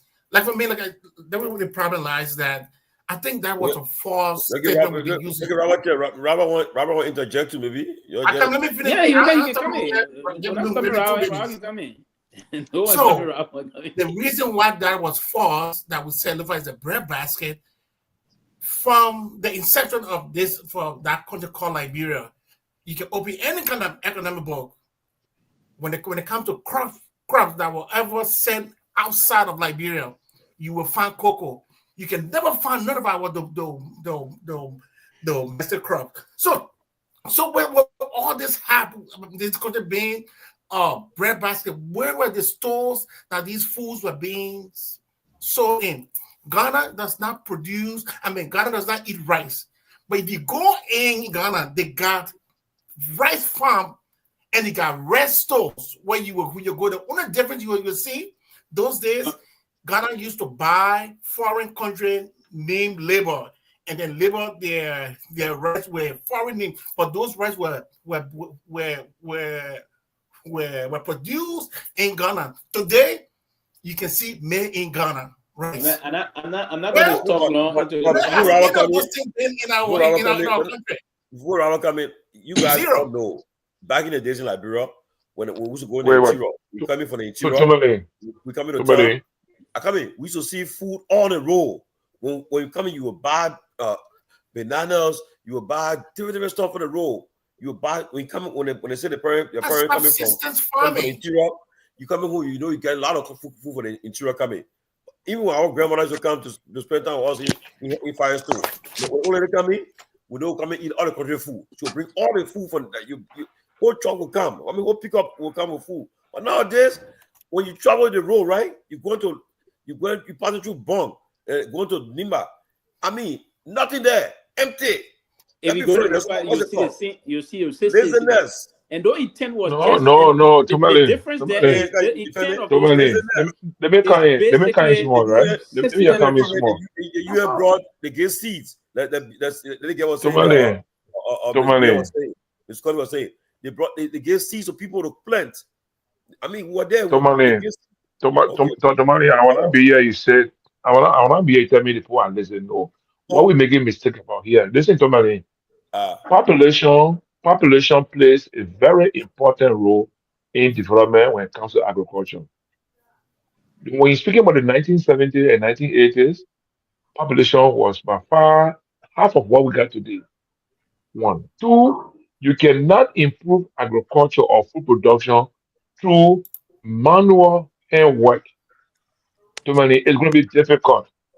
And the people are strong in order, they are still fun to make farm. We need to find a way as a government, to the Ministry of Agriculture, wherever, to go to the counties and help form people into cooperatives and give them some kind of technical advice, some skills as to how they will listen, to see how they will work smart to get more. Somebody, I live in Lofa as a young boy. I work on the farm. We honor bread, we fell tree, we did things. And that method is still what happened in the country. How can you expect a man of my age to break 3, 4, 5 acres of land and fellow big trees? So then you can put your hand around and you won't finish. But it will take almost an hour to cut one tree down. How much land you will cultivate to get rice? We need to be deliberate as a government, and that's why I expect our current president, whose record is in agriculture from FBMC days, to begin to work with Ministry of Agriculture to develop a real, practical, and realistic approach to agriculture in producing food. You understand? Now, another thing also is during the old days, young people were farmers. Now, the entire country, from Maryland, Kehleboe to Ravasport, from Lofa, Rogizi, down to the south in the tree. All the labor force to be on the farm working, they are riding motorcycle, they are in the gold mine, they are doing coal burning in the communities. Who gonna make the farm work? You know, like somebody tell me when I used to be working in Granger, people say Granger program, all the land can be farm. I said the people not stupid like they're not stupid. If a man goes to the forest and spend a week and having to hunt and kill like maybe 7 to 8 deer, and he can sell one whole barrel of deer for maybe $5,000 or $1 He 5,000 times 10. Buy a right from Arukos and sit down and eat. Why you going through all the 9 months or 10 months of working, and when you work, the animals destroy the rice, and when you finally harvest the rice and keep it in your storeroom, it doesn't care you for even 6 or 9 months. So how you say, man, listen, we need to be deliberate as a country to make sure that we give people the technical skills and support to do real farming and move into wetland farming. Forget about the highland, go to wetland farming. The wetland farming will produce more food. The wetland, you can harvest or cultivate even 3 times a year from the wetland farming. Let me let Robert come in. So let me say this. I personally was born in Monrovia. My father is from Trade Town, and so I think he did a lot of farming because he didn't come to Monrovia until he was a teenager in search of education. But I've never farmed. But I get sick and tired of this idea that was somehow crafted decades ago, never manifested, didn't anything, right? And we are in 2024, almost 2025, and we're still banging on those ideas of yesterday to address today's crisis. And just because you had the idea from yesterday and there was a possibility of it working, doesn't mean those ideas, could possibly work today. This is the reason why I strongly believe that, again, yes, we need characters like Joseph Boakai. We need the minds of Johnny. I think he also has some great ideas. We need people who understand the country when it comes to our natural resources and what works. But we don't need people who understand more what worked 40, 50, 60 years ago as opposed to what will work now. Because if you bring those 60, 100, those ideas from yesterday, a lot of things could handle the possibility of those ideas working today. But have we done an assessment with regards to full sustainability and full security in Liberia as a serious country and people to understand what works now? Have we reached out to our counterparts who invested in growing their own local food? I'll give you an example. In Ghana, the people don't eat rice in Ghana as much as we do in Liberia. They eat a lot of kenge, dogon. They eat a lot of these other things. And you know what they've done? They've invested. The Ghanaians do not depend on the Chinese and the Indians to import what they eat for as far as stable food is concerned. That's what sensible countries do. They look at what they eat and they grow what they eat, especially for a country in Africa. We have the soil, the soil. We have everything we need. We don't have the kind of weather that we have up north in the West. We don't have to worry about the climate change is real, absolutely. But we don't have to worry about the kind of climate change that the folks in Canada, that the folks in the US and other parts of the world have to worry about. Have we done an assessment as a serious country, and it won't take much to invest in an assessment, to see what works in our country? I'm not an agriculture guru. We have an agriculture guru in Joseph Boakai. He said that he was the only man on this earth. If Joseph Boakai, he said, if I die today, Liberia agriculture will not grow. Now you have him there. How many years does he need to put together? Yeah, now, because the man said, Liberia will always depend on rice. But you have the agriculture guru there now. What idea have you brought together these farmers? Have you brought together these agriculturalists, these people who understand agriculture and what works today? Immigration wholesale is I'm giving it back. To put together a comprehensive, a holistic plan to start growing our food in Liberia. How much have we invested over these years to subsidize rice from India? Millions of dollars, Ben. Sylvester. As a government, we've invested millions of dollars in rice subsidies in our country. 80% of the rice imported in Liberia are not Liberians. They don't even eat rice. They eat bread. They don't eat rice. They don't care for rice. But yet instead we depend on these people for what we eat every day. Liberians may not eat rice. For making business. But if we don't eat rice, we haven't eaten all day. You can give me spaghetti all day. And I left Liberia since I was 7 years old.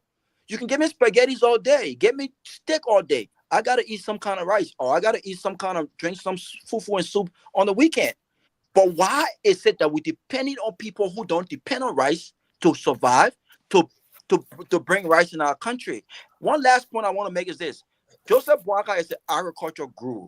You have the finance minister. You have all of these so-called smart people in our country. Look, we are not limited when it comes to brains.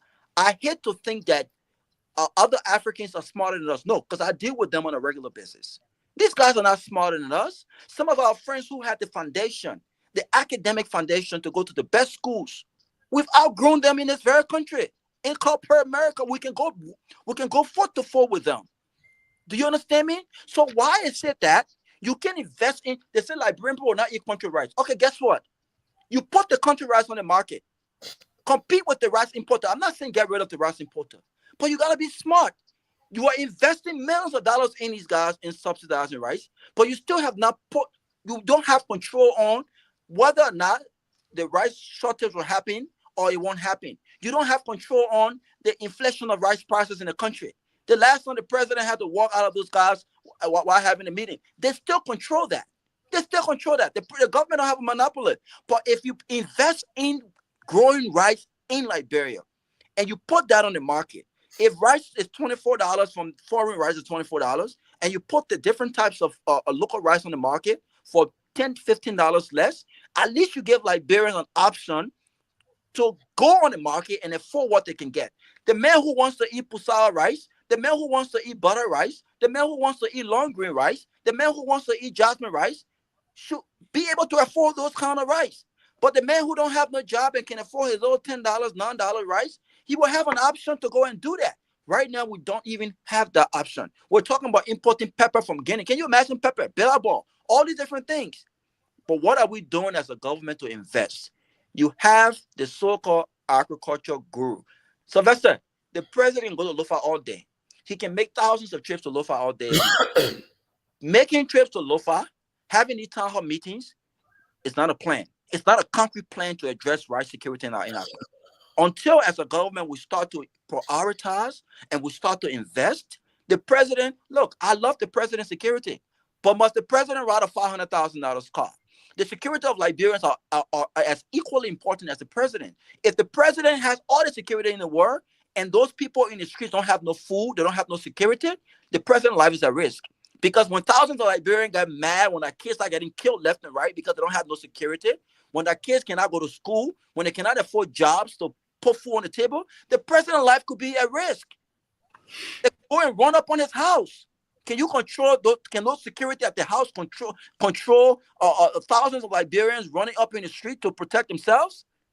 So the president's security is important, but you got to look at the country, look at where we are economically, and make some wise choices as the president.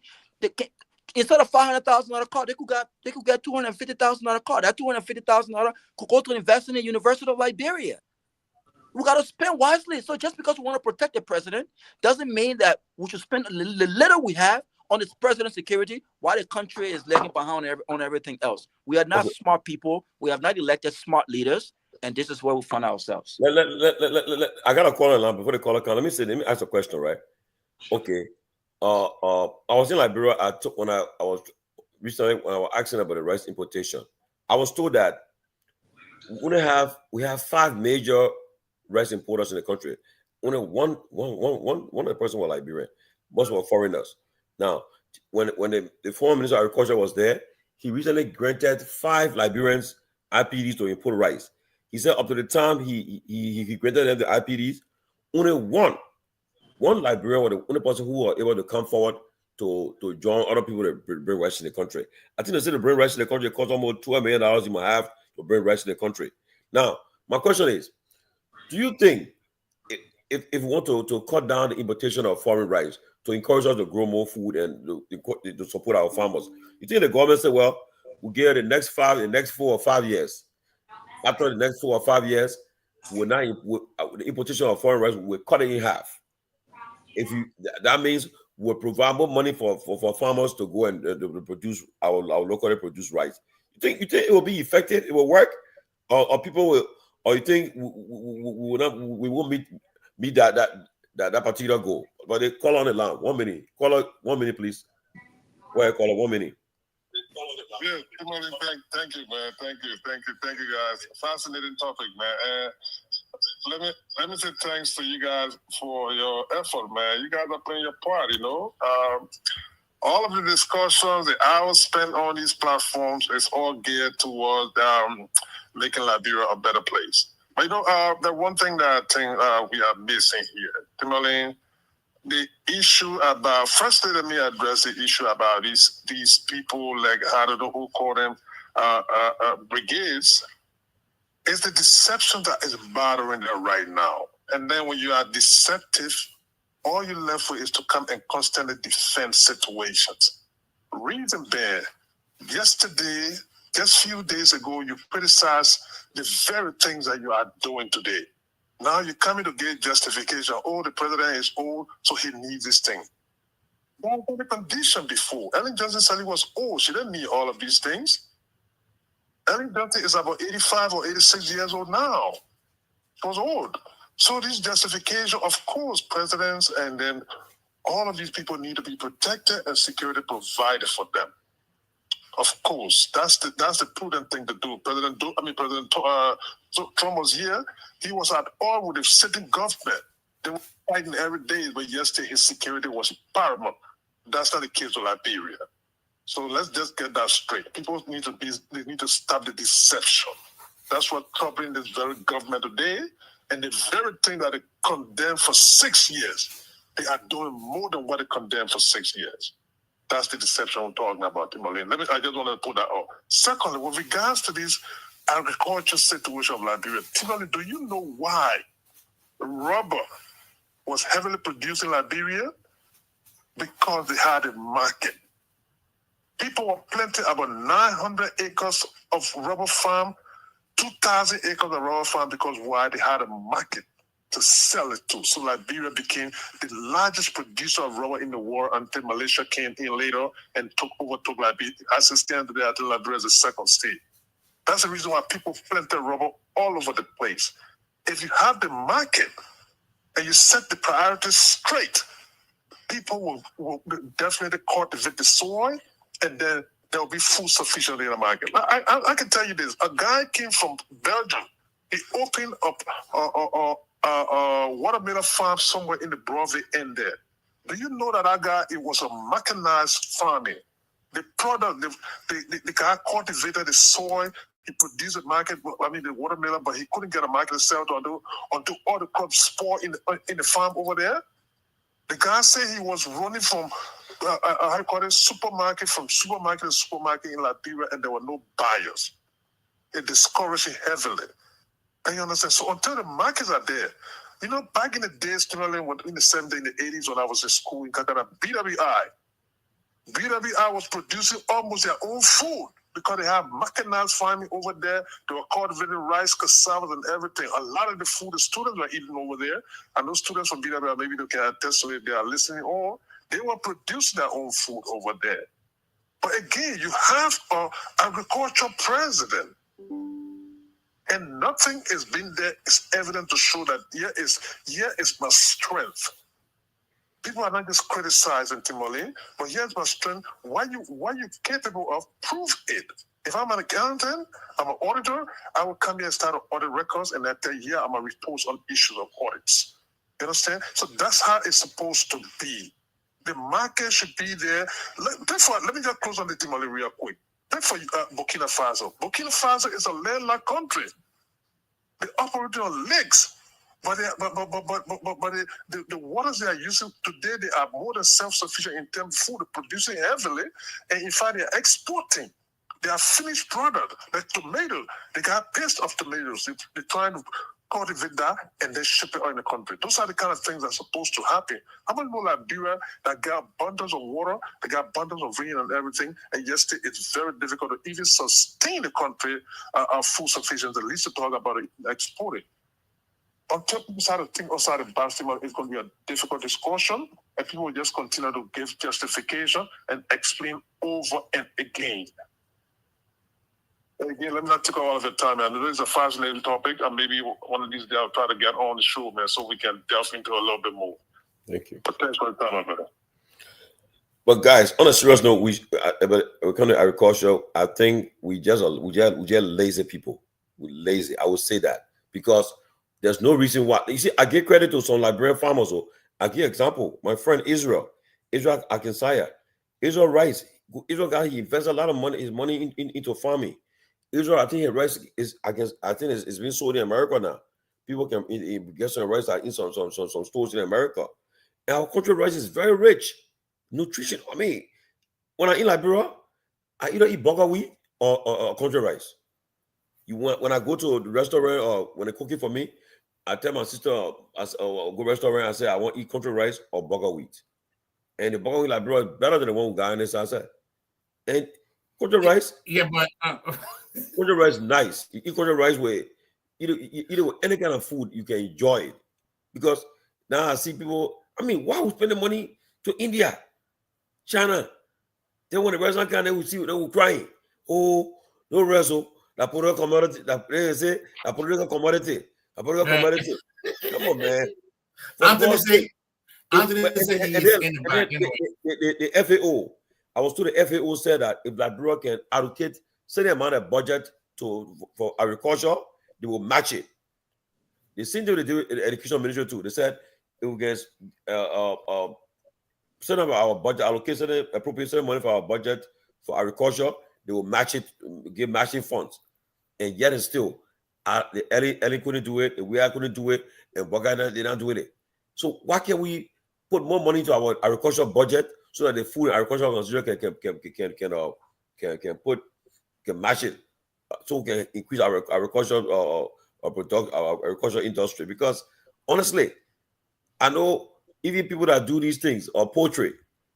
I mean, do you know the ham that we can be importing from abroad? All the things, the milk, all from the thing, the very thing we're doing there.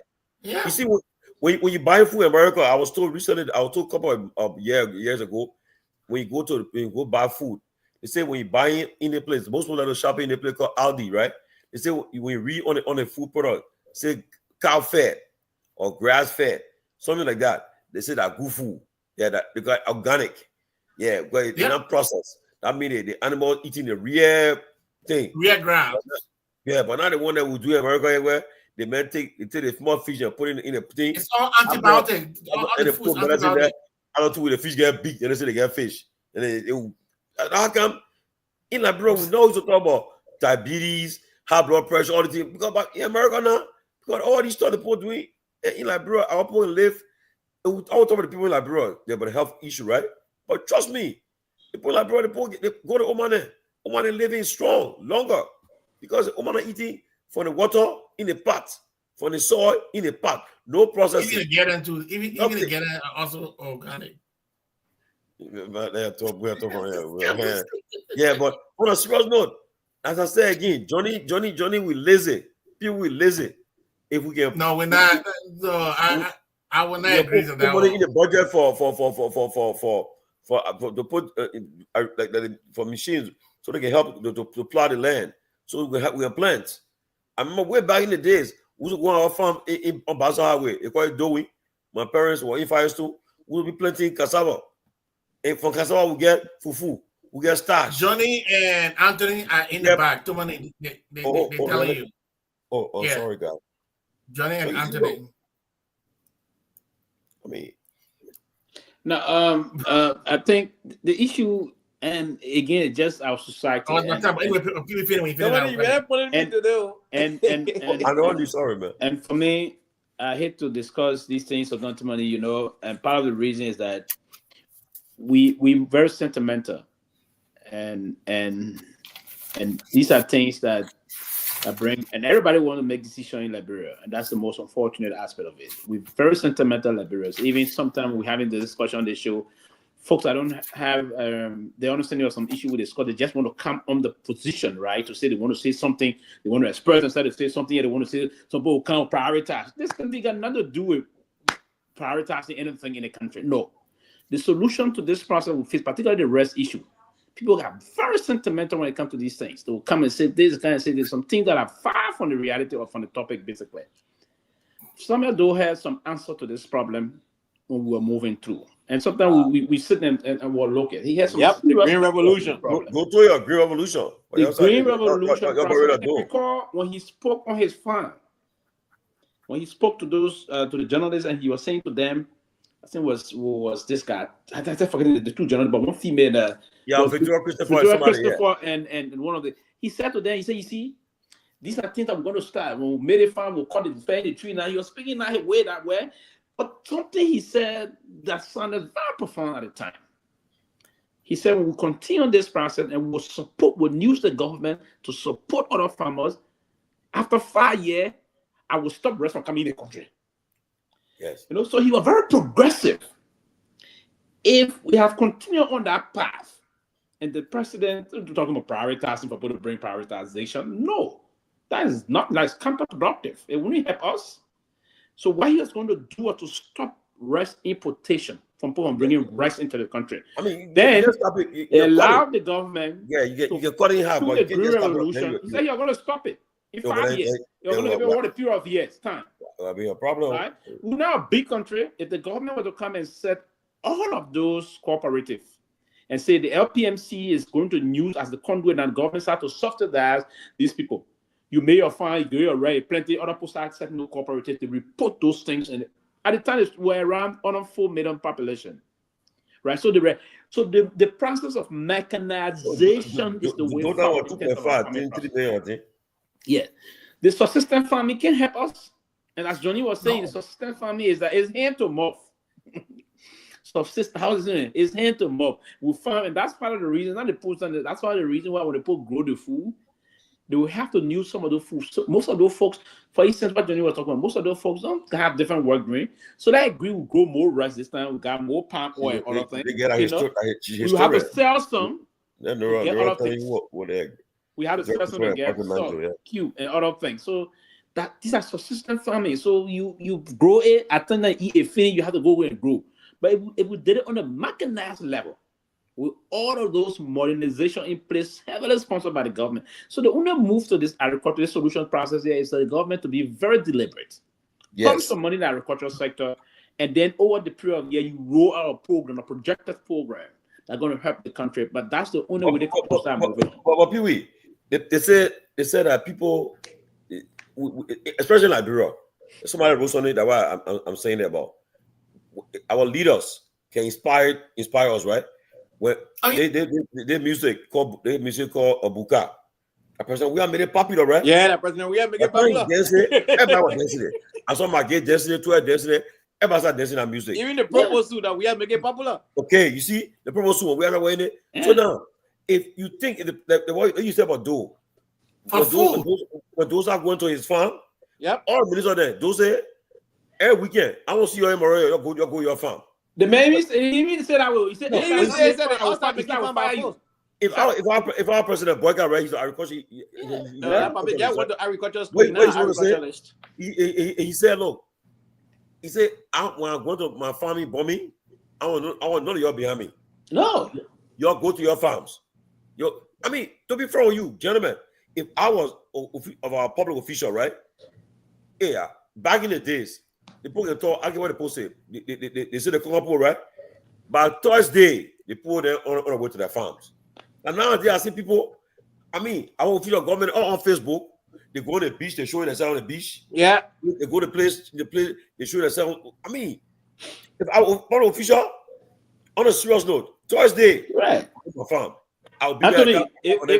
Anthony, but let me say this. Yeah, invest in farming like Garguah, so I can tell you what is a farm. Anthony. Yeah, every government official in the country, for instance, all of the government officials go back in the home villages and all of that. Everybody making fun and producing. You think then, if there are people that are hungry, so they go for something, getting somebody from back or rest. You think we'll start taking problem of rest in that country? The way we're gonna win let me get it right. Thank you very greatly. No politician will be able to give people back and right like bro. But let me tell you something though. But let me say this, Ben, before you come. No, let me speak. What I want to say. Well, I think this better be thinking I ain't saying anything, yo. Let me tell you something bad about the rest issue. Besides, I agree with everything you guys said. Look, I was looking for some pictures here that I collected from people in Liberia.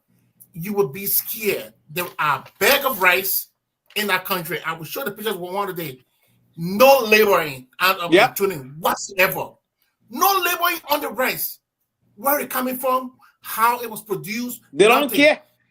Some of these things are animal feed, like in these big factories where they waste product, they just dump it in Liberia. People just bring it there. No accountability. You even get a plastic right in Liberia right now. It's crazy. But because Liberians want rice, so people just bring anything to the country and it just allow in that country. It is sad. And Tony, go ahead. Yeah, so I'm gonna throw some number. I'm a number guy. If the Liberian government serious, beginning next year, they invest 15 million, not 20 million, but 15 million into agriculture in the next 5 years. Liberia can reduce half of the rice that are being imported to the country. Currently, as we speak, over 247 million United States dollars is spent on rice import alone annually for Liberia. Just rice. So when we talk about agriculture, not just rice, you were talking about the chicken feed, the milk, the pig feed, and all of that stuff. Those are all agricultural stuff, right? Breeding, pig, poultry here, pig, other one. These are all agriculture stuff right there. Now, cassava. People don't understand that cassava make one of the best sugar in the world. Cassava. You can make 9 products out of cassava. China import more starch in the world than any other country. China, because they have all of the fabric, the processing in China, so they import starch. They just try to grow cassava, but they don't have enough land, right? So Nigeria right now is the largest producer of cassava in Africa. So you see, we have the soil. Like Johnny said, we need to leave the highland and go to the waterland, or the swampland land, right? Guess what? We can have the same Busawa rice here, because I already researched it. The very parboiled American parboiled rice can be grown in Liberia. It can be processed. It can be, the rice is polished. You know the rice is polished. The machine polished the rice to give it that color. That parboiled rice, I tested it in Liberia, grew, but it can only grow in the swamp, not on the highland. The real American parboiled rice, the one the people call Busawa, it grows in Liberia. So you love the rice. You gotta research the rice, study the rice. If it's possible, it can be growing in Liberia. Irish potato can be growing in Liberia. Apple can be growing in Liberia. We tested all of these things. Onion can be growing in Liberia. Why are we importing chicken feet? Chicken feet, we bring chicken feet to Liberia. We bring eggs to Liberia. We don't even have the thing they call incubator, the one that can hatch the egg. We don't have it in Liberia. You can get it cheap right in Ivory Coast. So we even bring checks to Liberia. The checks, the chicken, we bring checks. Tomalin, when you have a country where government officials are not taking time to do research, are not taking time to understand the terrain that they occupy, that's why when they gave that road to Alvin Weezer, I was pounding Alvin Weezer. I was like, this man don't understand the role he has. An assistant minister of agriculture does all of the dirty work. It's a very technical role. You draft the country agricultural project, you write proposal, you suggest what cash crop should be invested in. Listen, do you know how much cocoa costs today? Assistant minister for what now? Huh? Assistant minister for what? Agriculture. They got more than one assistant minister. But you're assistant minister for something, for what now? You are assistant minister of agriculture. For what? For something else. Operation. No, not operation. No, they think operation agriculture. He's like, you know the reason many I deliberately asked the question because no, but you are assistant minister of agriculture. Yeah, you are assistant minister for extension. Extension, yes. Yeah, but first of all, research and extension. Research. That Alvin Weezer will do research. All Alvin Weezer really know how to do is battle cry, my brother. It's the best battle cry. No, on a serious note, that position that's the nerve center of the ministry. The assistant minister and the tech deputy minister for extension, because the extension, research and extension, you do all of this, and it's a very so let me guys say this, Pewee. I invested into agriculture, 300-acre land in Liberia, rice. I'll share some of the video with you, right? I can tell you, if this government invests only 15 million, are rating already a legislation on farmer subsidy for Liberia, not just for my county. No, the first thing they want to do, farmer subsidy. What is the name of the bank? The bank that we have a bank for agriculture to get loans. Yeah, we used to have an agricultural bank in Liberia. Yeah. What the bank need? Even the agriculture, they have a agricultural bank. Yeah, what the bank need? What the bank need? We have a bank for agriculture. We had an agricultural bank before. We had a bank before for agriculture in Liberia. During Dothan. The same government of strategy, they created the agricultural bank, and then we had the National Housing and Saving Bank also. Yeah. And also, but don't even get scholarship. During that time and study agriculture or forestry. Get agriculture scholarship. Are you just free? because of that. Yeah, Yes, for agriculture. Now, not that. Even the agricultural college. Yeah. Those That's why I said the agricultural college in forestry. Those that are studying agronomy, when you do agriculture or you do forestry, we're free. Or do administration. Soil extension, reading different kind of a soil. Can you imagine? So, but let me end with this. We don't even have a zoo in Liberia, or zoo. No zoo in Liberia today. Yeah, no. So let me come to that point that I want to talk about. So yeah, when you fly over Liberia, you see how green Liberia is, right? With that global warming right now, Liberia should be receiving over $1 billion for CO2, carbon emission. We are cleaning the pollution that other industrialized nations are causing. The Liberian forest is actually clearing that out and generating CO2 out of the green forest. What our EPA people that say they understand environmental protection people, what are they doing? This is why they need to drive Liberia to be a recipient of that greenhouse emission gas. Agricultural cooperative because development. Brazil, ACDB, Brazil that has the largest forest in the world, over 1 million acres of land. Brazil and Liberia has the same rainforest type, that condensed rainforest, where natural species are discovered every year. Brazil far ahead of us. I'm saying Brazil, the forest type that we have. I'm not saying that we got the same land. Okay. No, I said the forest type, the rainforest type. The topographic. Huh? The same topographic. The same. Thank you. That's the word I was looking for. The same topographic. So we had our same topographic, and only the Amazon in Brazil forest and Liberia had the same identical type of forest. So we're supposed to be benefiting just like Brazil is benefiting from the CO2 because the carbon emissions, Brazil is benefiting from it. So we also supposed to be benefiting because we don't have that industrial activities going on. We are not polluting the air. We are actually cleaning the air by our condensed forest that we have.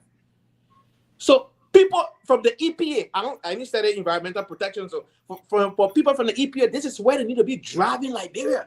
We're supposed to be recipient, beneficiary of that, because we're cleaning the air that other people are polluting. And then I just found out recently too that when it comes to our territorial waters, look, we got some. Oh yes, we got some of the in our waters alone, right? Certain nautical miles, you're not allowed to fish, but because we don't have a police or security or we don't have good coast guard with the weapon equipment. Yeah. But also we got national coast guard. But guess what? Look at what the people can do. The people come in our waters. They come in our territorial waters. They take the fishing, take our lobsters. I mean, these expensive stuff from the water, and take it and carry it one sea. Then we import them. Look, hey man, we're suffering. Look, do you know what Liberia has right there on the coast? If our coast guard was very, very effective, right? We have a huge deposit of that thing called tuna. That fish is called tuna. That is about $8 or $9 a pound right now. Tuna. Then we have jumbo shrimp. The jumbo shrimp is about $11 or $12 a pound right now. Right? And mind you, that is along the Liberian coastal line. We have the longest coastal line in West Africa. But we got laws. The law said you cannot fish in certain nautical miles in Liberian territorial water. But guess what? Oh man, people come here every night. You come in deep. You come and fish. You get boat over there. 6 to 7 nautical miles. But there's a problem when NAFA used to be a department under the Ministry of Agriculture. Now there was this growing need. The EU even captured this process. They knew very well that there's a lot of different kind of fishes we have in our water, basically. So the EU, part of the reason why Japan and other partners pumping more money to NAFA today and other areas is because of the tuna fish Anthony just spoke of. Tuna is a very high grade kind of a fish. Yeah, I think somebody gave out that bank right there. That Patrick Kennedy. That's the agriculture bank we had before. That's Japan and other institutions. So it's 6 to 7 nautical miles. But the problem there is, and that's one of the reasons we need to empower security also in the country. If we were to give the Coast Guard some leverage and give them the latitude, the Coast Guard, since we brought most of those boats now, the Coast Guard help them to arrest some of those guys that are involved into illegal fishing on our waters and the rest of that. So it's important. Let me ask you. So if there's an accident on sea where's a capsize, the Coast Guard able to go rescue us? How they can do it? They can rescue us from the sea. Oh yeah, what we need that basically is that the Coast Guards didn't have the requisite tools, but I think we're trying to do now. They give you one tough boat. You need at least 2 to 3 tough boats, and those tough boats will allow you go into deep sea beyond the area. But I think we have 1 or 2 tough boats now. Unlike water business. Yeah, we have 1 or 2. Every time when water are doing the war, where we got to take the ship to go to Ghana for some conference, we got to use the water. And we need it too because of our own maritime security. You capsize, your boat go capsize. You say they will send the people to come rescue you. Yeah, they gotta wait for somebody to come from Salon. Our Coast Guard, I think they're prepared to do most of those things. Using the only tough boat we have, probably we need to increase it by. Like we only have 2 boats right now. We need it by that tough boat. We need the standard one. We need to use one to respond immediately in terms of crashes. See, we do the war. Our friend was on Ghanaian and Nigerian Ecomoc guys, right? So, Liberia will play with ranks. So, and the guy said, this guy is a real Amara or something. The guy said, look at this one. He cannot even pedal or can't even pedal or canoe. He calls it a real Amara. He's a real Amara. Imagine, say the Coast Guard commander, Coast Guard battalion. But man, every Franco, you lead the water, your boat capsize. We don't want Liberia Coast Guard to rescue you. I think you forget it. You'll find a body in the next place. But you know what? One thing I see that these guys not, and that's why I frown on the national budget is because I expect that government to be very aggressive on other area that would generate revenue as opposed to donor funds. You understand? LRA is supposed to generate revenue. No, telecommunications supposed to generate revenue. No, but let me clarify. They're doing their job. They are mobilizing domestic revenue. They reach their target. But how the money is being appropriated, how it's spent, that's not their business. But apart from that, revenue collection is one thing. The expenditure is another thing. And mind you, one thing people don't understand, under the Weir administration, right? Do any administration for 12 years, and then they receive more direct foreign investment aid comes to that bureau, right? And when we took over, they don't have the opportunity to get all that foreign money coming. So what they did, I keep telling people, you should get our teams credit because look, these guys then raised more money for the 6 years, mobilizing domestic revenue, more money than the 12-year earlier rate for domestic. I say international money. No, that one I give it to them. Revenue. Especially we need like 2 or 3 days to make our Coast Guard very effective. And how much one of those cost? We have one of the longest coastal lines. This one, the Antom top boat will cost. Some of them will be more between $8 to $10, $12 million. Okay, but all right. You pay them $5,000. Get our money because the sector generates a lot of resources, but right? So do you know how much money our country will make when we have something like that? Oh yeah, the sector generates a lot of resources because if you are pushing folks from doing illegal, not the Chinese. Now the guys that are involved, the guys that are involved in illegal fishing in our waters are the Chinese, the Senegalese. The Senegalese are even stopping. Why does Senegalese jump on that dude that we are one there? The Senegalese, the Chinese, and some Ghanaians also. Because they found you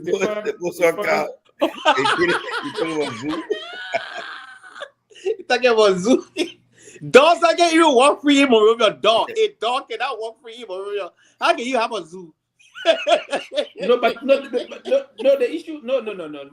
You see, against zoo. But the dog that crazy thing about having bad. We talk about our country. We agree that when there's no law and order, sometimes it is terrible to see things happen. Right? I agree. There are times. You told us that was the best. And West Africa. And the issue that unfolded about the cow situation in the country was just a careless act on the part of most of our folks, right? And again, it's part of the reason why you have the rule of law that's very important. The respect for others' properties and then the rest of that.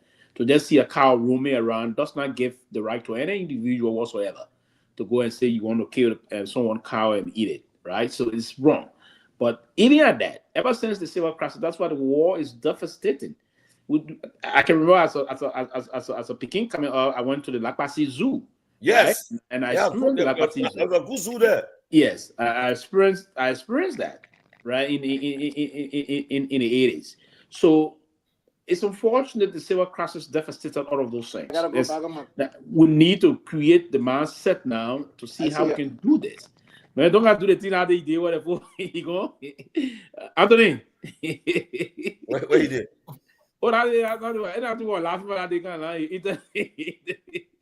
Yeah, so basically, that's the line. I will hope to see us having zoo again in the country, but they still not have to be set.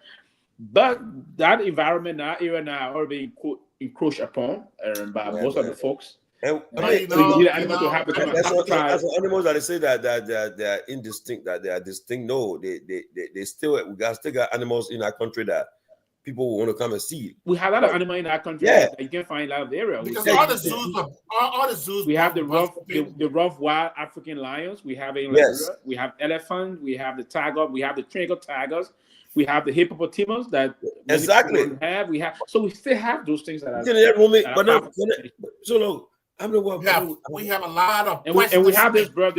What's the name of it? I'll call the name. I can remember. That used to be one of my favorite birds.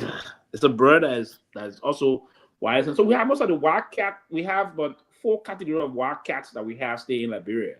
So I mean, I will try to get with some people that who want to Liberia. Let them go. They'll make money for you. During the war, most of the animals were trying to navigate. They were displayed. Because of the sound of guns in most of the area, most of them are going towards Guinea. Okay, the animal there, eat them. Yeah, most of the elephants are going towards Guinea. Enter the zoo later again, when as things settle again, the animals are returning. They're returning back to the habitat, and I mean, it's doing good. So the basic process is for us to allow the rule of law to regain its own status back to the country. I'm telling our generation still because for all the people talking tonight, I will hope. No, our generation can see it, right? Trust me. We need a president. Just a leader can change the country. A transformational leader. Yep. But guess what?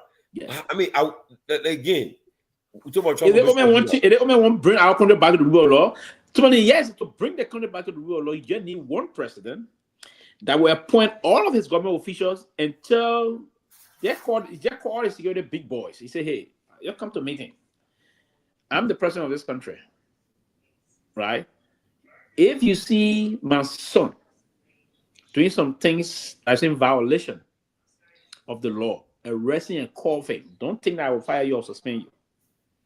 So if the president would tell the police director, arrest my son, his son, and call my son, and my son violated the rule, even driving traffic, he did it wrong, arrest him. Oh, but you think the police director would think about the minister? Oh, but you if you know history, Liberia history, you heard about the guy they called Ilu Zonhamo? Yeah. Ilu Zonhamo, I think he arrested, I think the first lady car. Yeah. Yes. I have to change the country. Somebody said, he said, but they've got, above the law. Yeah. And then the president also the president go on and say now and say from now moving forward, any minister that will be caught by the police in violating traffic rule, I will fire you. Any government official that will enter any bank and just cut the line, don't go stay online. And if you report that you are caught on camera, we'll see it and we'll keep surveillance on people. You will be dismissed from our government. That's the beginning of that. The beginning of then, and you start telling even the very police officers, nobody car will be arrested in the street. They violate that traffic law, should go pay that money. No police officer should take back the car. So, that minister, this minister, Ben, my wife car, please let it go. That should not be the case. If you start to implement the rule of law that way, then you go back to the airport area there. You will only see people in the terminal that are traveling. People that don't have business in the terminal around those areas should not be there. You begin the process of maintaining the rule of law that way. So if the government official did something wrong, you arrest him. Then, trust me, the taxi driver wouldn't do that. Now, you only see the taxi driver in Monrovia violating traffic rule if the traffic driver were to observe traffic violation by the, for instance, we going to work in the morning and we all fell victim of that. You in the government car, we take the tail lane. I see you take the tail lane, all the taxi driver will follow you. So that's the basis of that. So for the country to come back to that issue, you need a strong leader. And then when they say today, nobody is selling yet. They place this street. No motorbike is going on the boulevard. Any motorbike that is caught there, that motorbike should be impounded, and the fee to release it is $500. If the man were to buy motorbike $700, you pay your fee, get your fee, that's it to release this and that thing, you stop that. If you think the motorbike getting too much in the country, you need to mitigate that. There's a way you control the importation of those things. Then you start to map on how to do this. If you start saying those things, then you will stop a lot of things. You somebody asking the question, asking you. What? The person said, yeah. No, but the man is running for president. The man announced it here. No, I said I'm nursing presidential ambition, right? Oh, okay. And I'm nursing it, right? And I'm, listen, the point is that for the country to move on, that's why you need in that country to set some standard. We all cannot. We have to change it. Tony, we all are victims of those things, and we all are contributors of this kind of a thing of lawlessness. Yeah, but that's somebody was saying. We start with the charity begins at home. Now people owe me some money. I go to the heart. They ain't tell daughter say when I'm American things on here. Yeah. You tell the guy how to lie. Yes, you know. So we gotta change the mindset of society. Yeah, but that I can tell. We all complain. I can bet you to most of the folks are even here in the US and all over the world. We can be so near lambasting. Even when we're talking, we pressing the government. Once they also pressing government. Most of them that got property are challenged. Most people are here got property. Talk to them privately. Are they paying taxes for their houses in the Liberia? Yeah. They're not paying taxes. They expect the government to perform magic. Most of them that even serve today, you'll see there will be loud criticizing the government. They got property in Liberia. Ask them if they hadn't paid dime on real estate taxes. But you see, for me, right? That's my point. If you want to, it shouldn't be like I should face a lot of bottlenecks. No. Okay, that if they think if it's okay to process the document, it cost me $200. Let me pay that $200. But if I should go through process, wow, end up paying $500 to get that document process, I got a problem with that. Look, I give you an example, right? I was traveling, I was in our Robert's fee. So the man say, I get the man say, that man, your passport, and you go to the corner. You know what I say? The guy who or me, the guy say, one guy working, the guy say, you know who that man? Say no. Say, look at the man good. You know, guy say, oh, you know that man I just be on spoon before. I told that man that. Then the guy say, that man go to call on the radio. Imagine that I will allow to pass. We all going through the limit because the feed I will call, I will expose them. But how many person can do that? How many person will be able to do the same thing? So as a result, people look. Then when you're around a fee, they say they get a conveyor belt, right? People they're fighting. Can you imagine your back? I mean, it's a complete, like people said, you get hundreds of people in the place that they're traveling, but they're there. Yeah. You know who your back. That's why you see when I'm traveling nowadays, I'll take the country cloth and I will tie my bag away because to identify so the bag's in the scene. Even around the conveyor belt area, you see people, and so now Apple properties that get missing around the conveyor belt. Yeah, people all over the place. Place can get hot because the place is all the crowded. Yeah, I said, but what's this? How come you there? People that open one happy. Give me your tax fucking happy. Give me your ticket number. No, it don't work that way. You land all about the world, even those that you see there. You go and find your bag and other thing, it will come out. Our traveling Ethiopia Airlines. Will take on the conveyor belt. We got a Togo. It was. I mean, the people organized. Yes. I mean, the place was organized. Smooth process. Yes. That is it. So we need to change most of those things. It's not about how much money we pay the people in other countries. Listen, Liberia is not. There's no other in our region. That just say some things. There's no country making extraordinary money in the region in terms of wages and the rest of that. No. And we had the opportunity to go around in the country. So I see your comment here basically about how much they pay the people. No, they are said. In places like Guinea, Somalia, and other area, Ghana, the folks don't make extra. The 7/7s pay almost the same. in the quarters when we even do well in certain areas. Now, I'm not encouraging that, and that's why we always call on government to increase the standard of civil servants' salary, and I suppose you increase the standard of their salary and other things. Now, my reason of saying about what folks are saying about how folks going to engage, if for instance you can build a house in Liberia, that's my mindset. You should pay a tax on your house. The real estate tax should be paid by you.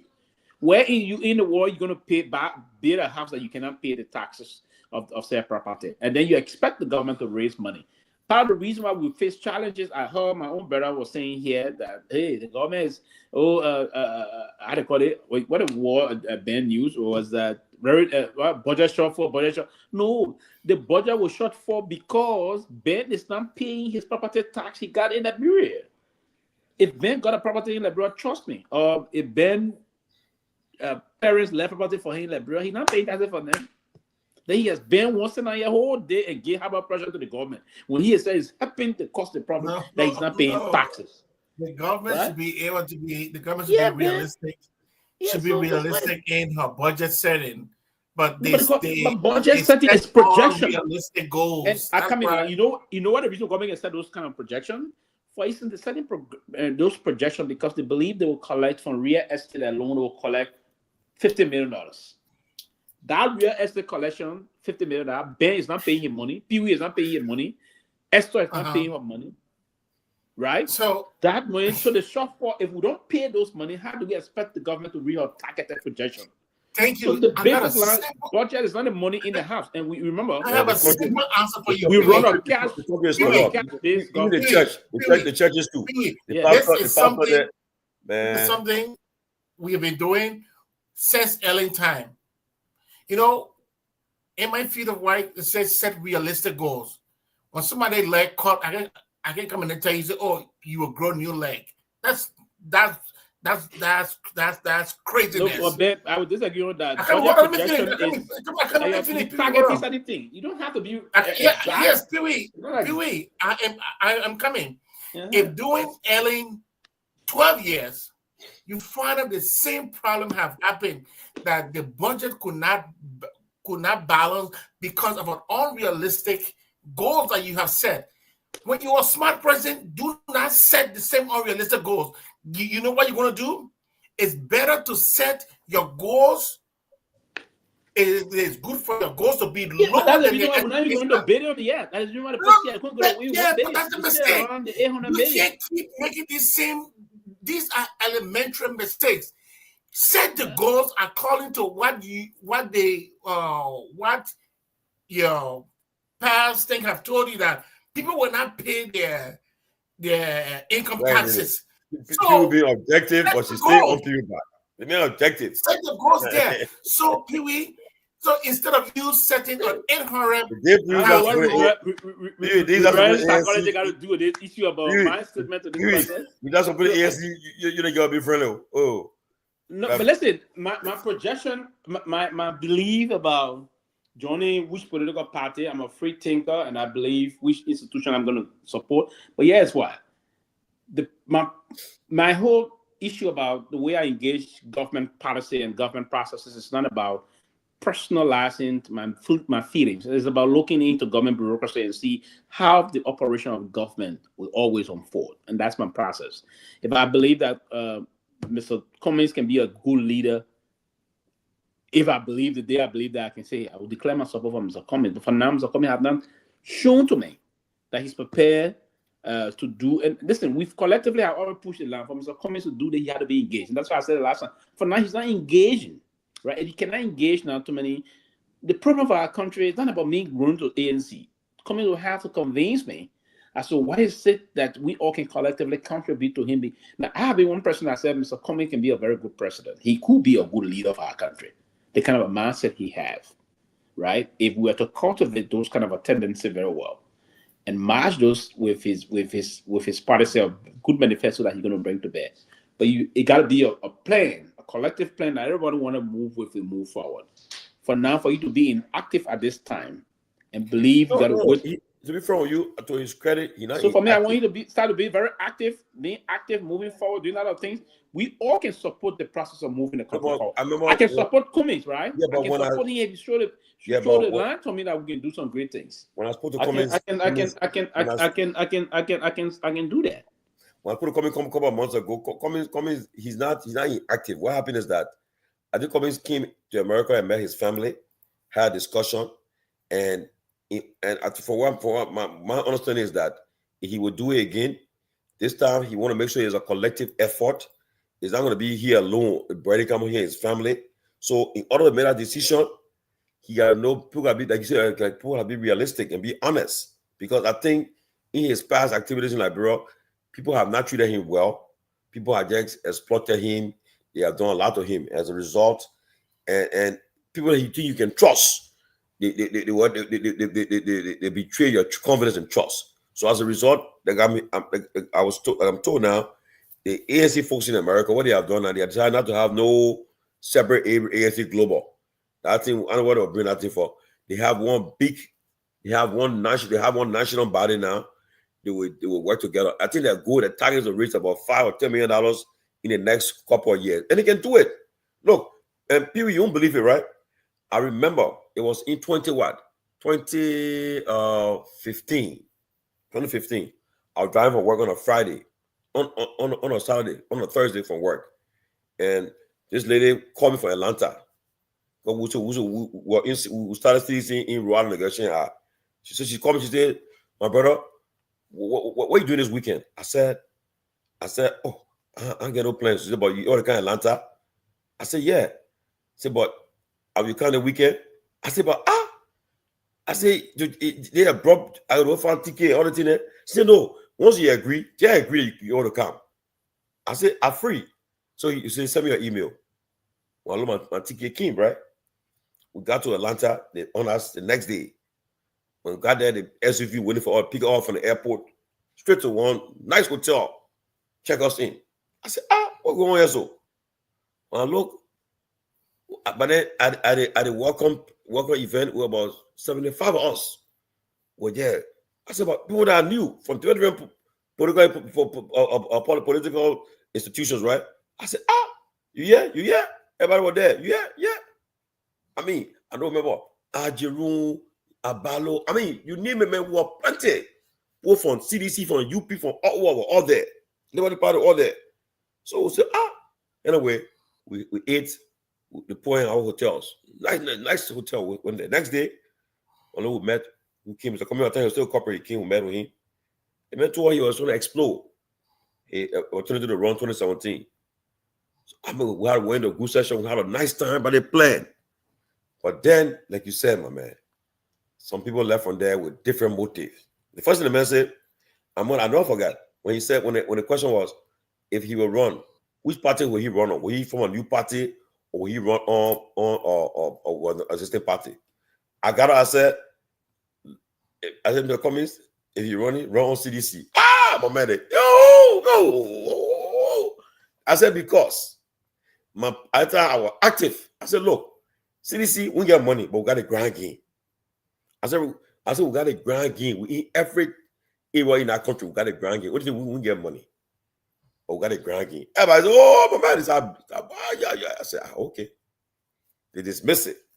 When I look, left that meeting. On next time I hear about people started with it. They form it. At the time they formed the ANC now. They said, oh, that way they're going. But at the time the ANC were coming, were heading ANC, or the man who do I look at? I saw them, and then I saw everything just change. They what I saw people doing. I said, I know I went through the form CDC, I would travel around America from that party. Yeah, I don't come and go through another hassle. And I just pulled back. And new people came on and took it from there. The rest was history. And I remember at one point in time, the late Numbers Law, he and somebody went to see PPYJ in Nimba. And I said that day, I remember I was listening to the conversation. I said, PYJ, that man there get his own intention. I said, as long as we are any running, that play the man looking at. He looking at you. So that you're talking, I mean, after a lame. And the guy who was heading the project in America, The guy king, the guy called me that day on the telephone. No, guy, I don't call my man. They embarrassing. He said, Tomalin, if Comey is not the next person, bro, he said, you beat my back. He said, beat my back. I said, hey. He said, I've been Liberia for 2 weeks. But it's saying, he said, if Comey he's not the next president of Liberia, don't expect me no more. I said, so when he went, where he went in Liberia? Where he did that? Right in Moroville. Okay. He stopped to ANC party headquarters and just. But guess what now? At the time. Oh my God! After a few weeks, you know the guy said? He said, "My man, he put petition on me to run." I said, Yeah, he's here. Yeah. So he was not on a serious note. I think they got rid of him, and then my boy was working in the picture. Yeah, and then he was not on that. And I seen Ruth saying here that no very well are going to end on comments on the show. But let me say this to you, my dear. The reason why we call it Comey is an actor. Comey is a state actor. He's an actor in the process. That's why his name stay out. And let me say this and to the ANC folks. Listen, there was a time I had a conversation with Mr. Cummings, and not that intimate conversation in terms of relative to his quest for the presidency, right? It was a decent kind of a conversation, but it was not time to time moving on this one. And I believe that Mr. Cummings, his thought process about Liberia, he could be a good president of this country. Now, the movement in bringing him to the presidency need to be highlighted and discussed, and that's my own position here. And there were many folks from his side probably trying to misconstrue my thought process about it, and trying to judge me wrong and sometimes crucify me when there's no need to do that. I'm a good ambassador, right, for his belief, but I'm the kind of a messenger or ambassador that is looking at it from a different ambassador role. So the way to do it for him to come back engage with the system, is there's a possibility. The people of Liberia can just say we're tired with the nonsense of the CDC. We're tired of the nonsense and deception of the Unity Party. It's about time that we project a way forward, and there will be just a tail lane that may come, as Ben can say tail lane. There may be just an option. We are having those kind of a conversation, right? So when the ANC, even from Mr. Cummings will come on, when the ANC process started, we started supporting the ANC before Cummings even came on board the ANC. So folks don't even understand the history here behind our own a role we play. Now we've been very, in terms of the ideological proceeding of our processes in these things. If folks were to come back to this thing back in the days, we give some learning time to the ANC. So I'm not against Mr. Cummings, no. The ANC have been supporting the ANC from the Guar of the chairman moving forward. We, from the perspective of the new progressive, we give a lot of support to the ANC.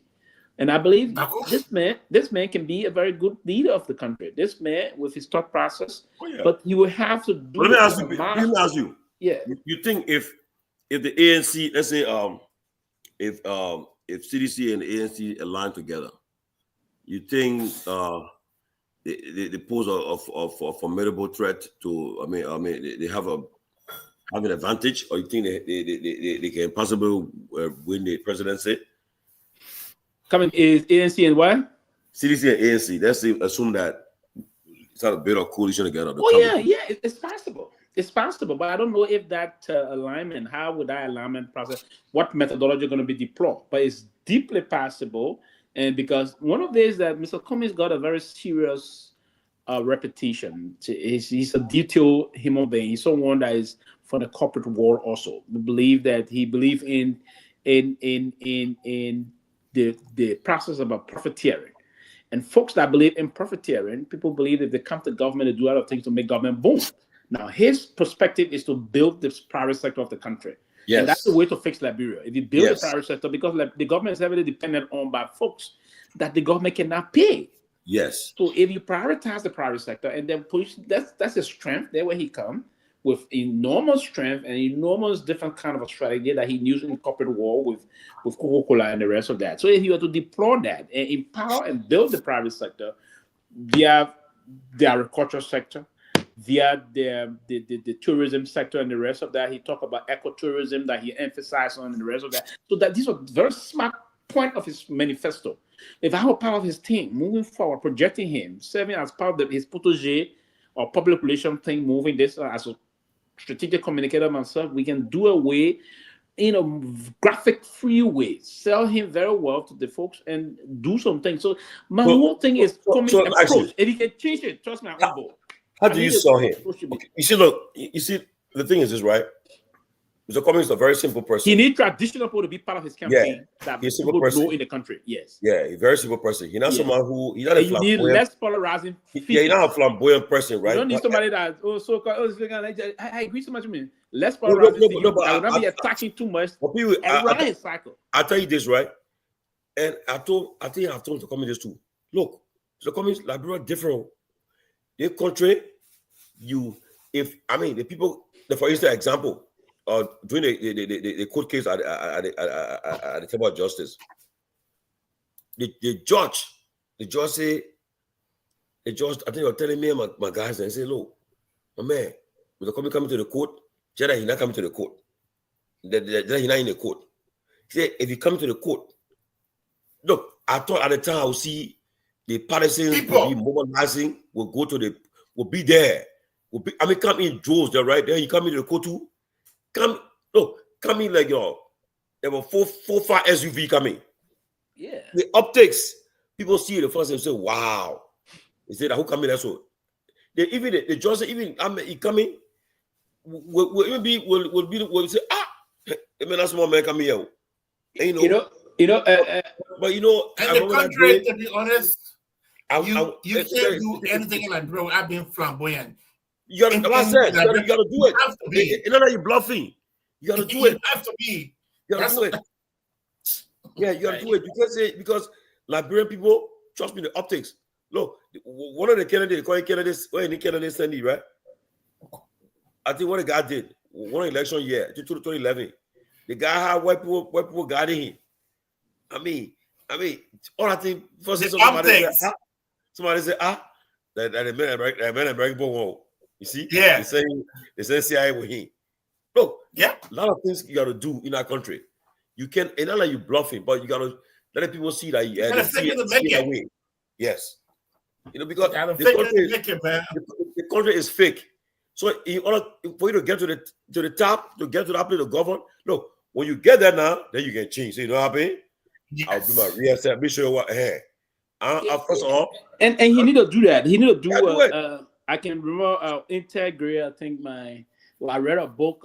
I forget the name. A little of this, a little of that, right? So he need to blend them, right? So I understand he's a corporate guy, but you have to be forceful and political also. Yeah. And in marching up some of those things, you have to be more political. You can be politics. It's not religious out of religious thing that's voting. No, it's not. Ben Sanvee always saying, Ben Sanvee say the comments, you got to win before you govern. Yeah. When you win, then you govern. Because you ought to win. Because look, he fighting on a system where, look, the system he fighting is in trade with. Of course. And that's a corrupt system. That's my point. That's why I want to discuss with him. The point he get the message, say, the man take over, he will cut all our chopping. Yeah. That's my point. The man, he'll cut all the loopholes. First of all, the man is saying, the man say, you shouldn't pay him. I want to pay. Yeah, I want my win before you govern. The first thing, yes. So when you start to govern and they start to see the benefit, yes. Let me be wasting our time. When you will be more focused on the people than on paying. You got the country. Roll campaign, no bet. You make government less attractive because people go to government to reach themselves. I can support a communist campaign if I believe communists. Anybody see I can do that. Ambassador Boaka is not going to contest next election. I won't say so. They're not going to contest. No, I won't say so, brother. Hold on. I believe that woman is not going to contest. No, excuse me. Before the woman was saying, before you were saying, I want one term. But he didn't say one term. He didn't say one term. He said one term. He didn't say one term. He said it, Pewee. He said one term. Okay, maybe I'm getting it wrong, but okay. Yeah, but I believe he may not contest. He will contest. And that probably health testing, he will contest. That big deal. But man, Pewee, he didn't got power. They're not joke. When you eat, it's like presidency. First of all, you know how but before you thinking about how you getting food in the house, how you wearing clothes. My man, I beg you, yeah. So let me say this. So many people that they shouldn't be attacking me because I come in and I just expressing what I understand about what government is and how it's done. I'm not saying this thing for any monetary value. No one's getting me a dime for what I say. Nobody. No one is incentivizing me any way whatsoever in terms of what I say. I'm not serving. Well, let me tell them too. If I'm a political team, I want people on my team. Yeah, so you bring a lot of a political team. My people, no one. That is true. That is true. That country is fake. You gotta be. You gotta fake it to make it. No, Ben, that country is a make-believe country. They put make-believe. Yeah. We pretend like that real about make-believe. Trust me, because everybody will tell you one thing when they take what they do different thing. You say, look, me when I get there, I want to be a modest president. I want to be a modest leader. But get there, forget it. Everybody want to show off now. But you see, the first thing your advisors will start telling you, my man, they won't kill you, or support you won't kill you. So you better don't take no kind of funny car here. You better take some expensive car. But in the first place, coming. Wasn't going to use the Liberia. I'm not going to use his own G-Wagon. You're going to use that car as an official car. They made no. I'm one time we went to him to spend what they were in Atlanta. We in the car. The man we in the car. We are in the car in the front seat. I think his son was driving, and then he I think man the guy was in the back. Simple man. When we ate in his kitchen, right? When we got to eating, he was there cleaning after us. I said, what am I doing? The man cleaning. I said. Then the person said, forget it. You can't stop him. He would clean. You would clean after. I said, wow.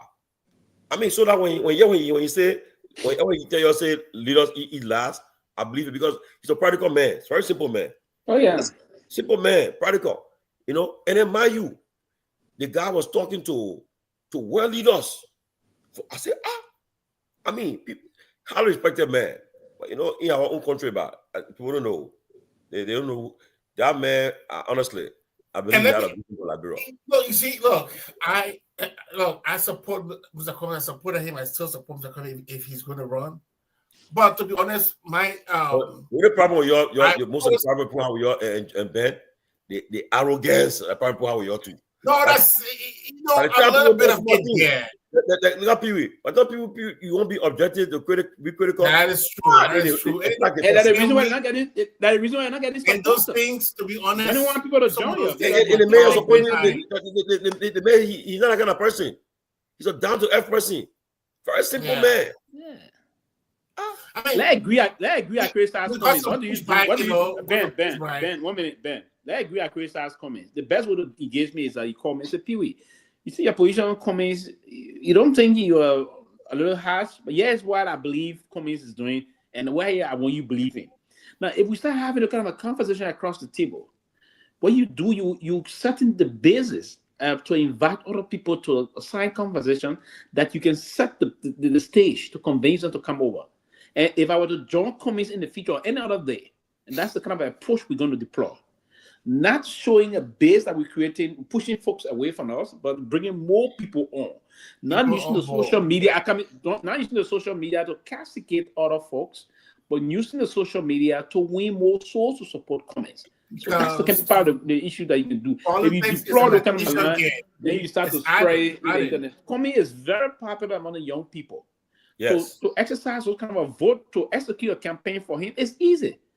You use the young people through a Jehovah's Witness kind of a campaign, those kind of a methodology to spray across high schools, across the country. He can be easily sold to the people. He can be easily sold. So because it doesn't matter. They may corrupt. No. He's not corrupt. The young people like the man. Yeah. And the young people like, look at the guy that was almost trying to shock Nigeria election. What the guy name? I left slipping a name. That guy's campaign went wild on the social media 2 years ago. So it's a process, but what we need to do, the methodology deployed, the strategy deployed is very pivotal in terms of making impact on the campaign. And these are kind of ways that we all have to collectively do things, endorse into those things, and try to see. He's not the kind of person who look and to be honest with you. I would say, bye. I am working tonight. I don't know why, but I need that money tonight. So. We'll see you next year. But people look. Not next year. We say Monday going to be stay. Oh yeah. Oh, Monday yesterday. Oh. Tuesday still going to be in this year. Tuesday. Yeah. The last. Yeah. So Wednesday's the first. No, but people look. It's in my head, right? You will realize that most of the politicians abroad, they are benefiting from that man. But you know, what they say, I get it, person, this thing. I get it. And all the young guys there, what surprised me, right? All the guys, they got it with UP today. All the boys there, they all benefited from that man. Even more Ali than all. More Ali, Patrick, all of them coming one next to them. Yeah, he was actually. When I saw them doing. When I saw them treating the way they were treating the man, I said, "Wow, these guys." He was nice to them. He haven't been nice to me though, so I'm leaving on there. Because maybe when I said nice, but on a serious note, I'm just saying at the front part of it. But yeah, he was not only that he nice to them for the face nice, but he been with most of those guys that were finding difficult time to time. So the guy he paid rent, he paid money, he did this. All there's some personal things for them. The CPP candidates, when you were there, he supported the candidates there. Oh yeah. Not somebody who would say, "Well, you from a party." No, he did some personal things. No, he did some personal things. And I believe he should be in the country. He be loud, active, and engage all aspects of the politics and see the option. Maybe this can just be a year of redemption, right? So, if the man announced that he will attempt again. I don't think you should wait for him to call you. You make yourself available if you really want, and then maybe you have a conversation. Okay, watch how things will go. If So I would say the new progressive, as I said to you, the new progressive is going to be very active this time around, more than what we did before. So what we're going to do is that, and the new if we decide to say we're going for a third option, we're going to bring our what the war wouldn't use. What's the war I wouldn't use? We're going to bring our structure, our entire political structure to bear. Meaning, let's say all of those that support us believe in our cause. We're going to bring that structure over to support whosoever we're going to declare support for. That's why I said, for now, disengage into what we call party politics, and we engage the past election. Right after the election, when President we are conceded at the time to President Boakai. And we say, hey, we need to come and take some time off. Now we're going back to our movement politics, and we're going to make some time to build the people where we can seek support for the what we can do at the time. We do those things for the folks and just focus on advocacy and the quest for the people and all of that. Then as we gravitate towards the election, we will make declarations. We're going to make some pronouncements, and at the appropriate time, and that's the assessment process going to say, yeah, we're going to have conversation. On a serious note, before came to ANC, we supported the ANC. We had some discussion beyond the same. We supported the ANC at the time. We did that, right? But when Cummings came down to the ANC, unfortunately, the election Cummings, the first election at the time, I supported because I believe Ansu Sirleaf vision went across the country. We supported Ansu Sirleaf's second term when she. What is that? Whatever that woman was 97 at all. I actually voted for her 2011 elections. Nah, I didn't vote for her 2005. 2005 election. I didn't vote for her. My first time, I voted to City Hall. I voted City Hall. I don't forget. Soon that morning. 2005 election, I voted for Weir. 2011, I voted for her, and then 2017 again. Weir. So, but the basic of this process, and our folks believe that if you agree the woman to say, "Oh yeah, I agree," I didn't campaign for the United Party, I should just be critical. No, I don't do things that way, and I don't do it because I want to be order critical and be unreasonable in my level of criticizing the government. Part of the issue is that too many sometimes you disagree and you profit the way forward, and that's the way we should do things. But to just come and be and say things, say that, you're not going to hurt. Then the same people, the same person today you're going to criticize, and that's the reason why I be very mindful how I select the way I engage. Because so that you come and be time come along the line, and we know in the consistency of our politicians in the bureau, it's not we're not clean. No. I come here and bash you. Then tomorrow I come back and start praising you. Everybody would think that is being compromised. And that's why nobody loves to be very mindful of. I should not be compromised on the basis of you getting me something to do things. I should do it and say, this is the way, and let's give this opportunity to the person that will do it. But I can't come and use all the graphic description on you, and then I bruise you with this kind of thing. Then tomorrow again, I come to be the same person promoting you. How do you see me when they bring in the money and say, you say, but again, that's just started for myself. So that's the reason why I take my grind and I'm firm about it. Well, no, I mean, we are learning a lot of lessons now, so you gotta be like you gotta do it with precision. Yeah. I'm not gonna be criticized. I'm gonna criticize. Like you gotta study the people. I gotta be a good citizen to promote you my know country. what's gonna happen. Yeah, You know, I believe I'm not a dumb day for the country. I believe God's gonna be a good minister. I stand by that. I know I said it today. A lot of people start hating it. Like, God's gonna be a good minister. He's God got the fortune to be a good minister, and he's gonna do the job. But I mean, my thing is that if he shouldn't put politics into his, like, if he has political ambition, which I believe he does, he shouldn't put it into his job. It will affect his whole job. He will be a professional finance minister, focus on a job, and say, well, when politics time come, and we'll do it. But if you want to mix it up, say, well, prepare for 2029 is a different case. Because that's a difficult thing to money, very referent we No. Honestly, if that gentleman, but he run a minister as a politician, and I think that because honestly, you know, right? Maybe if you see, like, my man Twe have put politics into the administrative he was doing, maybe things would have been different. Because my man, the guy who don't understand that brother. That brother, people that were looking, but he's a smart guy. Twe got he got the talks. He know how to he got the political language. Smart. He knows it. Look, I remember when 2004 in Georgia, that was for forming city now. Look, Twe address like full of Liberians in Georgia. People were jam packed. That boy talk about the settlers. To that then he talk about the true party, the military takeover, and the war. He get a narrative of why making a case why George will actually give an opportunity.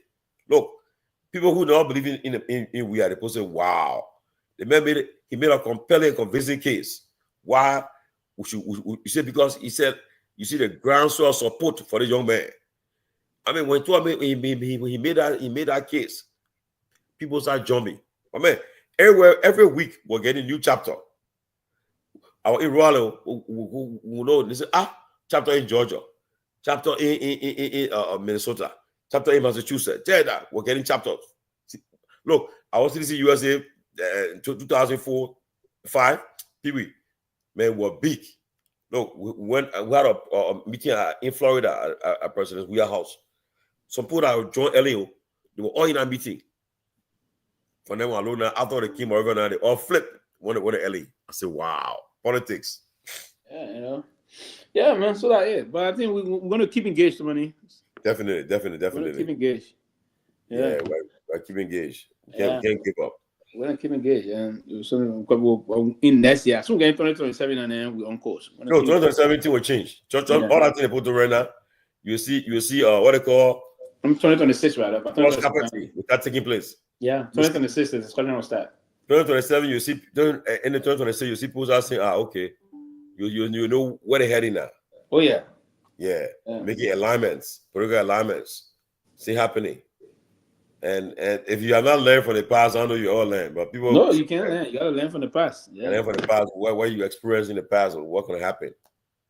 God, Liberian people, my man, politician. Liberian politician, man, they can flip. Look, I remember when 2017. Yeah, at time my man Peabody was supporting AOPO. so hello. He said PUIJ a euro son beat. But that is the son. When the son agreement. The PUIJ Jomo, he want to take question from the press. I told him, I said, that man, son, he believe in that his son. Because how you sound document, then he say, you didn't bring a question from the press. Yeah. Get to it, they ain't left on that. Then, well, he went. Next thing he's talking, he said, oh, I want to Ghana He had anyone were there trying to force me to join the party. He forced me to sign the paper. I said, see the men are flip. I got the man flip. I'll be a controversial woman. I'm about 2011. Well, show said people actually say no. We remove Ansu Sirleaf. If we go to run off, I was supposed to see. We said, but no problem. They did for us. Oh no, my man. 2011 when election we went to run off. We had a meeting with the man to discuss about the strategy for the runoff. And they said, "Oh, put in there." Martina was saying, "I went to the man hall." When he got there, the man he said, "Oh, Senator wants you." Came out, he said, "I'm going to another woman." The man said, "We are not sure." You know, this is the one contested. This boycotted is the second round because we're like, what's our time? Yeah, because we get money, they want to go. The men were depending on if any picking the boss on us. We just say, I made that when we know it. The city is not contested 2011. The runoff. Yeah, and I said it will be a change now. Say he not around again. What people what you do the weekend? Nothing much. I just you want to spin our era? Yeah, I got Otama. It's Trenton Professional Otama. They bought at the weekend. Yeah. Oh, that's gonna be in Trenton, right? In Hamilton, yeah. I think people will be there. I think, but maybe tomorrow I'll go to Tomal Valley. Yeah. That Tomal Valley far from that Tomal Valley Maryland, right? The Maryland at High Table. Tomal Valley that Pennsylvania, right on Springfield. Oh, okay. Yeah, but 45 minutes from your place. Okay. Yeah. I will see my schedule. Anything, maybe I can. Yeah, we'll go there. We'll just go there. We just talk politics there. Me other during program there. We just sort of Tomal. Okay. Sit down there, just talk politics. You know, we're cool now, but yeah. Yeah. All right, but then I'll get your call tomorrow. Okay, bro. Okay. Good night. Okay, bro.